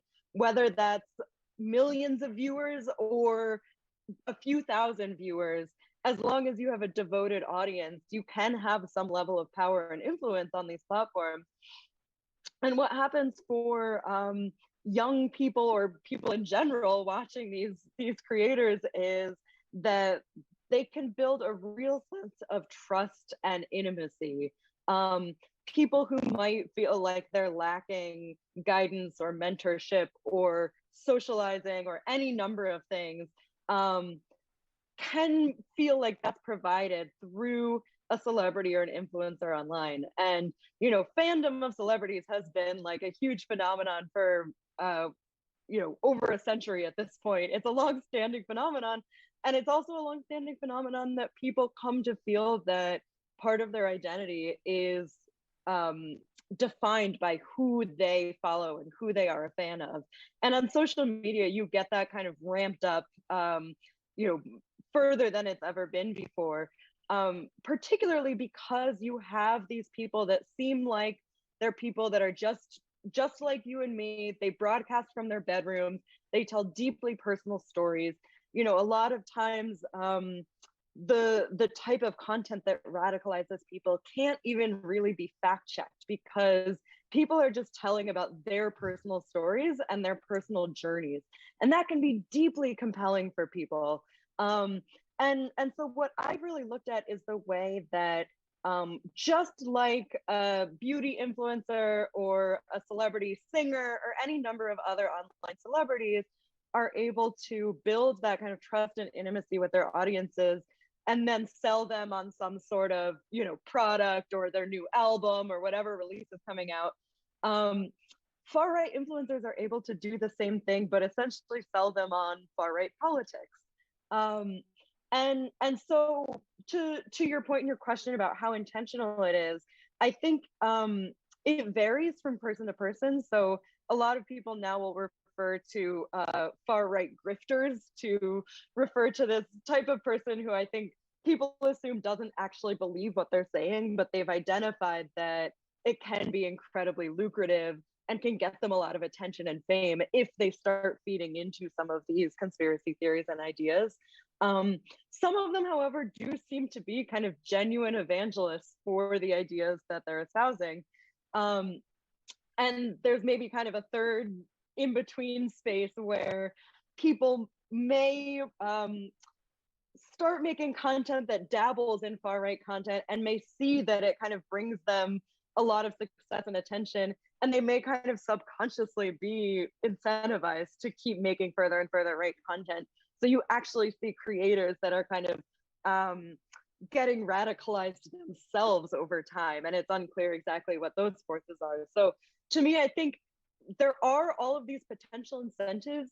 I think it's almost impossible to tell in any individual case what particular recipe of those different incentives is at work. And in fact, I think that's part of the problem, is that social media platforms have created this environment where, true belief becomes kind of completely interlinked with what will build you an audience. Yeah, it's like the most, dysfunctional casino possible. And there's just people running all over the floor trying to figure out how they're going to pull up, a full house on their hand. That was a really belabored analogy. Anyway, just saying, as you were talking to people for your book and, conducting these interviews, I'm curious if you would have any takeaways on sort of,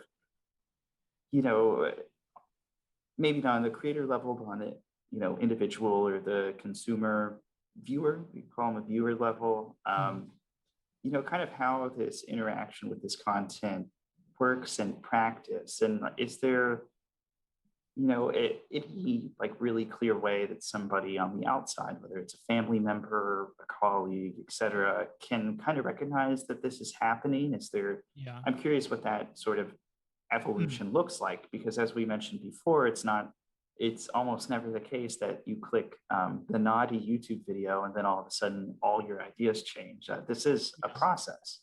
It's really difficult because, again, like, so one of the elements of my book that I found very interesting was when like the Muslim social spaces, which you'd expect to kind of be very separate from other mainstream social spaces, kind of interacted with other kind of radical groups, or like groups that we would consider to be radical. So for example, like one of the interesting subcultures that I found were like Muslim men who were really involved in like red pill communities, like manosphere type of stuff.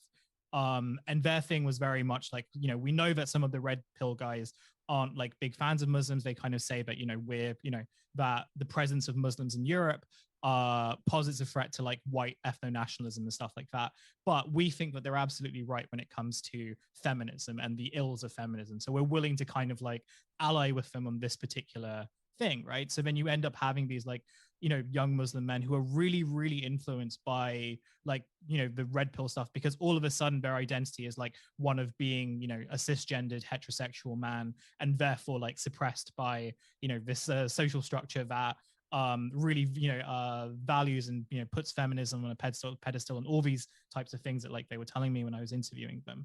And I think like that's one of the difficult elements, like, you know, and again, it goes back to this thing of like, we have this image of how online radicalization works. And, you know, one of the best examples, funnily enough, that this was shown was in like the Netflix, I think the Netflix the documentary called The Social Dilemma, where I think they kind of like have this fictional guy who is like slowly getting radicalized by this caricature of like Alex Jones. And the idea is that, oh, you know, if they're watching people like in this room, in like dark rooms, very dimly lit with like these types of microphones, then like your son is probably getting radicalized by a nefarious man.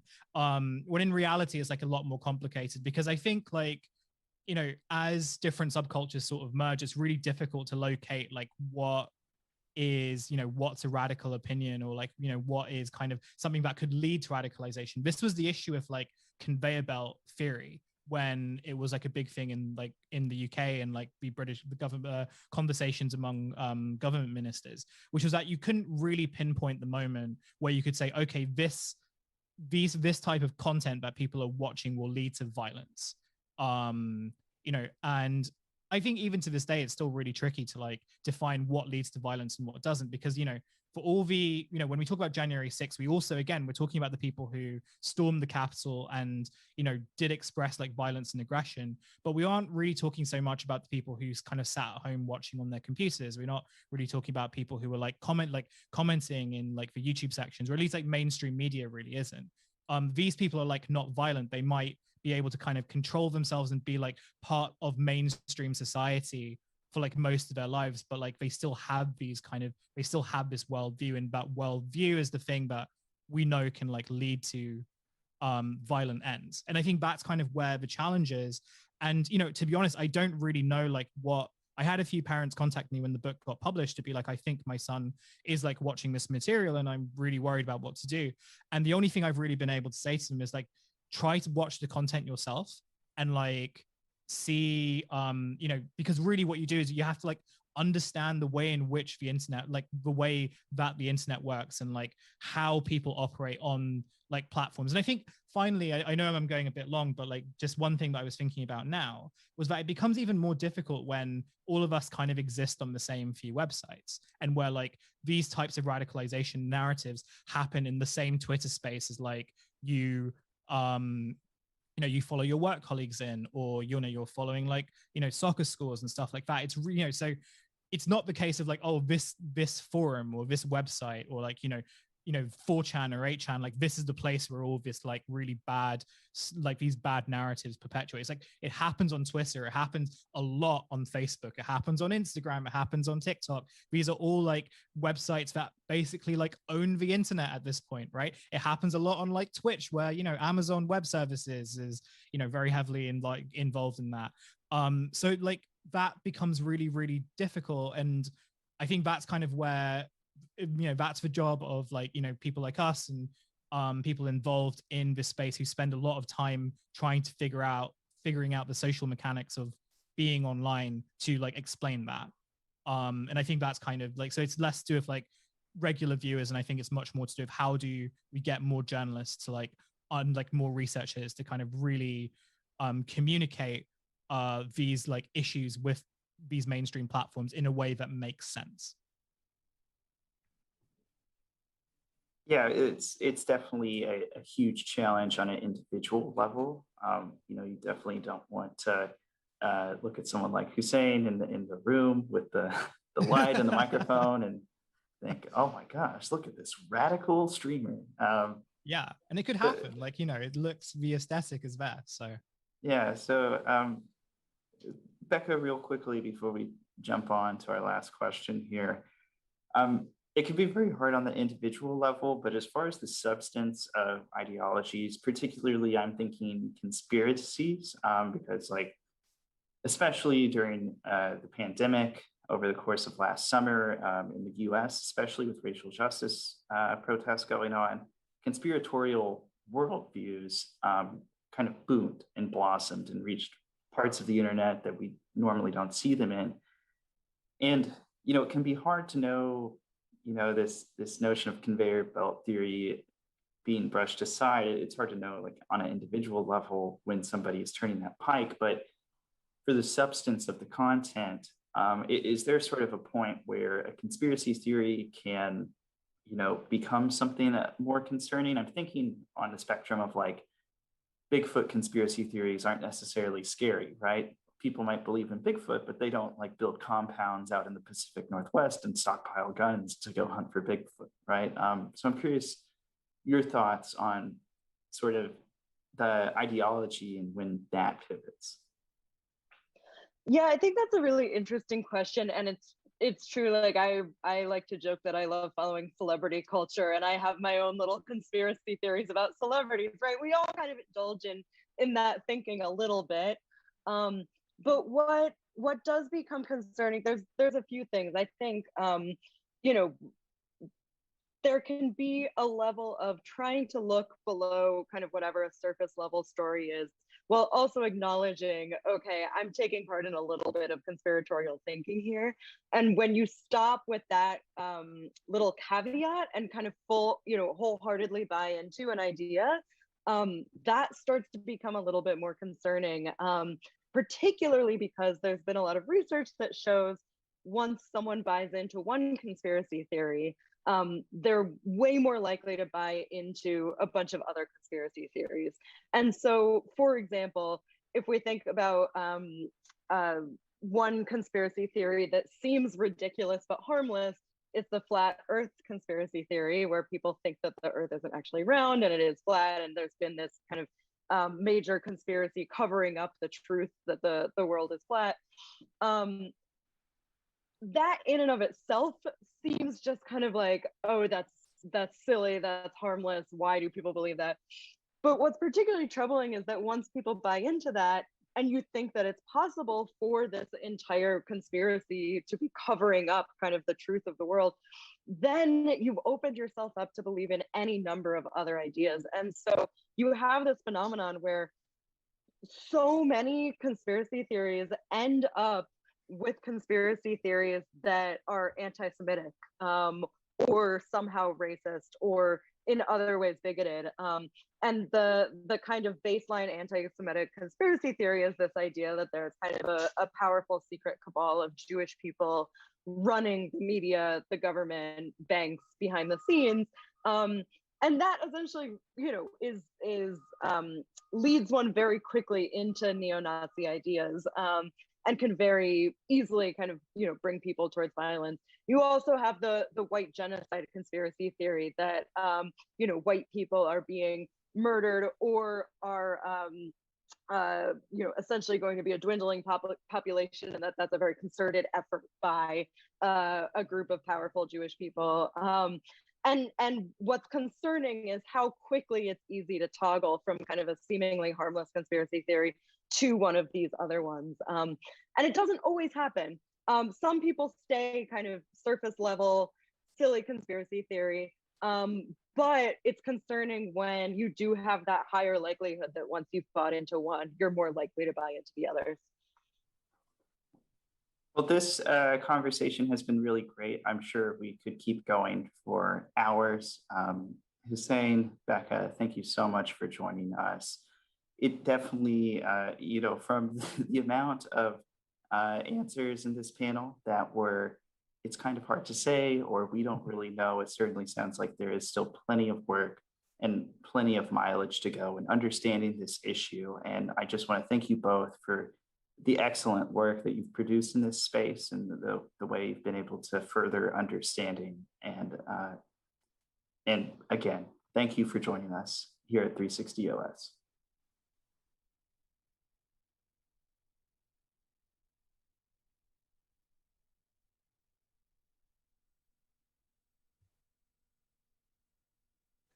Welcome back to the 360 OS studio.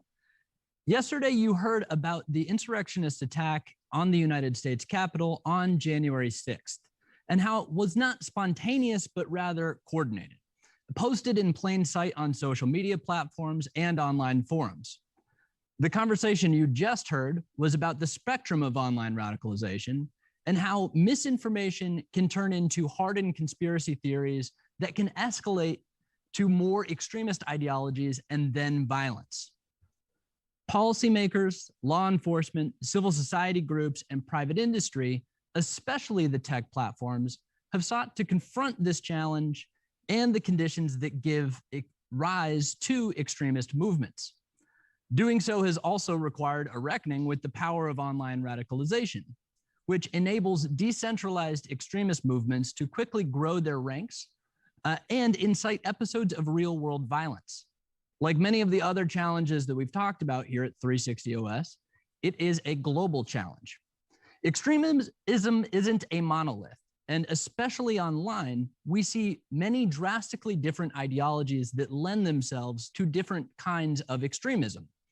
In this conversation, we will use many different examples, and I want to be very clear with our audience that we will not be drawing equivalence between those various examples.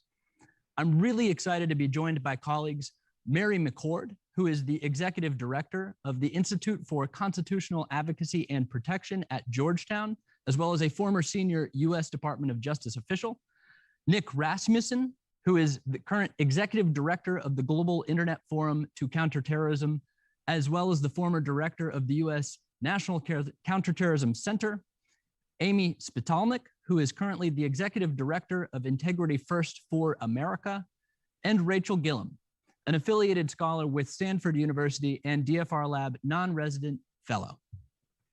So first and foremost, this is a conversation. It's good to see all of you. For those of you that are tuning in to this conversation online or on Socio, don't hesitate to send any questions. This is truly a conversation with us, and I will incorporate them in. But going to the first question, how has the internet affected this challenge of domestic violent extremism? And what are the links between online engagement and radicalization?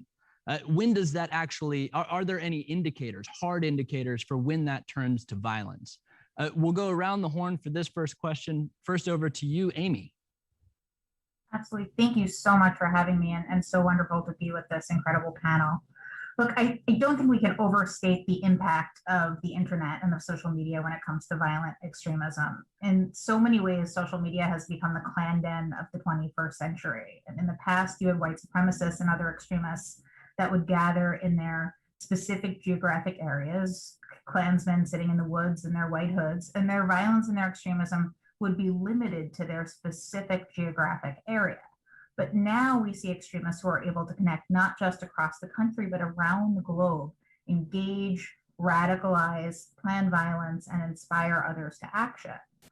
So understanding how that ecosystem works is central to the work of my organization, Integrity First for America, because that ecosystem was at the core of the violence that unfolded in Charlottesville 4 years ago.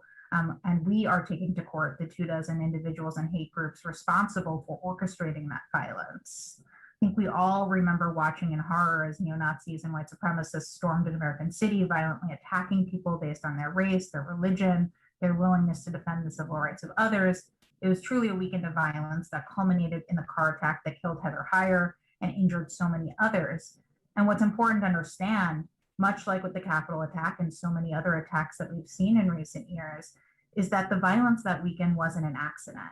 Rather, it was planned meticulously in advance via social media and other forums, most notably on Discord, which I suspect many viewers of this conference use as they play video games or otherwise engage with their own social networks. And on these Discord forums, there were countless channels in which the defendants in our lawsuit, the leaders of the Charlottesville violence, planned everything from the mundane and banal, what to wear, what to bring for lunch, how do they best sew a swastika on a flag, to the vile and the violent. How can they use free speech instruments to attack people, and whether they could hit protesters with cars and then claim self-defense, which is of course precisely what happened. And so we are taking to court, as I mentioned, 24 leaders and hate groups that conspired to attack Charlottesville through this racist, violent conspiracy. The basis of our lawsuit is a statute called the Ku Klux Klan Act that was crafted 150 years ago specifically to protect against this sort of racist, violent conspiracy.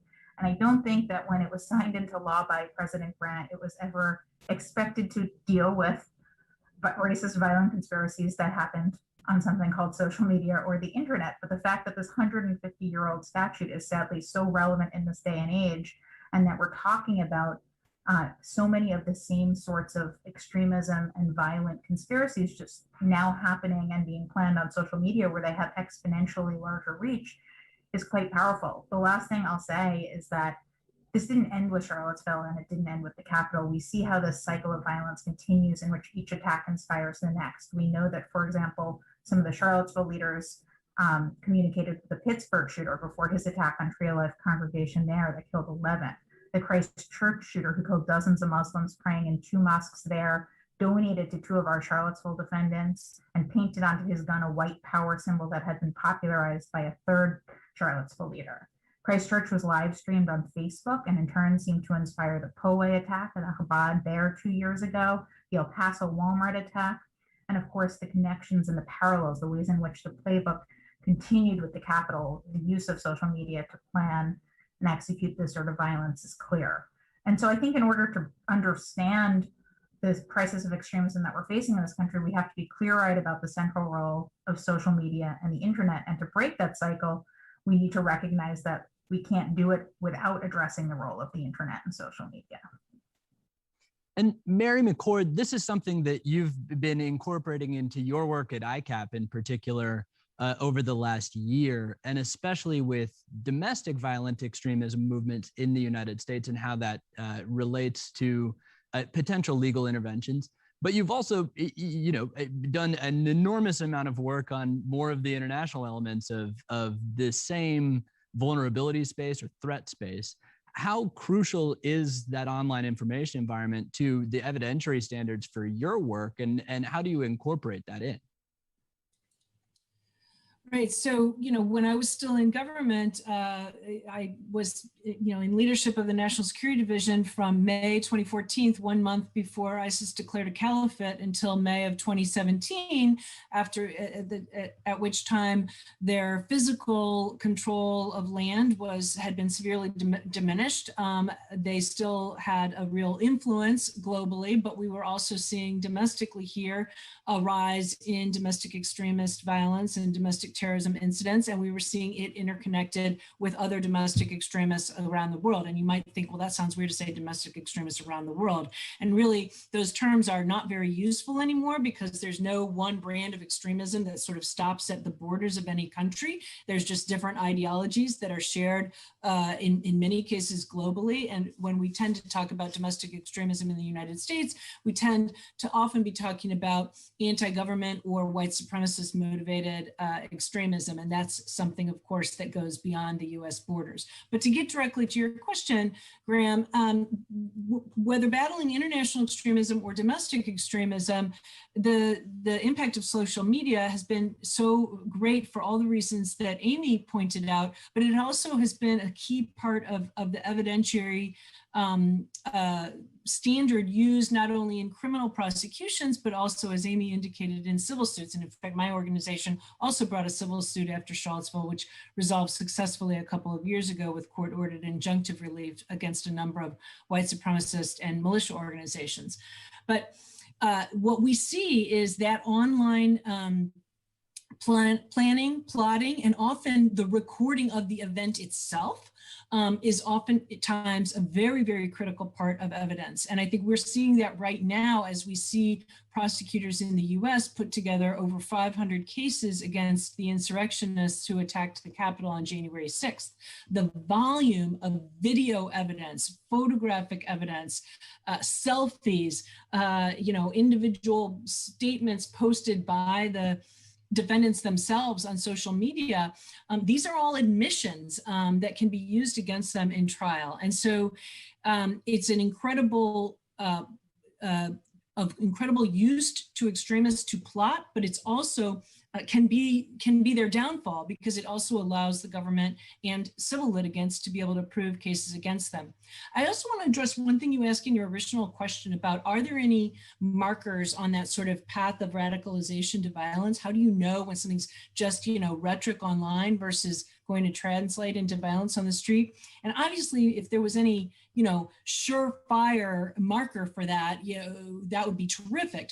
There isn't, but I think there's something that I saw both in the international terrorism sphere and the domestic terrorism sphere that I think is really critical, which is that there comes a time, and we saw this with ISIS, when the conversations or the shared information went beyond, general rhetoric or propaganda about the goals of ISIS and into logistical planning, right? How do I get to Syria from Connecticut, right? And where do I go in Turkey is the best crossover to Syria? That's when you start seeing that logistical planning that shows you somebody's about ready to do something. We saw that before the insurrection. We saw all kinds of talk about stop the steal. We saw all kinds of talk about the need to stop the steal, to ensure that the previous president could remain the president and to undermine the peaceful transition of power. But when we actually started seeing people talking about rally points to convoy together to Washington, D.C., hotels to stay in, things like that, that's when you know this isn't just talk anymore. These are people who are actually planning to come to Washington, D.C. and to prevent the counting of the Electoral College vote. And much of that planning exists online, right? In open forums, much to your point, Mary, what hotel are you staying at? Or should we bring X, Y, or Z to Washington, D.C. to do this thing at this time? That's an evidentiary standard that most people don't think of, they think of as content, a single post of content that is posted on the internet, as opposed to something that could potentially be incriminating, or more so something to get ahead of. And so Nick, over to you. In Amy's first response, she mentioned the Christchurch shooter. In your work, again, truly global, and working directly with platforms as well as governments to try to get ahead of this challenge. But in your view, the global internet forum to counter terrorism, how does the online space play into your day-to-day work? How does that impact it? Thanks, Brandon, and it's great to be on this panel with distinguished colleagues. I think picking up where both Amy and Mary started the conversation, I think of what we're dealing with as an online ecosystem or an online environment that serves in many ways as a catalyst or an accelerant to the spread of violent extremism and potentially terrorism. What that online environment allows for is just a much more simple and available form of engagement for individuals with radical ideologies that ultimately potentially have a violent outlet to them. Now, it gets much harder to pinpoint when that point comes, when someone crosses over from simply being a consumer, a propagator, a dabbler, someone who is engaging in that extremist conversation, and then, as Mary says, gets logistical all of a sudden and starts to think about, how do I make this actually happen? And I think we are not yet at the point, at least I don't feel like the scholarship has put us in a position where we can be adequately predictive in that space. I guess my own initial sense, though, in thinking about this is the more that the rhetoric engaged in, the more that the narrative of the individual in that online environment is truly apocalyptic or speaks to existential threat to their own being, their own sense of safety, the more likely it is they are to revert or to resort to that violence tool. When it goes something that has gone beyond an infringement on my rights or liberties and instead is something that is now existential or threatening to my way of life, then of course it seems logical or natural to assume that violence as a response is not only necessary, but justified. So I guess I would point to that as one lens through which you could look at to kind of think about how to be predictive in this space. Briefly speak, Graham, to what you highlighted my work with GIFCT, the Global Internet Forum to Counter Terrorism. And again, if you flash back to 2017 when GIFCT was created by companies, 4 founding companies in the technology sector to deal with the problem of online extremism, online violent extremism, online terrorism. At that point, the problem set really was one that was predominantly focused on international terrorism, dealing with ISIS, dealing with Al-Qaeda, that form of extremism or terrorism on the internet.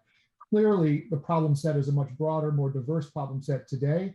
And the companies that are engaged in my work at GIFCT understand that. And we need to find ways to be collaborative and sharing with each other, not only information, but best practices, tools, techniques, technical knowledge in ways that allow us as partners in an effort with government and civil society to do a much better job of making the online environment safe and healthy.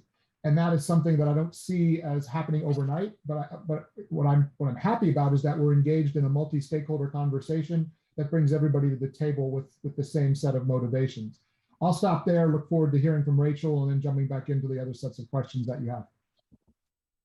Well, and to your point, Nick, I mean, this is truly a collective challenge. And Rachel, you've looked at this challenge from many different aspects of the groups that would be involved, whether from academia, from a policymaking standpoint, private sector standpoint. How do you see those groups coming together, as well as the original question, how is this challenge of violent extremism impacted or accelerated by online ecosystems, as Nick put it? Yeah, no, great question. And thank you again for having me today on this great panel. So as you mentioned, I'm coming at this issue area as an academic who has studied violent extremism and counter-extremism strategies for several years. And my recent book tries to put empirical data to these type of questions, as a lot of this work has largely been guided by sort of anecdotal evidence.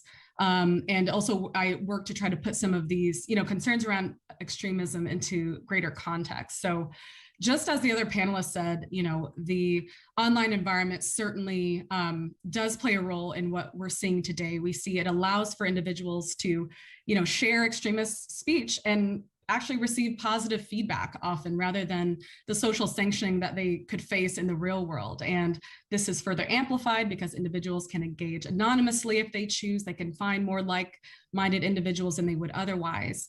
And it also allows a small set of individuals to have an outsized impact on the conversation and reach a much wider audience, as others have mentioned. So we know that research shows that a lot of extreme content on social media actually involves a fairly small number, but of very frequent users who are responsible for this content. So it can often seem much more widespread than it really is and have a large impact.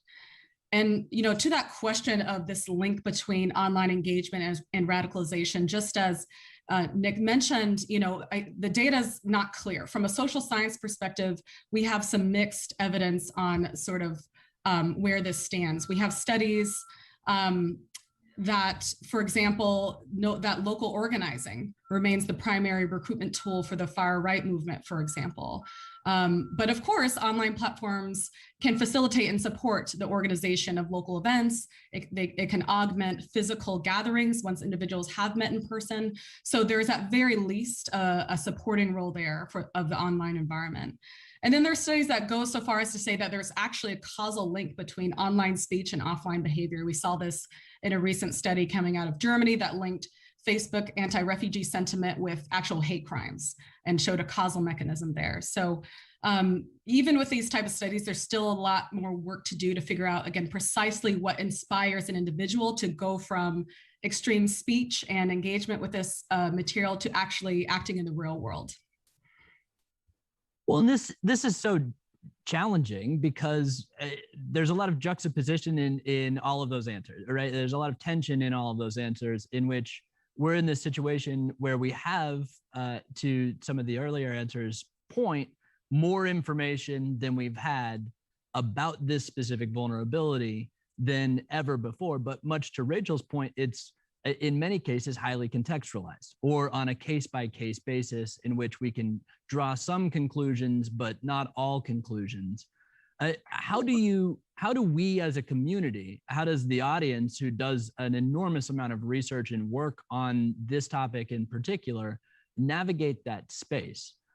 Nick, I know that GIFCT is working on a broader taxonomy in order to make more of that information more available. I guess the question to the wider group, starting with Nick, is do we have enough information? Are we storing it in and striking the balance between removing harmful content from online spaces and preserving it to better understand this threat space in a way that is safe, effective, and can draw not contextualized conclusions, but comprehensive conclusions?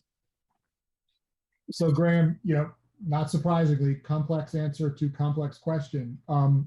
If our only objective as a society was to rid the internet of extreme violent speech, or what you might classify as speech tied to terrorism, we could of course achieve that. You would have over moderation of content, either by the government or by companies themselves. But that, of course, isn't our only objective. Our objective is also to have a free, open internet that allows for the exchange of ideas across all issues, and doesn't just assume that the only conversations that matter on the internet are the ones that we're talking about today.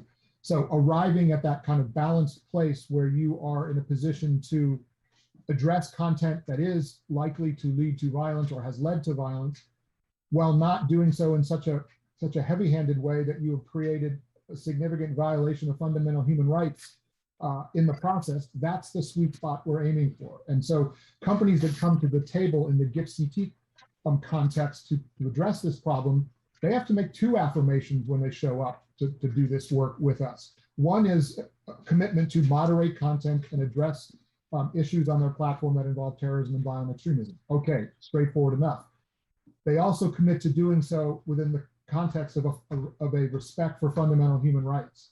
And that's an equally important part of our mission and mandate at GIFCT, to make sure that we don't achieve one societal objective at the expense of another one that I hold equally dear, and I know my fellow panelists do as well. Thanks so much. And maybe to Mary or Amy, who have built legal cases based on this type of material or content online, is there enough from a case-by-case basis, or do you feel like there are gaps in what would be useful in order to A, be preventative, or B, create cases to create consequences for this type of behavior? Well, just putting first on my counterterrorism hat, I mean, generally speaking, I would rather see less of this content on major platforms, even if it means there'll be less available to prosecutors and civil litigants, because deplatforming terrorist and extremist content, I think, is more impactful than individual one-off lawsuits, probably overall. And even though it is true that those who truly want to communicate will move to other platforms, maybe platforms that don't moderate their content, the fact is those other platforms have a higher barrier to entry. I mean, Facebook is so easy, Twitter is so easy. The main platforms are so ubiquitous, anyone can use them, anyone does use them around the world of all ages. But when a person then says, oh, I can't see my, local militia page on Facebook, I have to go to mymilitia.com. I don't know what that is. I'm not going to go there. I mean, that will happen. There's just a drop off of people who are willing to take that extra step to learn a new platform, maybe become a member of it, maybe to get vetted, and they're just not going to do it. So, my vote is still, less of that extremist content will have a greater impact on, cabining the global spread of some of the types of disinformation that become the catalyst for extremist action and extremist violence. And so, so when it comes though to actual, a time to maybe bring a case, whether it's a prosecution or a civil case, I mean, being able to get the cooperation of the platforms to seek access to and authentication of that content is very useful. And I can just give you one example, and I'm not going to name the providers' names, but we're litigating a case against an unlawful militia in New Mexico right now, and there's content that was taken down that we're being told is nowhere to be found. It was taken down. Well, I have a hard time believing that even when it was taken down, it is not available somewhere. In fact, I just don't believe it. And so maybe the technical people on here will correct me on that. But I just think that's just an example of not cooperating, because many of the platforms, when they take content down, they also do promise to provide an appeal mechanism. So you're not going to take it down and throw it in the actual true rubbish bin where it's not able to be retrieved if you're going to give somebody an appeal right to potentially put that content back up. So I think that's something to keep in mind as well for the providers to, be public service minded when it comes to cooperation with prosecutions and with civil litigants. And that's on, I hate using the word on both sides, but that's on both sides, right? And they are players in this area, and they are subject to subpoenas and legal process. I don't have much to add to everything Mary said, and I wholeheartedly agree on her point that I would much rather see these platforms take down violent extremist content than have to bring a lawsuit like the one my organization brought, or like the one that Mary brought, right? There's real value in limiting the audience to which these extremists can speak. And we see that as we gradually shrink the audiences to which they have access, it has very real impacts. And you don't have to just take it from me. For example, in our case, Richard Spencer, who until not that long ago was the country's leading neo-Nazi, said that this case has financially crippled him, and he can't go about his business. He can't continue to build out these events and raise money because he's been deplatformed from a number of the major social media sites. And so when a leading neo-Nazi is telling you that deplatforming has an impact on his ability to plan the sorts of racist, violent events like we saw in Charlottesville, that's meaningful, that's impactful. And there's no obligation by a social media company to give a platform to someone like Richard Spencer to plan something like Unite the Right, which was always intended to be violent, as Mary and our lawsuit have both explicitly detailed. And so I just want to put a fine point on that. You don't have to take it from us. You hear it from these extremists who really limit their audience, their ability to recruit and to bring people into this violence and to, of course, inspire others to action. It can have very real impacts. That makes a tremendous amount of sense. One thing that stuck out is the note on cross-platform activity, and where we see a lot of instances of either harmful content or calling for coordination, calling for violence online. The lack of indicators for when that actually means that they are going to do that, a violent extremist act will happen. And one question that stuck out based on Mary's response is, when you see an actor or a user take an action by jumping from one platform to another after something like deplatforming, is that an indicator that they will do other actions potentially? And then second to that, I'll pull in a question that we just got from the audience on Socio. and I'll read it verbatim. The research community, including DFRLab, have documented a decrease in extremist organizing on more mainstream platforms, while these groups have reorganized on smaller forums or have recultivated on smaller forums or through encrypted applications. How will that change in communication infrastructure impact the work that this collective group does? Maybe I could turn to Rachel first on the first part of that question, which is indicators for action. Does jumping across platforms, noting that this is a collective challenge that doesn't happen on just one place in the internet, is that a fairly good indicator for potentially more action? Yeah, it's a good question, but as an academic, I don't think I can say that the data necessarily support that as a decisive, indicator. But to the second question, just as Mary and others were mentioning, is that the online forum it does benefit groups again in their ability to connect across and very effectively and coordinate. But as Mary mentioned, it also can benefit law enforcement in their ability to identify and monitor some of these communities. And we do see this distrust and fear of infiltration in these online conversations, not knowing who's who, which makes it more difficult for them to coordinate. And then as we just discussed, of course, we see folks moving to these encrypted conversations and platforms that limits law enforcement's capabilities to observe.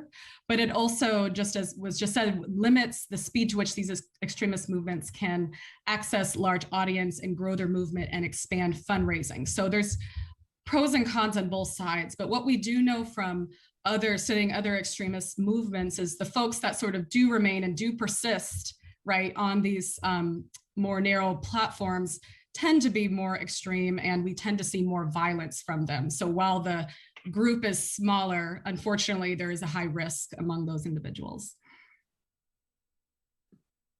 Graham, can I jump in there as well? Of course. One of the important points I think you made with your question, and Rachel kind of hinted at also, is this diversification goes even beyond what we typically think of in terms of social media platforms. What may have started as primarily a social media phenomenon some years ago with extremist engagement online is now a phenomenon that includes extremist engagement across many different forms of internet services. So you end up with extremist individuals or violent extremist groups using file sharing services or web storage services, or to just simply say acknowledge what was in the New York Times after January 6th, where it was noted that Airbnb services have been exploited by individuals coming to Washington, D.C. for the insurrection events. What that tells me as someone involved with GIFCT is that we need to be involving a much wider swath of technology companies in this effort. Obviously, a company like Facebook or Twitter has equipped itself over time to have content moderation services, hiring the best terrorism and counterterrorism experts they can, putting in place expensive content moderation capabilities. If you're one of these other companies and you wake up one day and find your platform, your service being exploited, you may not be as well equipped to address these problems as you might want to be. And you've got to crawl up that learning curve pretty rapidly. And then going back to something you said in your introduction to me, Graham, global is the first word in Global Internet Forum to Counter Terrorism. And while we're in this conversation largely thinking about this through the lens of January 6th or Charlottesville as Americans, what we're talking about is also an environment globally where extremism can move across these platforms. So what good are we doing if we solve the problem in Silicon Valley and don't solve the problem, or at least address the problem on platforms that are being widely used by individuals in Latin America and Southeast Asia, Sub-Saharan Africa, across the broader Middle East. So that's, again, not to make the problem harder and more complex, but each of those geographic regions has preferred applications, preferred social media platforms, all of whom are being exploited by terrorists and violent extremists as well.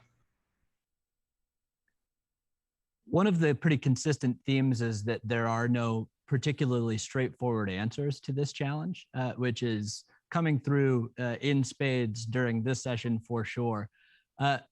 Because we've worked on disinformation quite a bit, one question about disinformation is the relationship between disinfo, whether it's offline or online, especially accelerated online or happening at scale online, how does that play into the radicalization process and the radicalization process leading into potential violent extremism? I'll point out one example that is an international example. One of the narratives that we heard consistently during the rise of ISIS or ISIL was that if you traveled to Syria on a one-way plane ticket, much like Mary mentioned before, there you would arrive at a utopia. And a lot of these narratives of strength and warmth as opposed to extreme violence were some of the most engaged and appealing online, and transitioned some who engaged with ideology but weren't moved to action actually to taking that step of buying a plane ticket or moving to action. And so the key question here is, how does disinformation, I'm sure that we could come up with 1,000 other examples, fuel the radicalization process, and what can be done about that? Potentially going to Amy first.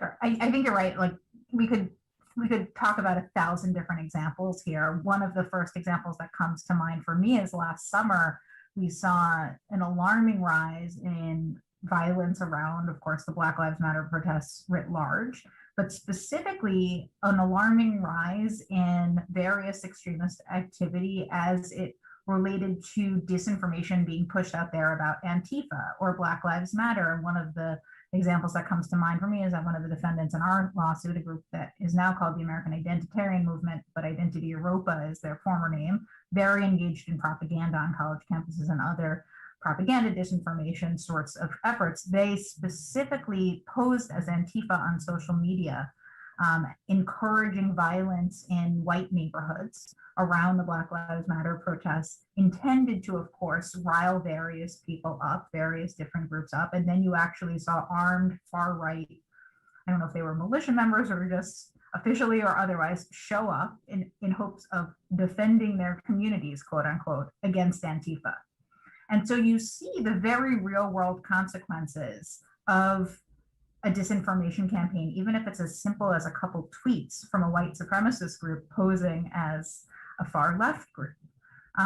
And that's, of course, incredibly dangerous. Of course, between Kyle Rittenhouse and a number of other incidents last summer, we see, of course, the ways in which far-right extremism then manifested in the face of these racial justice protests.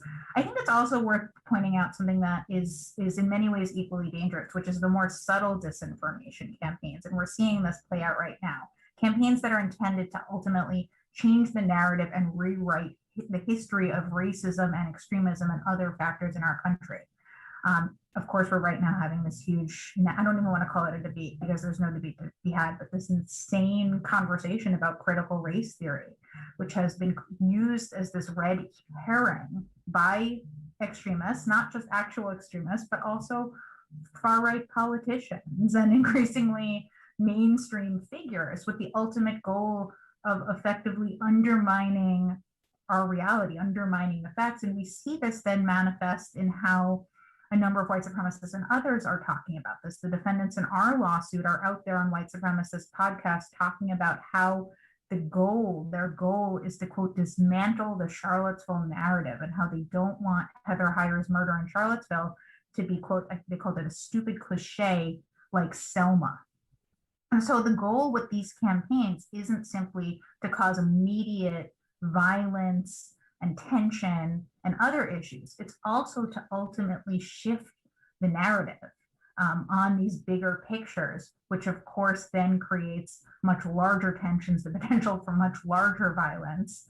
Of course, the Capitol insurrection being the perfect example of that after years and years of disinformation around voter fraud and the election and whatnot. And so I think it's important to recognize that we're not just talking about sort of direct disinformation campaigns that are obvious to people like us, but also these more subtle campaigns that have much longer term but equally dangerous goals.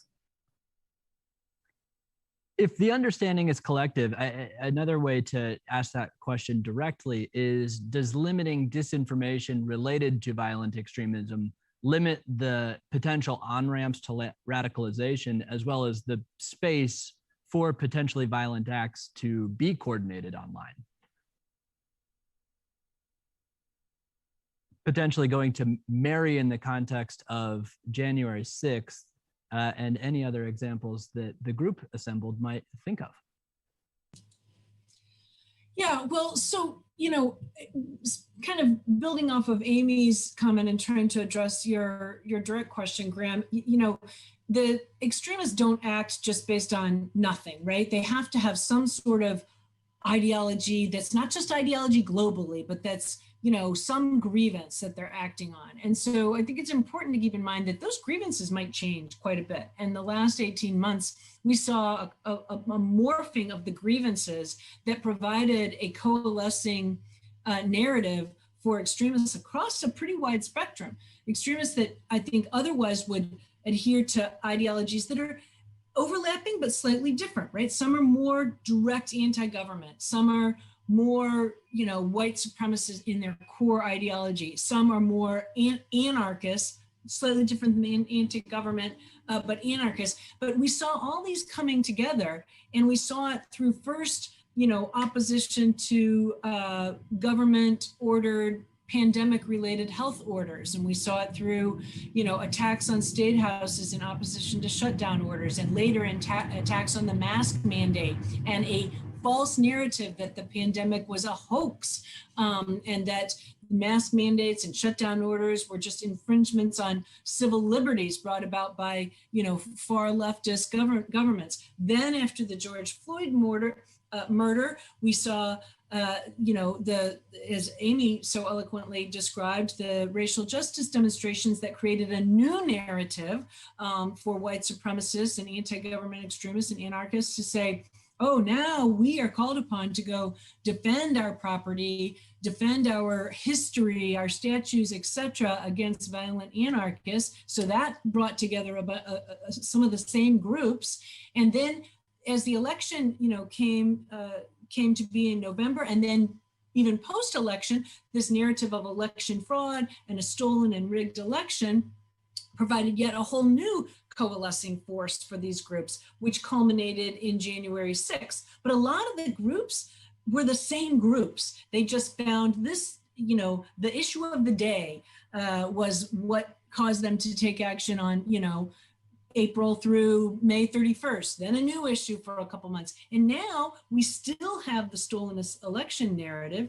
We still have some anti-pandemic, public safety measures types of ideologies that are coalescing forces. But now we also have this sort of, let's make critical race theory the bogeyman and the new ideology we all have to coalesce around. And so I think it's important that, it might not always be obvious to recognize these for what they are in terms of how significant they can be when they first start surfacing online, because frankly, some of them seem so far out and ridiculous. I think many of us would think that won't catch on, but never be too surprised about what can catch on in the, wild, wild west of the internet, where people will believe just about anything. And so I think you're right that if there were less of that incoming, there might be fewer people who decide to respond to it, adhere to it, and coalesce around it. But, I don't want to be looking like I'm the one saying, we should be, doing heavy content restrictions. I do respect First Amendment rights. Private platforms are not governed by the First Amendment. Let's be clear, they can moderate any content they want, but they also respect the free marketplace of ideas and the general principles behind our First Amendment. So I think it's a balance there in figuring out, disinformation, does it serve any real purpose in that free marketplace of ideas? Is it something that could actually lead to potential extremist violence? Those are the kind of things that need to be thought about much earlier in the process. Well, that poses a great question as we come to some of the final questions of this conversation. Very few experts, even those infinitely familiar with internet culture and domestic extremism, could have ever predicted the rise of QAnon, for example, 5 years ago. And so how do we, what makes us the most nervous? And I understand the dangers of this question and trying to get a little bit too predictive in this space in generally. What makes us the most nervous over the next 5 years? What do we need to be predictive and planning for right now? Over to Nick to start that off. Oh, great, thanks. You know, I guess one of the things I think has made the problem we're talking about so difficult over the last several years is the way in which these toxic ideas can accelerate, bounce off of each other, and accelerate even further and faster. As you pointed out earlier, Graham, it's not as if misinformation, disinformation is new or is a new contributor to extremism. I was talking to one of my GIFCT colleagues today, Dr. Erin Saltman, who reminded me, when I told her about this panel, she reminded me that the Taliban were anti-vax before anti-vax was cool. That was a part of their narrative as they looked at the West and portrayed the West in a certain way. So anti-vax didn't just show up in the context of domestic American politics right now. My point being, though, that what has changed things is the acceleration and the literally the speed at which these ideas can traffic. And I think we have to assume that whatever we're dealing with in that environment now, you can put a couple of exponents on top of that over the next 5 to 10 years. And so how we deal with that virality and that accelerationism, I think is probably one of our biggest challenges. Because even if you want to do the right things, if you're a company or a government, how do you do them fast enough to prevent the harmful effects from getting beyond your control before you can act? And over to Rachel, building on that question, is there something from the academic field that would be most helpful that's just not in the current research or practitioner field that would be helpful over the next 5 years? Well, I'll just add to the comments here that, you know, thinking about QAnon specifically and what we might expect in the coming years, as we've discussed, you know, after January 6th, we've seen some reports that there's been some disillusionment with QAnon, you know, some turned away by a sense of failure or fear of punishment, or even just disagree with how extreme things got. But as we mentioned earlier, based on what we know about other extremist movements in the past, is that we can expect the true believers who do remain potentially and unfortunately to become more intolerant and rigid and potentially violent. And in fact, we saw the FBI released a warning earlier this month that they actually expect for, you know, the, again, remaining QAnon believers to potentially become even more violent. They mention a shift, you know, that folks don't believe they can continue to trust the plan and that they have to take even greater control over the direction of the movement. And so we've seen some evidence that, again, the targets of this group may continue to be high-level politicians, Democrats specifically, members of Congress. And so I think those are things we'll need to, you know, look out for. And final question to the entire group. We've talked a lot about this as a collective challenge that involves government and media and civil society, the tech platforms.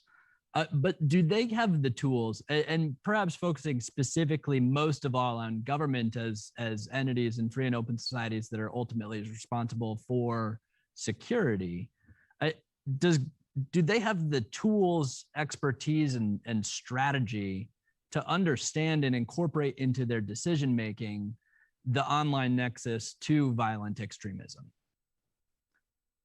Beginning with Mary.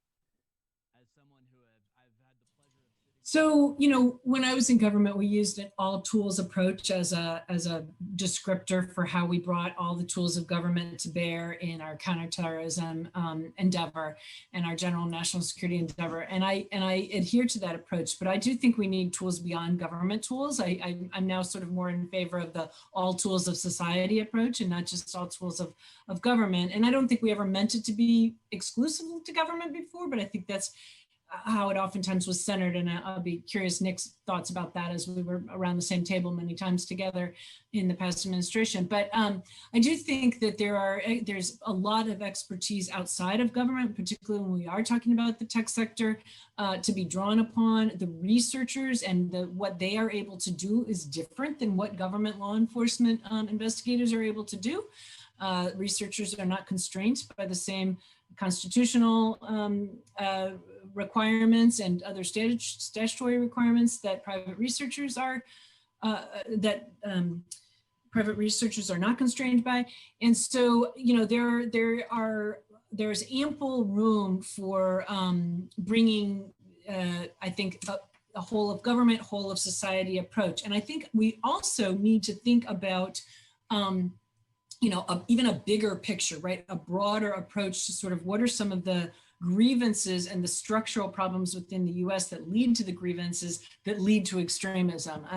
And that also can apply in the international sphere. And if we only take care of the one part of this, like how do we deal with the extremism, and we don't deal with, well, what about the grievances that lead to that vulnerability to extremism, then we're never going to actually solve a problem long term. And so these are the big questions that have been surfaced over the last year and a half and beyond within the US, things that have to do with structural and systemic racism in our institutions, whether we're talking about financial, educational, housing, criminal justice, etc. And I don't mean to get too off topic, but I mean, when we talk about whole of society, these things all do come into play when we talk about extremism.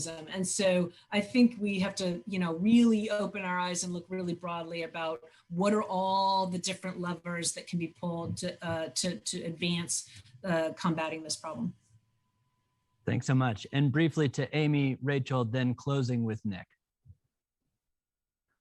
I mean, I wholeheartedly agree. I think, you know, litigation, government action is valuable. Accountability matters. And I think that there, particularly over the last few years, there has been this, you know, sort of a failure to at least see the impacts of accountability until fairly recently, because we're actually now starting to see accountability, particularly in the aftermath of January 6th.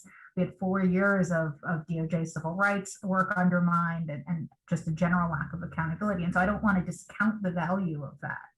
But we can't sue our way out of this process, out of this crisis. We can't prosecute our way out of this crisis. And so I wholeheartedly agree that this needs a whole of society approach, and particularly the role of the private sector, tech companies, and education on the front end to catch things that have just frankly gone on unchecked for so long is crucial. And I suspect in the coming months and years, we will start to see this become more and more integrated into the sort of fabric of our educational and social programs, or at least I hope that we will, because it has reached a crisis level that can't go ignored any longer.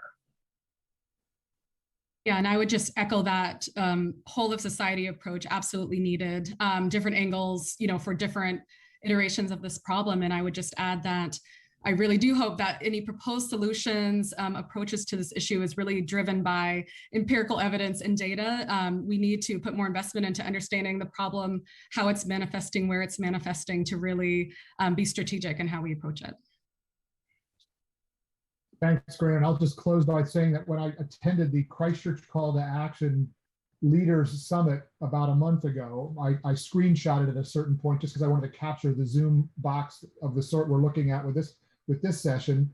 That Zoom box really said it all. That Zoom box captured everything Amy, Rachel, and Mary just said in terms of being not only all of society, but every voice you can imagine being around the table to address and solve these questions. Above me on the Zoom box, you had the Prime Minister of New Zealand. Beside me, you had the President of France, but you also had senior tech executives, executive directors of tiny NGOs that are critically important voices in this work, and actually holding to account governments and tech companies as they pursue this work. You also had academic voices, and again, just a wide range of civil society voices. And everybody was on an equal footing in terms of the value they brought to the table in that conversation. And again, going back to Mary's reference to our shared government experience, that's something I never would have envisioned when I was thinking about my traditional career in national security, sitting around the White House Situation Room. But this is a wholly different problem set than what we were dealing with in that situation room context. And it requires a different approach in terms of the problem solving tools we're willing to count on and look to. Likewise, I would not have expected 5 years ago to be sitting in this conversation with you all. I would have expected to be in other conversations about other security issues, but I am glad that we're here together. I cannot thank you enough for taking time out of your busy schedules to join us here today. Nick, Rachel, Amy, and Mary, thank you so much for your time and insights.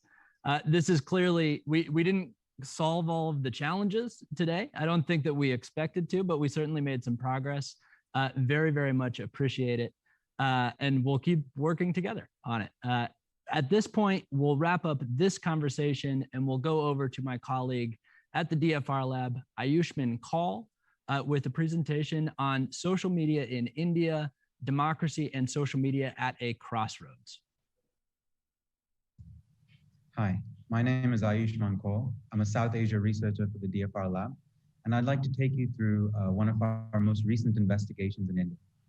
Now, over the past decade, a proliferation of cheap mobile data has contributed towards a widening internet access in India, leading to a surge in the adoption of major social media platforms in the country.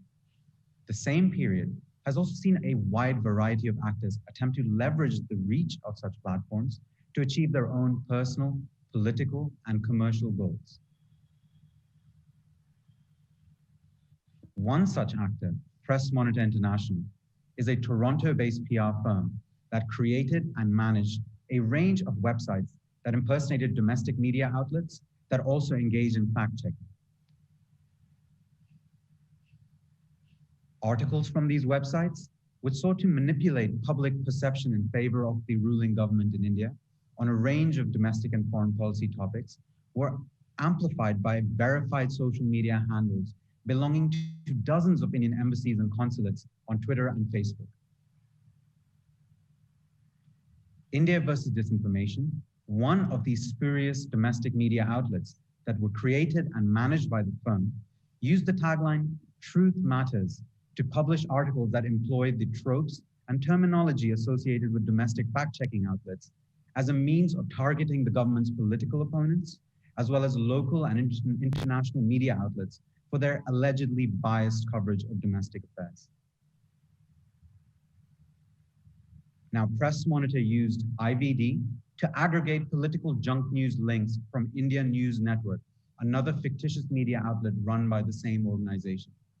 These articles often combined elements of different articles that included in-house opinion pieces written under the moniker of the IVD Bureau, with sections of text taken from associated websites run by the firm, as well as other traditional media outlets, all together in a bid to erode the distinction between the different sources of information. Now, the DFRLab employed open source investigative techniques, including an investigation of the source code of the various pages of these individual junk news websites, as well as a deeper examination of the network infrastructure that underpinned the websites to reveal a wealth of links that tied the India versus Disinformation operation to the firm. This analysis also provided a glimpse into the broader nature of such activities that are carried out by firms offering disinformation as a service with other assets, including websites that offered bulk SMS capabilities, commercial websites for businesses in India and the Middle East, as well as 2 websites dedicated to the RSS, an extremist right-wing organization in the country.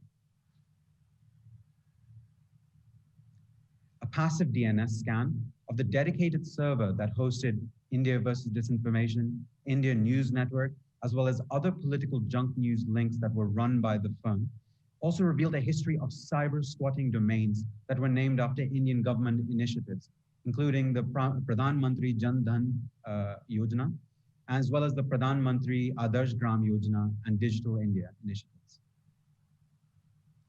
Now, the IVD investigation is the latest in a series of examples that show how some modern PR and digital communication companies are willing to engage in disinformation as a service as a means of attracting lucrative contracts from state actors.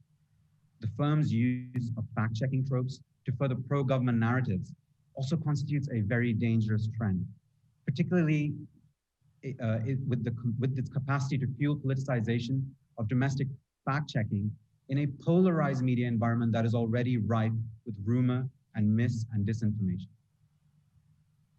Thank you.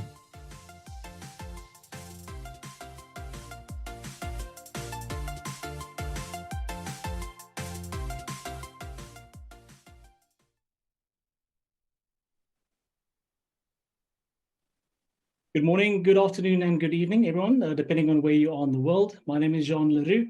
I'm a research associate with the DFRLab Sub-Saharan African Research Unit, and I'm excited this evening to be hosting a panel on disinformation for hire, as my colleague Ayush graciously led us into this evening.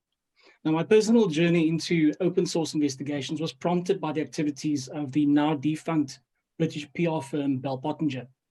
Bell Pottinger used disinformation to weaponize racial tensions and the socioeconomic disparities here in South Africa in order to launder the reputation of the politically connected Gupta family and their businesses.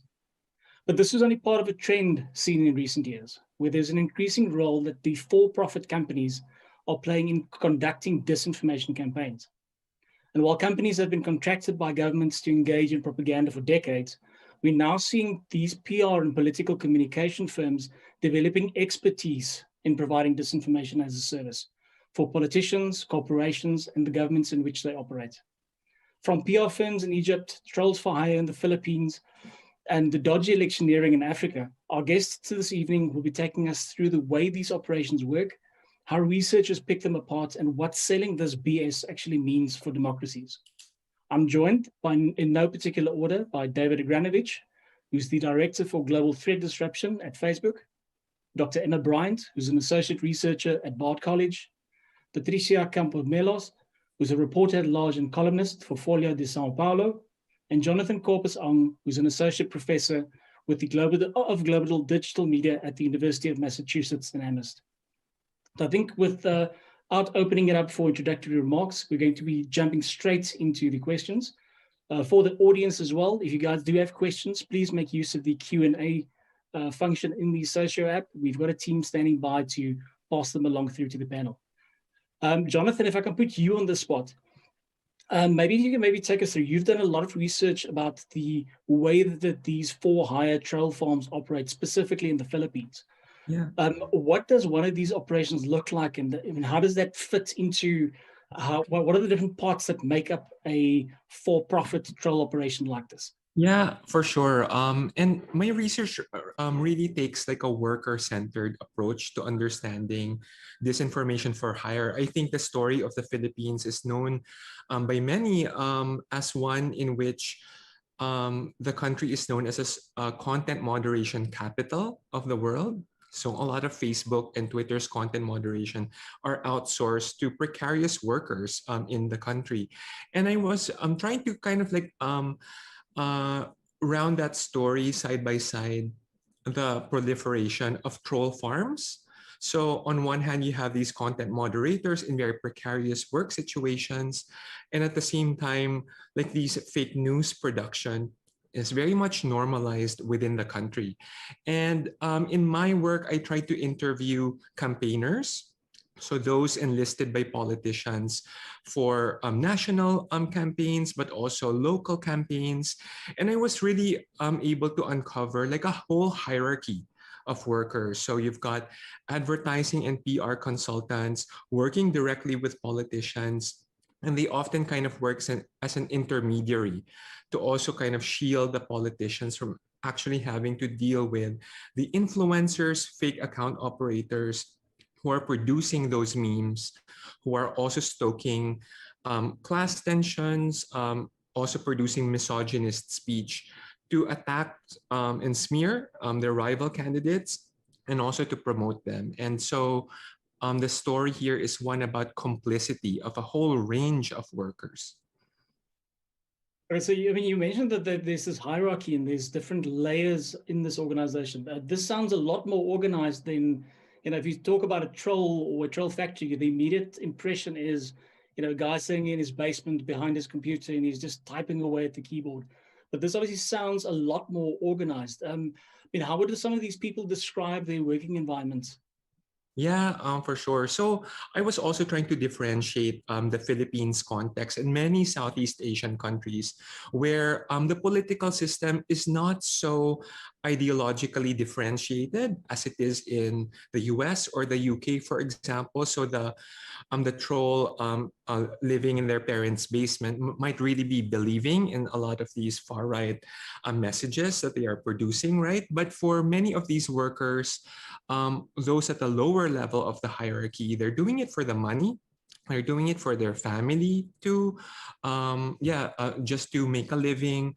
And of course, creative industries have been embraced in the country as a sunshine industry. It's seen as a way to entice more people into, you don't have to leave for overseas to become overseas workers. You can just stay at home in these kinds of creative industries. But what I'm trying to argue in my research is that there's many ways in which troll work is kind of lent an aura of professional respectability. So these people are given titles, official titles of like community manager, social media operator, consultant, strategist, but really they're being asked to do fake accounts, attack memes, attack ads. And so, the story here is about also moral justifications, right? And how do they justify this kind of work? How do these people sleep at night? That's what really interests me in the whole disinformation for hire discussion that we're having today. You've spoken about this food chain almost. You've got these workers motivated by financial means and the prestige of the positions all the way at the bottom, but right at the other end, all the way back to the top, you've got the clients, the PR firms and their clients, the ones who contract these services. Now, Emma, coming over to you, you've done a lot of research yourself on the way that PR firms and specifically the parent company of Cambridge Analytica, SCL, the way they've influenced elections, not just recently, but going back years and years. Yes, absolutely. And I think this kind of motivational side of it, what drives the people behind it is something that also fascinated me and is one of the reasons why I went into studying this. And not just these kind of bad actors who are doing disinformation campaigns, but also people who work for Western governments in the area of counterterrorism and, influence operations that are, seeking to counter the enemy of propaganda and so on. I find the whole thing quite interesting. And one of the things I also find fascinating is this kind of laundering of the reputation and the kind of ways in which these firms that sell this as a business actually sell themselves in a way that is completely opposite to what the reality is. So SCL, the parent company of Cambridge Analytica, for years they were operating out of a little tin shed basically in the East End of London that it had like a metal door that would go up like this, and these people had a just complete mess of cardboard boxes and security, that like the padlocks that didn't work and things like this, and just shambolic, virtually nobody working there. But at the same time they would hire people who make actual Hollywood movies and so on to do fancy videos during the defense show and to make themselves look like this big multinational company. Now, years later, of course, they managed to promote themselves to the extent that they were getting big contracts and had moved into the fancy address in London. They had the postcode to match the look. But, the way that they manipulated the credibility from their defense work and the credibility that they would court with pulling academics in to develop their methodologies this was obviously a big part of how this company then went around the world selling what it did in more unethical contexts. So I think it's one of the things I wanted to highlight is actually academics' complicit role in this to some degree, because people often would be wanting to do this for the right reasons, if you see what I mean. So there are very good arguments as to why someone might wish to try to stop terrorists recruiting people and so on, and to persuade people not to join ISIS. But these kinds of methodologies, you don't know how that's necessarily going to be, repurposed. And, that might be in influence operations targeting other academics. It could be, used in elections that are for voter suppression. And, these kinds of people didn't necessarily always know what was being done with the tools. Also, people working in these companies didn't always know what other people in the companies are doing. So, for example, there are folks from Cambridge Analytica who I interviewed who had absolutely no idea that Facebook data was being abused non-consensually. So it just kind of depended on what they were focused on. And, the business of these kinds of firms can also get people into a heck of a lot of trouble who are actually working in an industry that's very opaque. So for instance, the fallout from this, there may well have been some people who are just, joined a company that they thought was just a normal kind of company that's perfectly legitimately, operating and so on. And, that then has a follow-on effect on their career beyond that, because that company was not, acting ethically. Also, sometimes these campaigns can put people in danger if they're not being operated properly on the other side of the world. When you're dealing in a situation where you're putting out fake news in a way that incites ethnic divisions, and the people who are actually running that campaign in that country may be quite identifiable, and come under attack.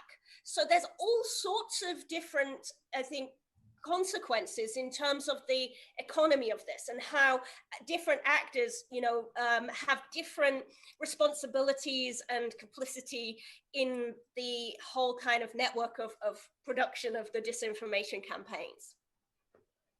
So, I mean, that's probably one of the biggest risks that you face with these things. This operationalization of disinformation, and building up frameworks, and you can almost see, you mentioned now, the low-level workers, the people who, nobody thinks that a troll farm would have a receptionist, for example, sitting in the lobby. But that kind of professionalization and the operationalization of it, that's something that's, it's a major threat. It's something that's making it, harder for us as open source researchers to identify these things. And David, I can imagine for you guys as well, to identify and counter these, professional operations must be, the things you're seeing these days must be a far cry from what you would have seen 2, 3, 5 years ago.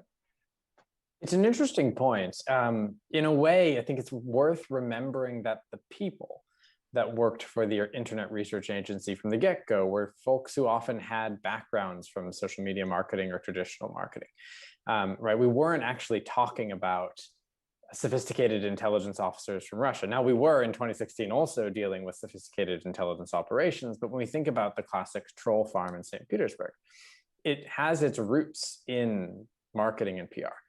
And so in a way, I think what we've seen is perhaps a growth of the disinfo for hire space of professionalized PR agencies offering these types of services over the past several years. But I do believe that the roots of that type of activity have always existed, concurrent with the more sophisticated operations we would see from nation state actors. That's not to say that it's made it necessarily harder to find them or harder to do something about them. I think that the threat report that our team put out recently, and a lot of the research that the other folks on this panel have done, show that it is definitely possible to identify these operations. We have tools both on the platform side and in the academic research space to uncover their activities. I think where we are lacking is the ability to change both the incentives and the deterrents around this particular type of business model. And so just to maybe say a couple of things on that point, on the Facebook side, right? When we find a firm like Archimedes Group, for example, which was a CIB for hire, as we would call it, or disinfo for hire firm based in Israel, or Pragmatico, which was a PR agency in Ukraine that was doing this type of activity. We have some enforcement levers, right? We can take those firms down, we can publicize their activity, we can in some cases take legal action against them for their violations of our terms of service. But the ability for us to deter their activity ends at the boundaries of the platform itself, right? And so there is still an ecosystem-based incentive, right? Someone is still hiring them, someone is still paying for their services, and the costs outside of losing some Facebook accounts or being banned from the Facebook platform is otherwise quite low. And so I think an interesting conversation would be, what deterrent levers exist? What legal deterrent levers can we make this, is there self-regulation or regulation of the PR and marketing space that makes these types of tactics or activities more legally risky? Are there normative efforts that we can pursue where the PR and marketing space or the clients that hire them levy some sort of a cost on firms that engage in this type of bad behavior? And are there diplomatic or government-based approaches to some of these challenges? So I think that one of the challenges we have here is there is a business-based incentive for firms like Archimedes or Pragmatico to exist and to offer the services that they offer.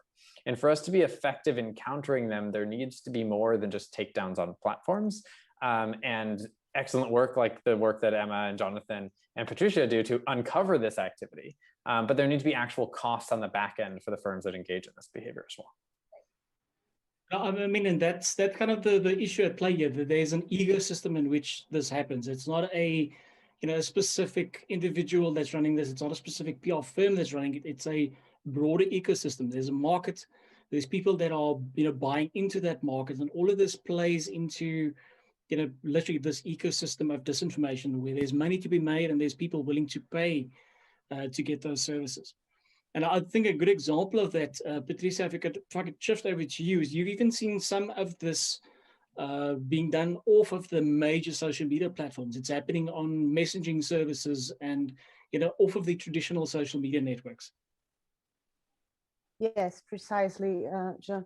As David was saying, there are incentives, and inside this ecosystem here in Brazil, for instance, you have the whole industry of bulk messaging services that is widespread.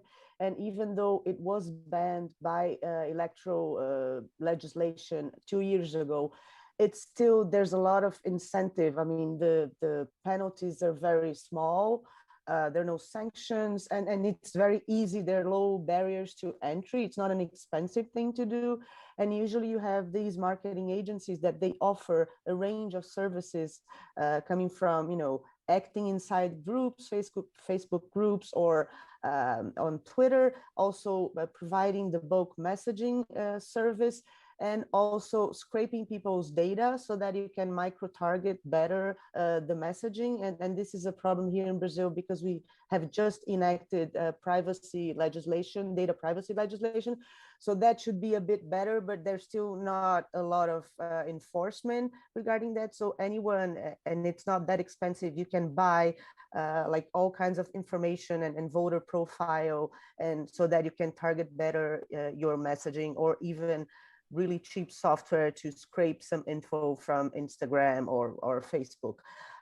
So this is, on the one hand, this is part of the ecosystem. And on the other hand, you have the government actively engaged in having inauthentic accounts, such as those that Facebook banned in July last year, together with the DFRLab. Inside the government, you have a cabinet that is, it's the social media cabinet, but it's really like a communications and an influence operation inside the presidential palace that is not coordinating, but it does have a big influence. And then you have several pseudo news websites, junk news, that are all sort of corroborating the government's theories or narratives. They're being used just to corroborate whatever message they're trying to convey and are being shared. And these are several that they look like actual news websites, but they're not. So I guess these three things work together, the government with the cabinet, the influence operation cabinet, then several PR agencies that offer these services, be it like fake profiles or likes or bulk messaging or data scraping. And then these fake news websites that are also used. I think then with that, you mentioned about the fake news websites and the way that, I mean, one of the critical things in trying to address this is making sure that, you know, people who are engaged more digitally, people are living more of their lives online. Children are being brought up from a very young age, you know, faced with the dilemmas of, is this real, is this not? They've got an abundance of information, but it's critical for them to be able to you know, determine what is real, what's not, what do I believe and what do I not believe. One of the questions that came through on the chat, and again, just a reminder for everyone, do ask your questions. We are getting them sent through. One of the questions is that, you know, we need to teach kids in school some critical thinking and the checking of sources skills. It might be an old hat for veterans, but some of the new people think it's gospel if something online looks slick and fancy. And that's obviously something that PR firms excel at. I think, Emma, if I could shove that one over to you, that hot potato. Okay, well, while I always 100% endorse education and critical thinking, I just don't see this as the answer to this problem, because no matter how much time and money and energy we put into teaching people to, you know, go and research behind, you know, stories that they see on the internet, not only do people just go on there when they're passing time and not necessarily wanting to go do lots of research behind every article, but also, you know, there is a limit to how much people will be able to find and anticipate how they're being manipulated. And these kinds of firms are expert at trying to, you know, second guess that. And, you know, it generally is only the most obvious propaganda that you're gonna easily find, you know, an ability to look up and, you know, do a little bit of digging will reveal. And I think we need to go further than that. So we've already mentioned about how, you know, like actors are not necessarily being held accountable. And I think that's hugely important. We absolutely need to be focusing on this industry and exposing wrongdoing and nudging it into better behavior. That's something that's going to benefit the industry itself as well. And I would say also that I think, you know, we have to recognize that a lot of the abuses that are happening, I mean, social media platforms, they have their role that they need to take responsibility for, but a lot of abuses are happening before things even get to the platforms. So for example, with the case of Cambridge Analytica, they were doing experiments on, you know, thousands of Americans where they were targeting people with like real major anxiety issues who are neurotic with fear-driven messaging to try to find the most triggering kind of propaganda that they could target at people, and then uploading the list to Facebook. Well, that's already been done before it even got to Facebook. So how is Facebook going to stop this kind of you know, use of their platform?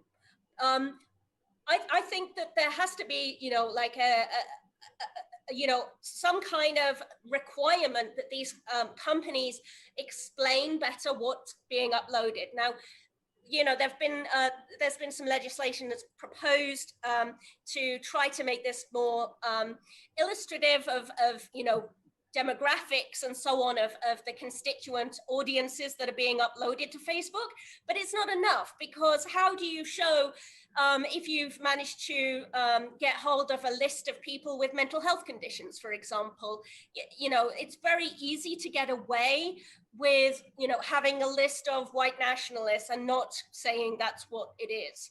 So what I would like to do is to think about, like, how can we regulate the companies as well who are working in this area, and what can we ask Facebook to do in order to require declarations that are actually meaningful around this?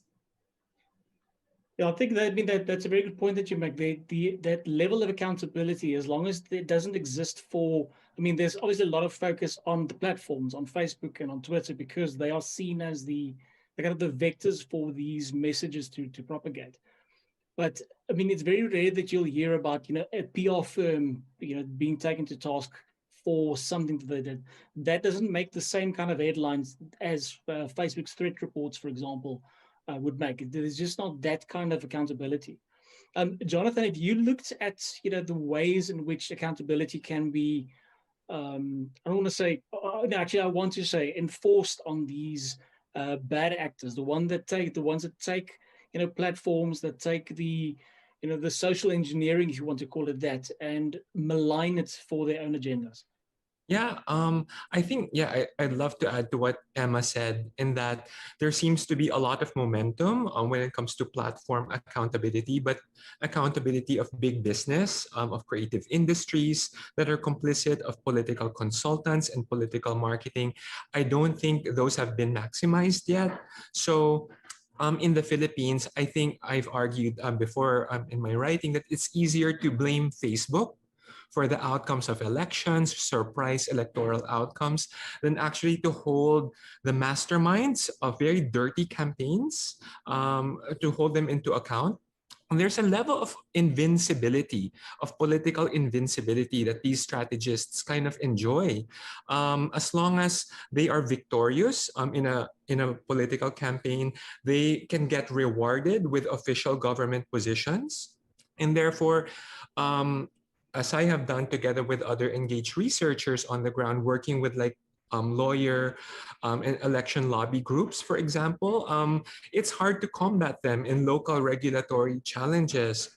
So for instance, we were trying to kind of propose, can we name people who are consultants of politicians? Can politicians kind of list all the advertising and influencers that they hire for campaigns? And sometimes even journalists are reluctant to participate in this, because you think about it, these ad and PR strategies also hold corporate advertising money, right? So they have ways in which they can intimidate the press as well to participate in investigations. So I would love to hear from other panelists here and our listeners, how can we also develop local reform of creative industries and political advertising, political marketing. I don't think we've advanced in that regard. There's some self-regulation in the industry, and the fact that Belf Pottinger went through a range of sanctions and enforcement steps taken against it, but it doesn't actually curb this tendency. There isn't a much of a curb in the volumes of these PR campaigns selling off disinformation to the highest bidder. And I think part of that is because of that market. You've got elections coming up. There's in the political power, there's there's a lot for individuals and political parties to gain in ascending to government or in keeping that government. And that, I think that will probably one of the things that needs to be regulated is the way that information is shared, how people are classified and almost segmented into these clusters of people that can be manipulated. You can target the neurotic people with these fear-inducing messages because there's the data is there for them. So I think ways in dealing with the data, using it as a way to, for the purpose that it's been collected, for lack of a better phrasing. I wonder, I'd love to ask though, whether you think blacklists work. Like, would blacklisting work when it comes to either influencers or companies? I think, David, that might be something you could maybe pick up. You guys have seen some of these organizations being kicked off the platform and then, try and rear their heads up again. Yeah, and I'm curious because I know Emma also had some follow-up to Jonathan's question. So I'll kick it back to Emma afterwards. But it's interesting, on one hand, on a micro level, I think sometimes they do, right? So when we found Archimedes, for example, and removed Archimedes Group, the firm essentially dissolved. And there was some action on the Israeli government side to try and do something about Archimedes Group. But it's hard to say whether the people that worked for Archimedes didn't simply just nebulize back into the ecosystem, right? And I imagine if we were to look at several of the takedowns we've done in the Philippines, including the ones we've linked, for example, to Nick Cabanata, whether the people involved in those networks have simply kind of dispersed back into the disinfo for hire ecosystem. And I think that actually is one of the challenges here. To maybe like take even a US example for that I think is quite illustrative. We have done takedowns in the last year linked to relatively influential political actors in the United States, including a political marketing firm called Rally Forge. The people associated with that operation are still, it seems, in quite good graces from the political marketing perspective. People still hire them, people still use their services, even if the firm has a different name. Now, they don't have a Facebook presence because they got kicked off after we took them down, but they're still out there making money and receiving contracts. And I think that, like, blacklists, what does that actually mean in this sense? Is it being banned from one particular platform? Then I'm not sure how effective they are, aside from necessarily making my day-to-day work a bit easier because we don't have to deal with that firm. But from making the ecosystem cleaner and healthier, I think that this is actually the self-regulation question for the PR and marketing industry is, should you allow these firms to continue to operate? And for the clients that hire them, what, if any, sanction, not necessarily criminal or legal, right? What, if any, sanction even within the market exists for having contracted with a firm to do this on behalf of your business? That question I don't think we've answered well, although I imagine Emma may have some good thoughts on it. Thank you, David. May I then? I was gonna, respond to what you said about the Bell Pottinger example. People from Bell Pottinger went on and continued working and so on. One of them, Mark Turnbull, ended up involved in the scandal over Cambridge Analytica. Then, Charles Andre and Associates, also background in Bell Pottinger. And, this is one of the companies that, in the last few years has been flagged for not registering when they should have with FARA. So, I would say it's not like these companies dissolve and go and there's, no more issues. Unfortunately, people continue with their careers in new entities, and, we're not necessarily very good at tracking it onwards and sort of thinking about, well, what happens after a company collapses? And there is a sense that, people want to allow people to have a second chance almost. And so you end up with, Alexander Nix, becoming involved in a new company where he's working, on social media. So it's like, well, this is a little problematic, especially when, he's been banned as a director in the UK from running a business. Yes, that has an impact, obviously, but in relation to, like onwards careers, like how do we know really what's going on with any of these people who may have been implicated in this, and to what extent should that responsibility for what happened in the different scandals, which it's not just in the US election, it may be, all of the unethical operations that were involved in around the world. It's a lot of different people who would have been involved in those things. To what extent do we track their future careers and continue to blacklist people beyond the death of one company? That's a really good question, because actually some people may well want to turn over a new leaf and do good things and do things in the right way into the future. But we need enough transparency over the industry and to have, our eyes peeled and looking out for this, just in case there are, operations that continue and just morph into a new entity, for instance. I mean, as an example of that, you mentioned a few of the Bell Pottinger individuals, and I mean, 3 of the people working on the South African account just jump shipped and they started up their own new PR firm and they're coasting along happily. The individuals involved, actually, the ones, thinking up the narratives and thinking up the, the campaigns and the way that they could weaponize critical societal issues, they're still carrying on. And as you say, it's a difficult question because on the one hand, you'd like to give them the opportunity to turn over a new leaf. But at the same time, you do feel a bit cheated out of the accountability for those individuals. And I mean, they're going to pay, to repeat these. Exactly. Penalties have to be punitive. So I think I'm just going to flip over to a few of the questions coming through. There's one here that I found particularly interesting.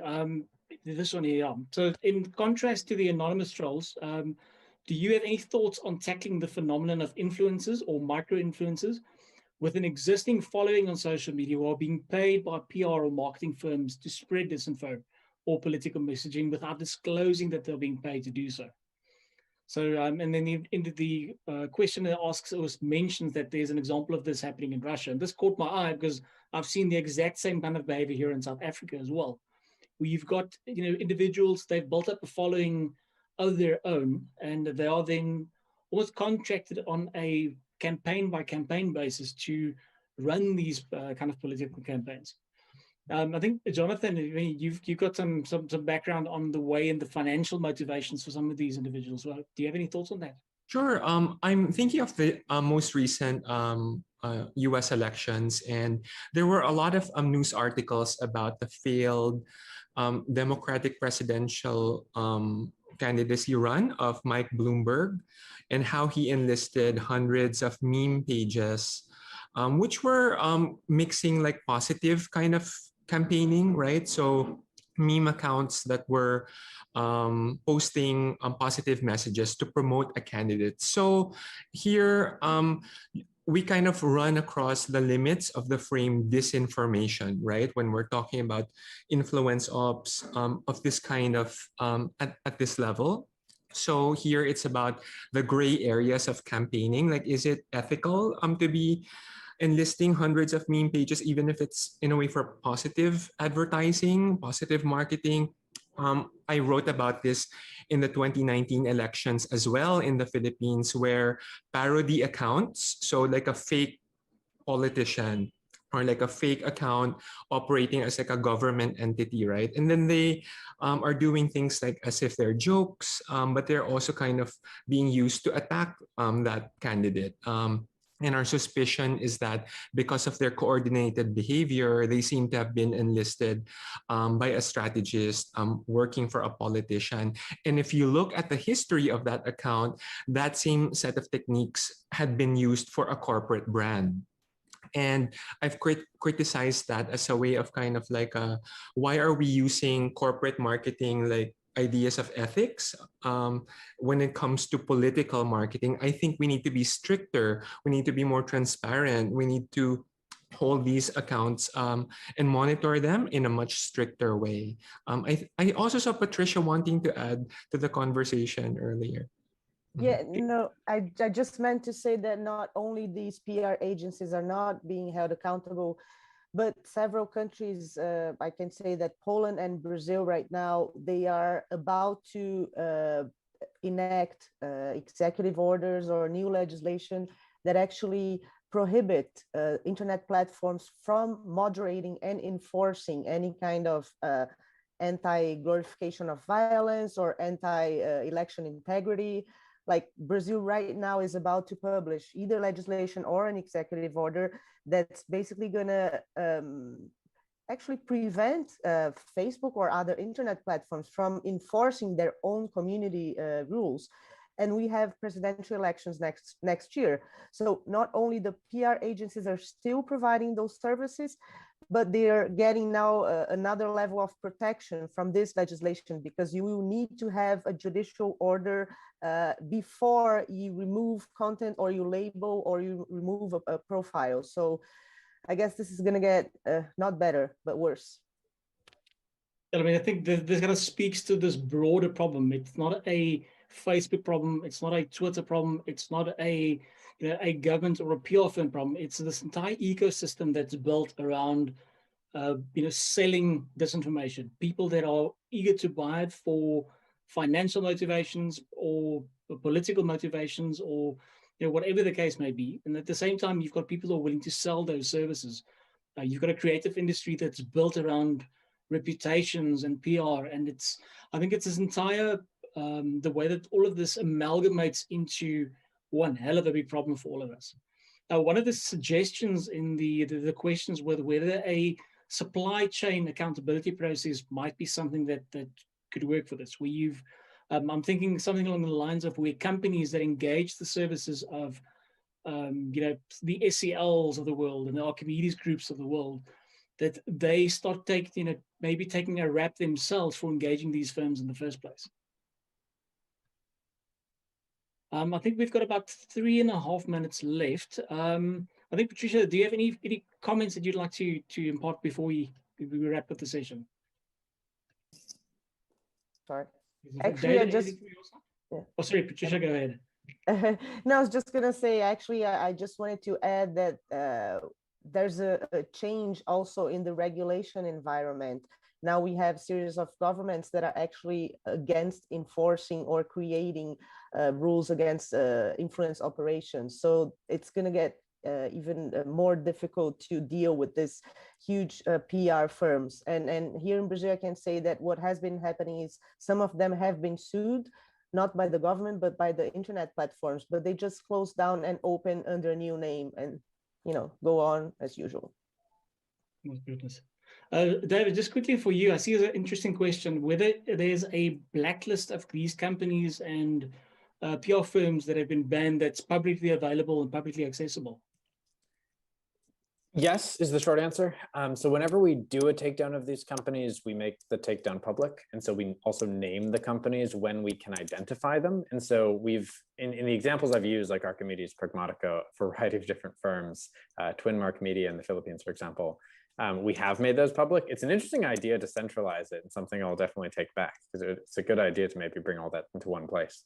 I also wanted to just maybe plus one Patricia's comment that there is an opportunity here for the folks who might be joining the conference from European or US regulatory bodies, right? To think about whether there is a way to create some norms around enabling enforcement against this type of activity, because Europe has already been at the forefront of leading on privacy regulation. There's opportunity for Europe to say, this is what we think is appropriate behavior in the PR and marketing space. This is what we expect platforms to do to moderate bad behavior by those companies. And we want to see that from more places around the world. It would help set an example that right now, unfortunately, I think to Patricia's point, that ground is being lost to countries that, quite frankly, are trying to make it harder to disincentivize this type of behavior. So a big endorsement of trying to make it easier to do this enforcement so that we can try and take these types of companies down. Emma, just briefly, a parting remark from you.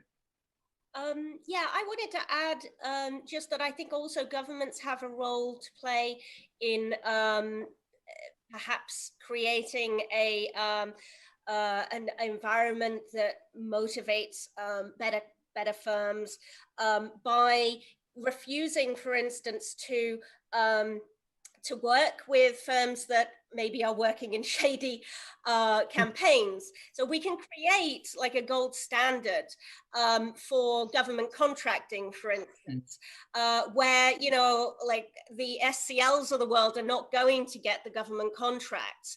And there is more declaration happening, to governments, and, they require more transparency over these firms so that they can't get away with, being an unethical actor and still taking taxpayers' money. So there's also other ways that we can incentivize and enforce that.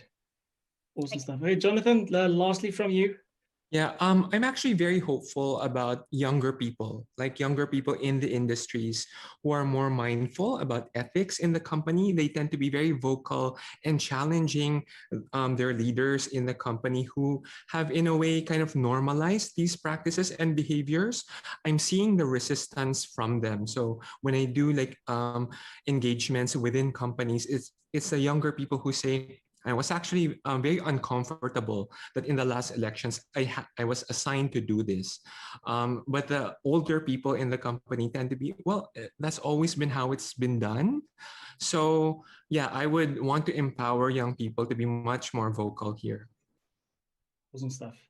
I think with that, we're going to be wrapping up the panel. David, Jonathan, Patricia, and Emma, thank you very much for joining us this evening. I hope thank you very much for your time, for sharing your experience. And I hope that the viewers themselves also can take away some proper insights from the session. Back over to you, Graham.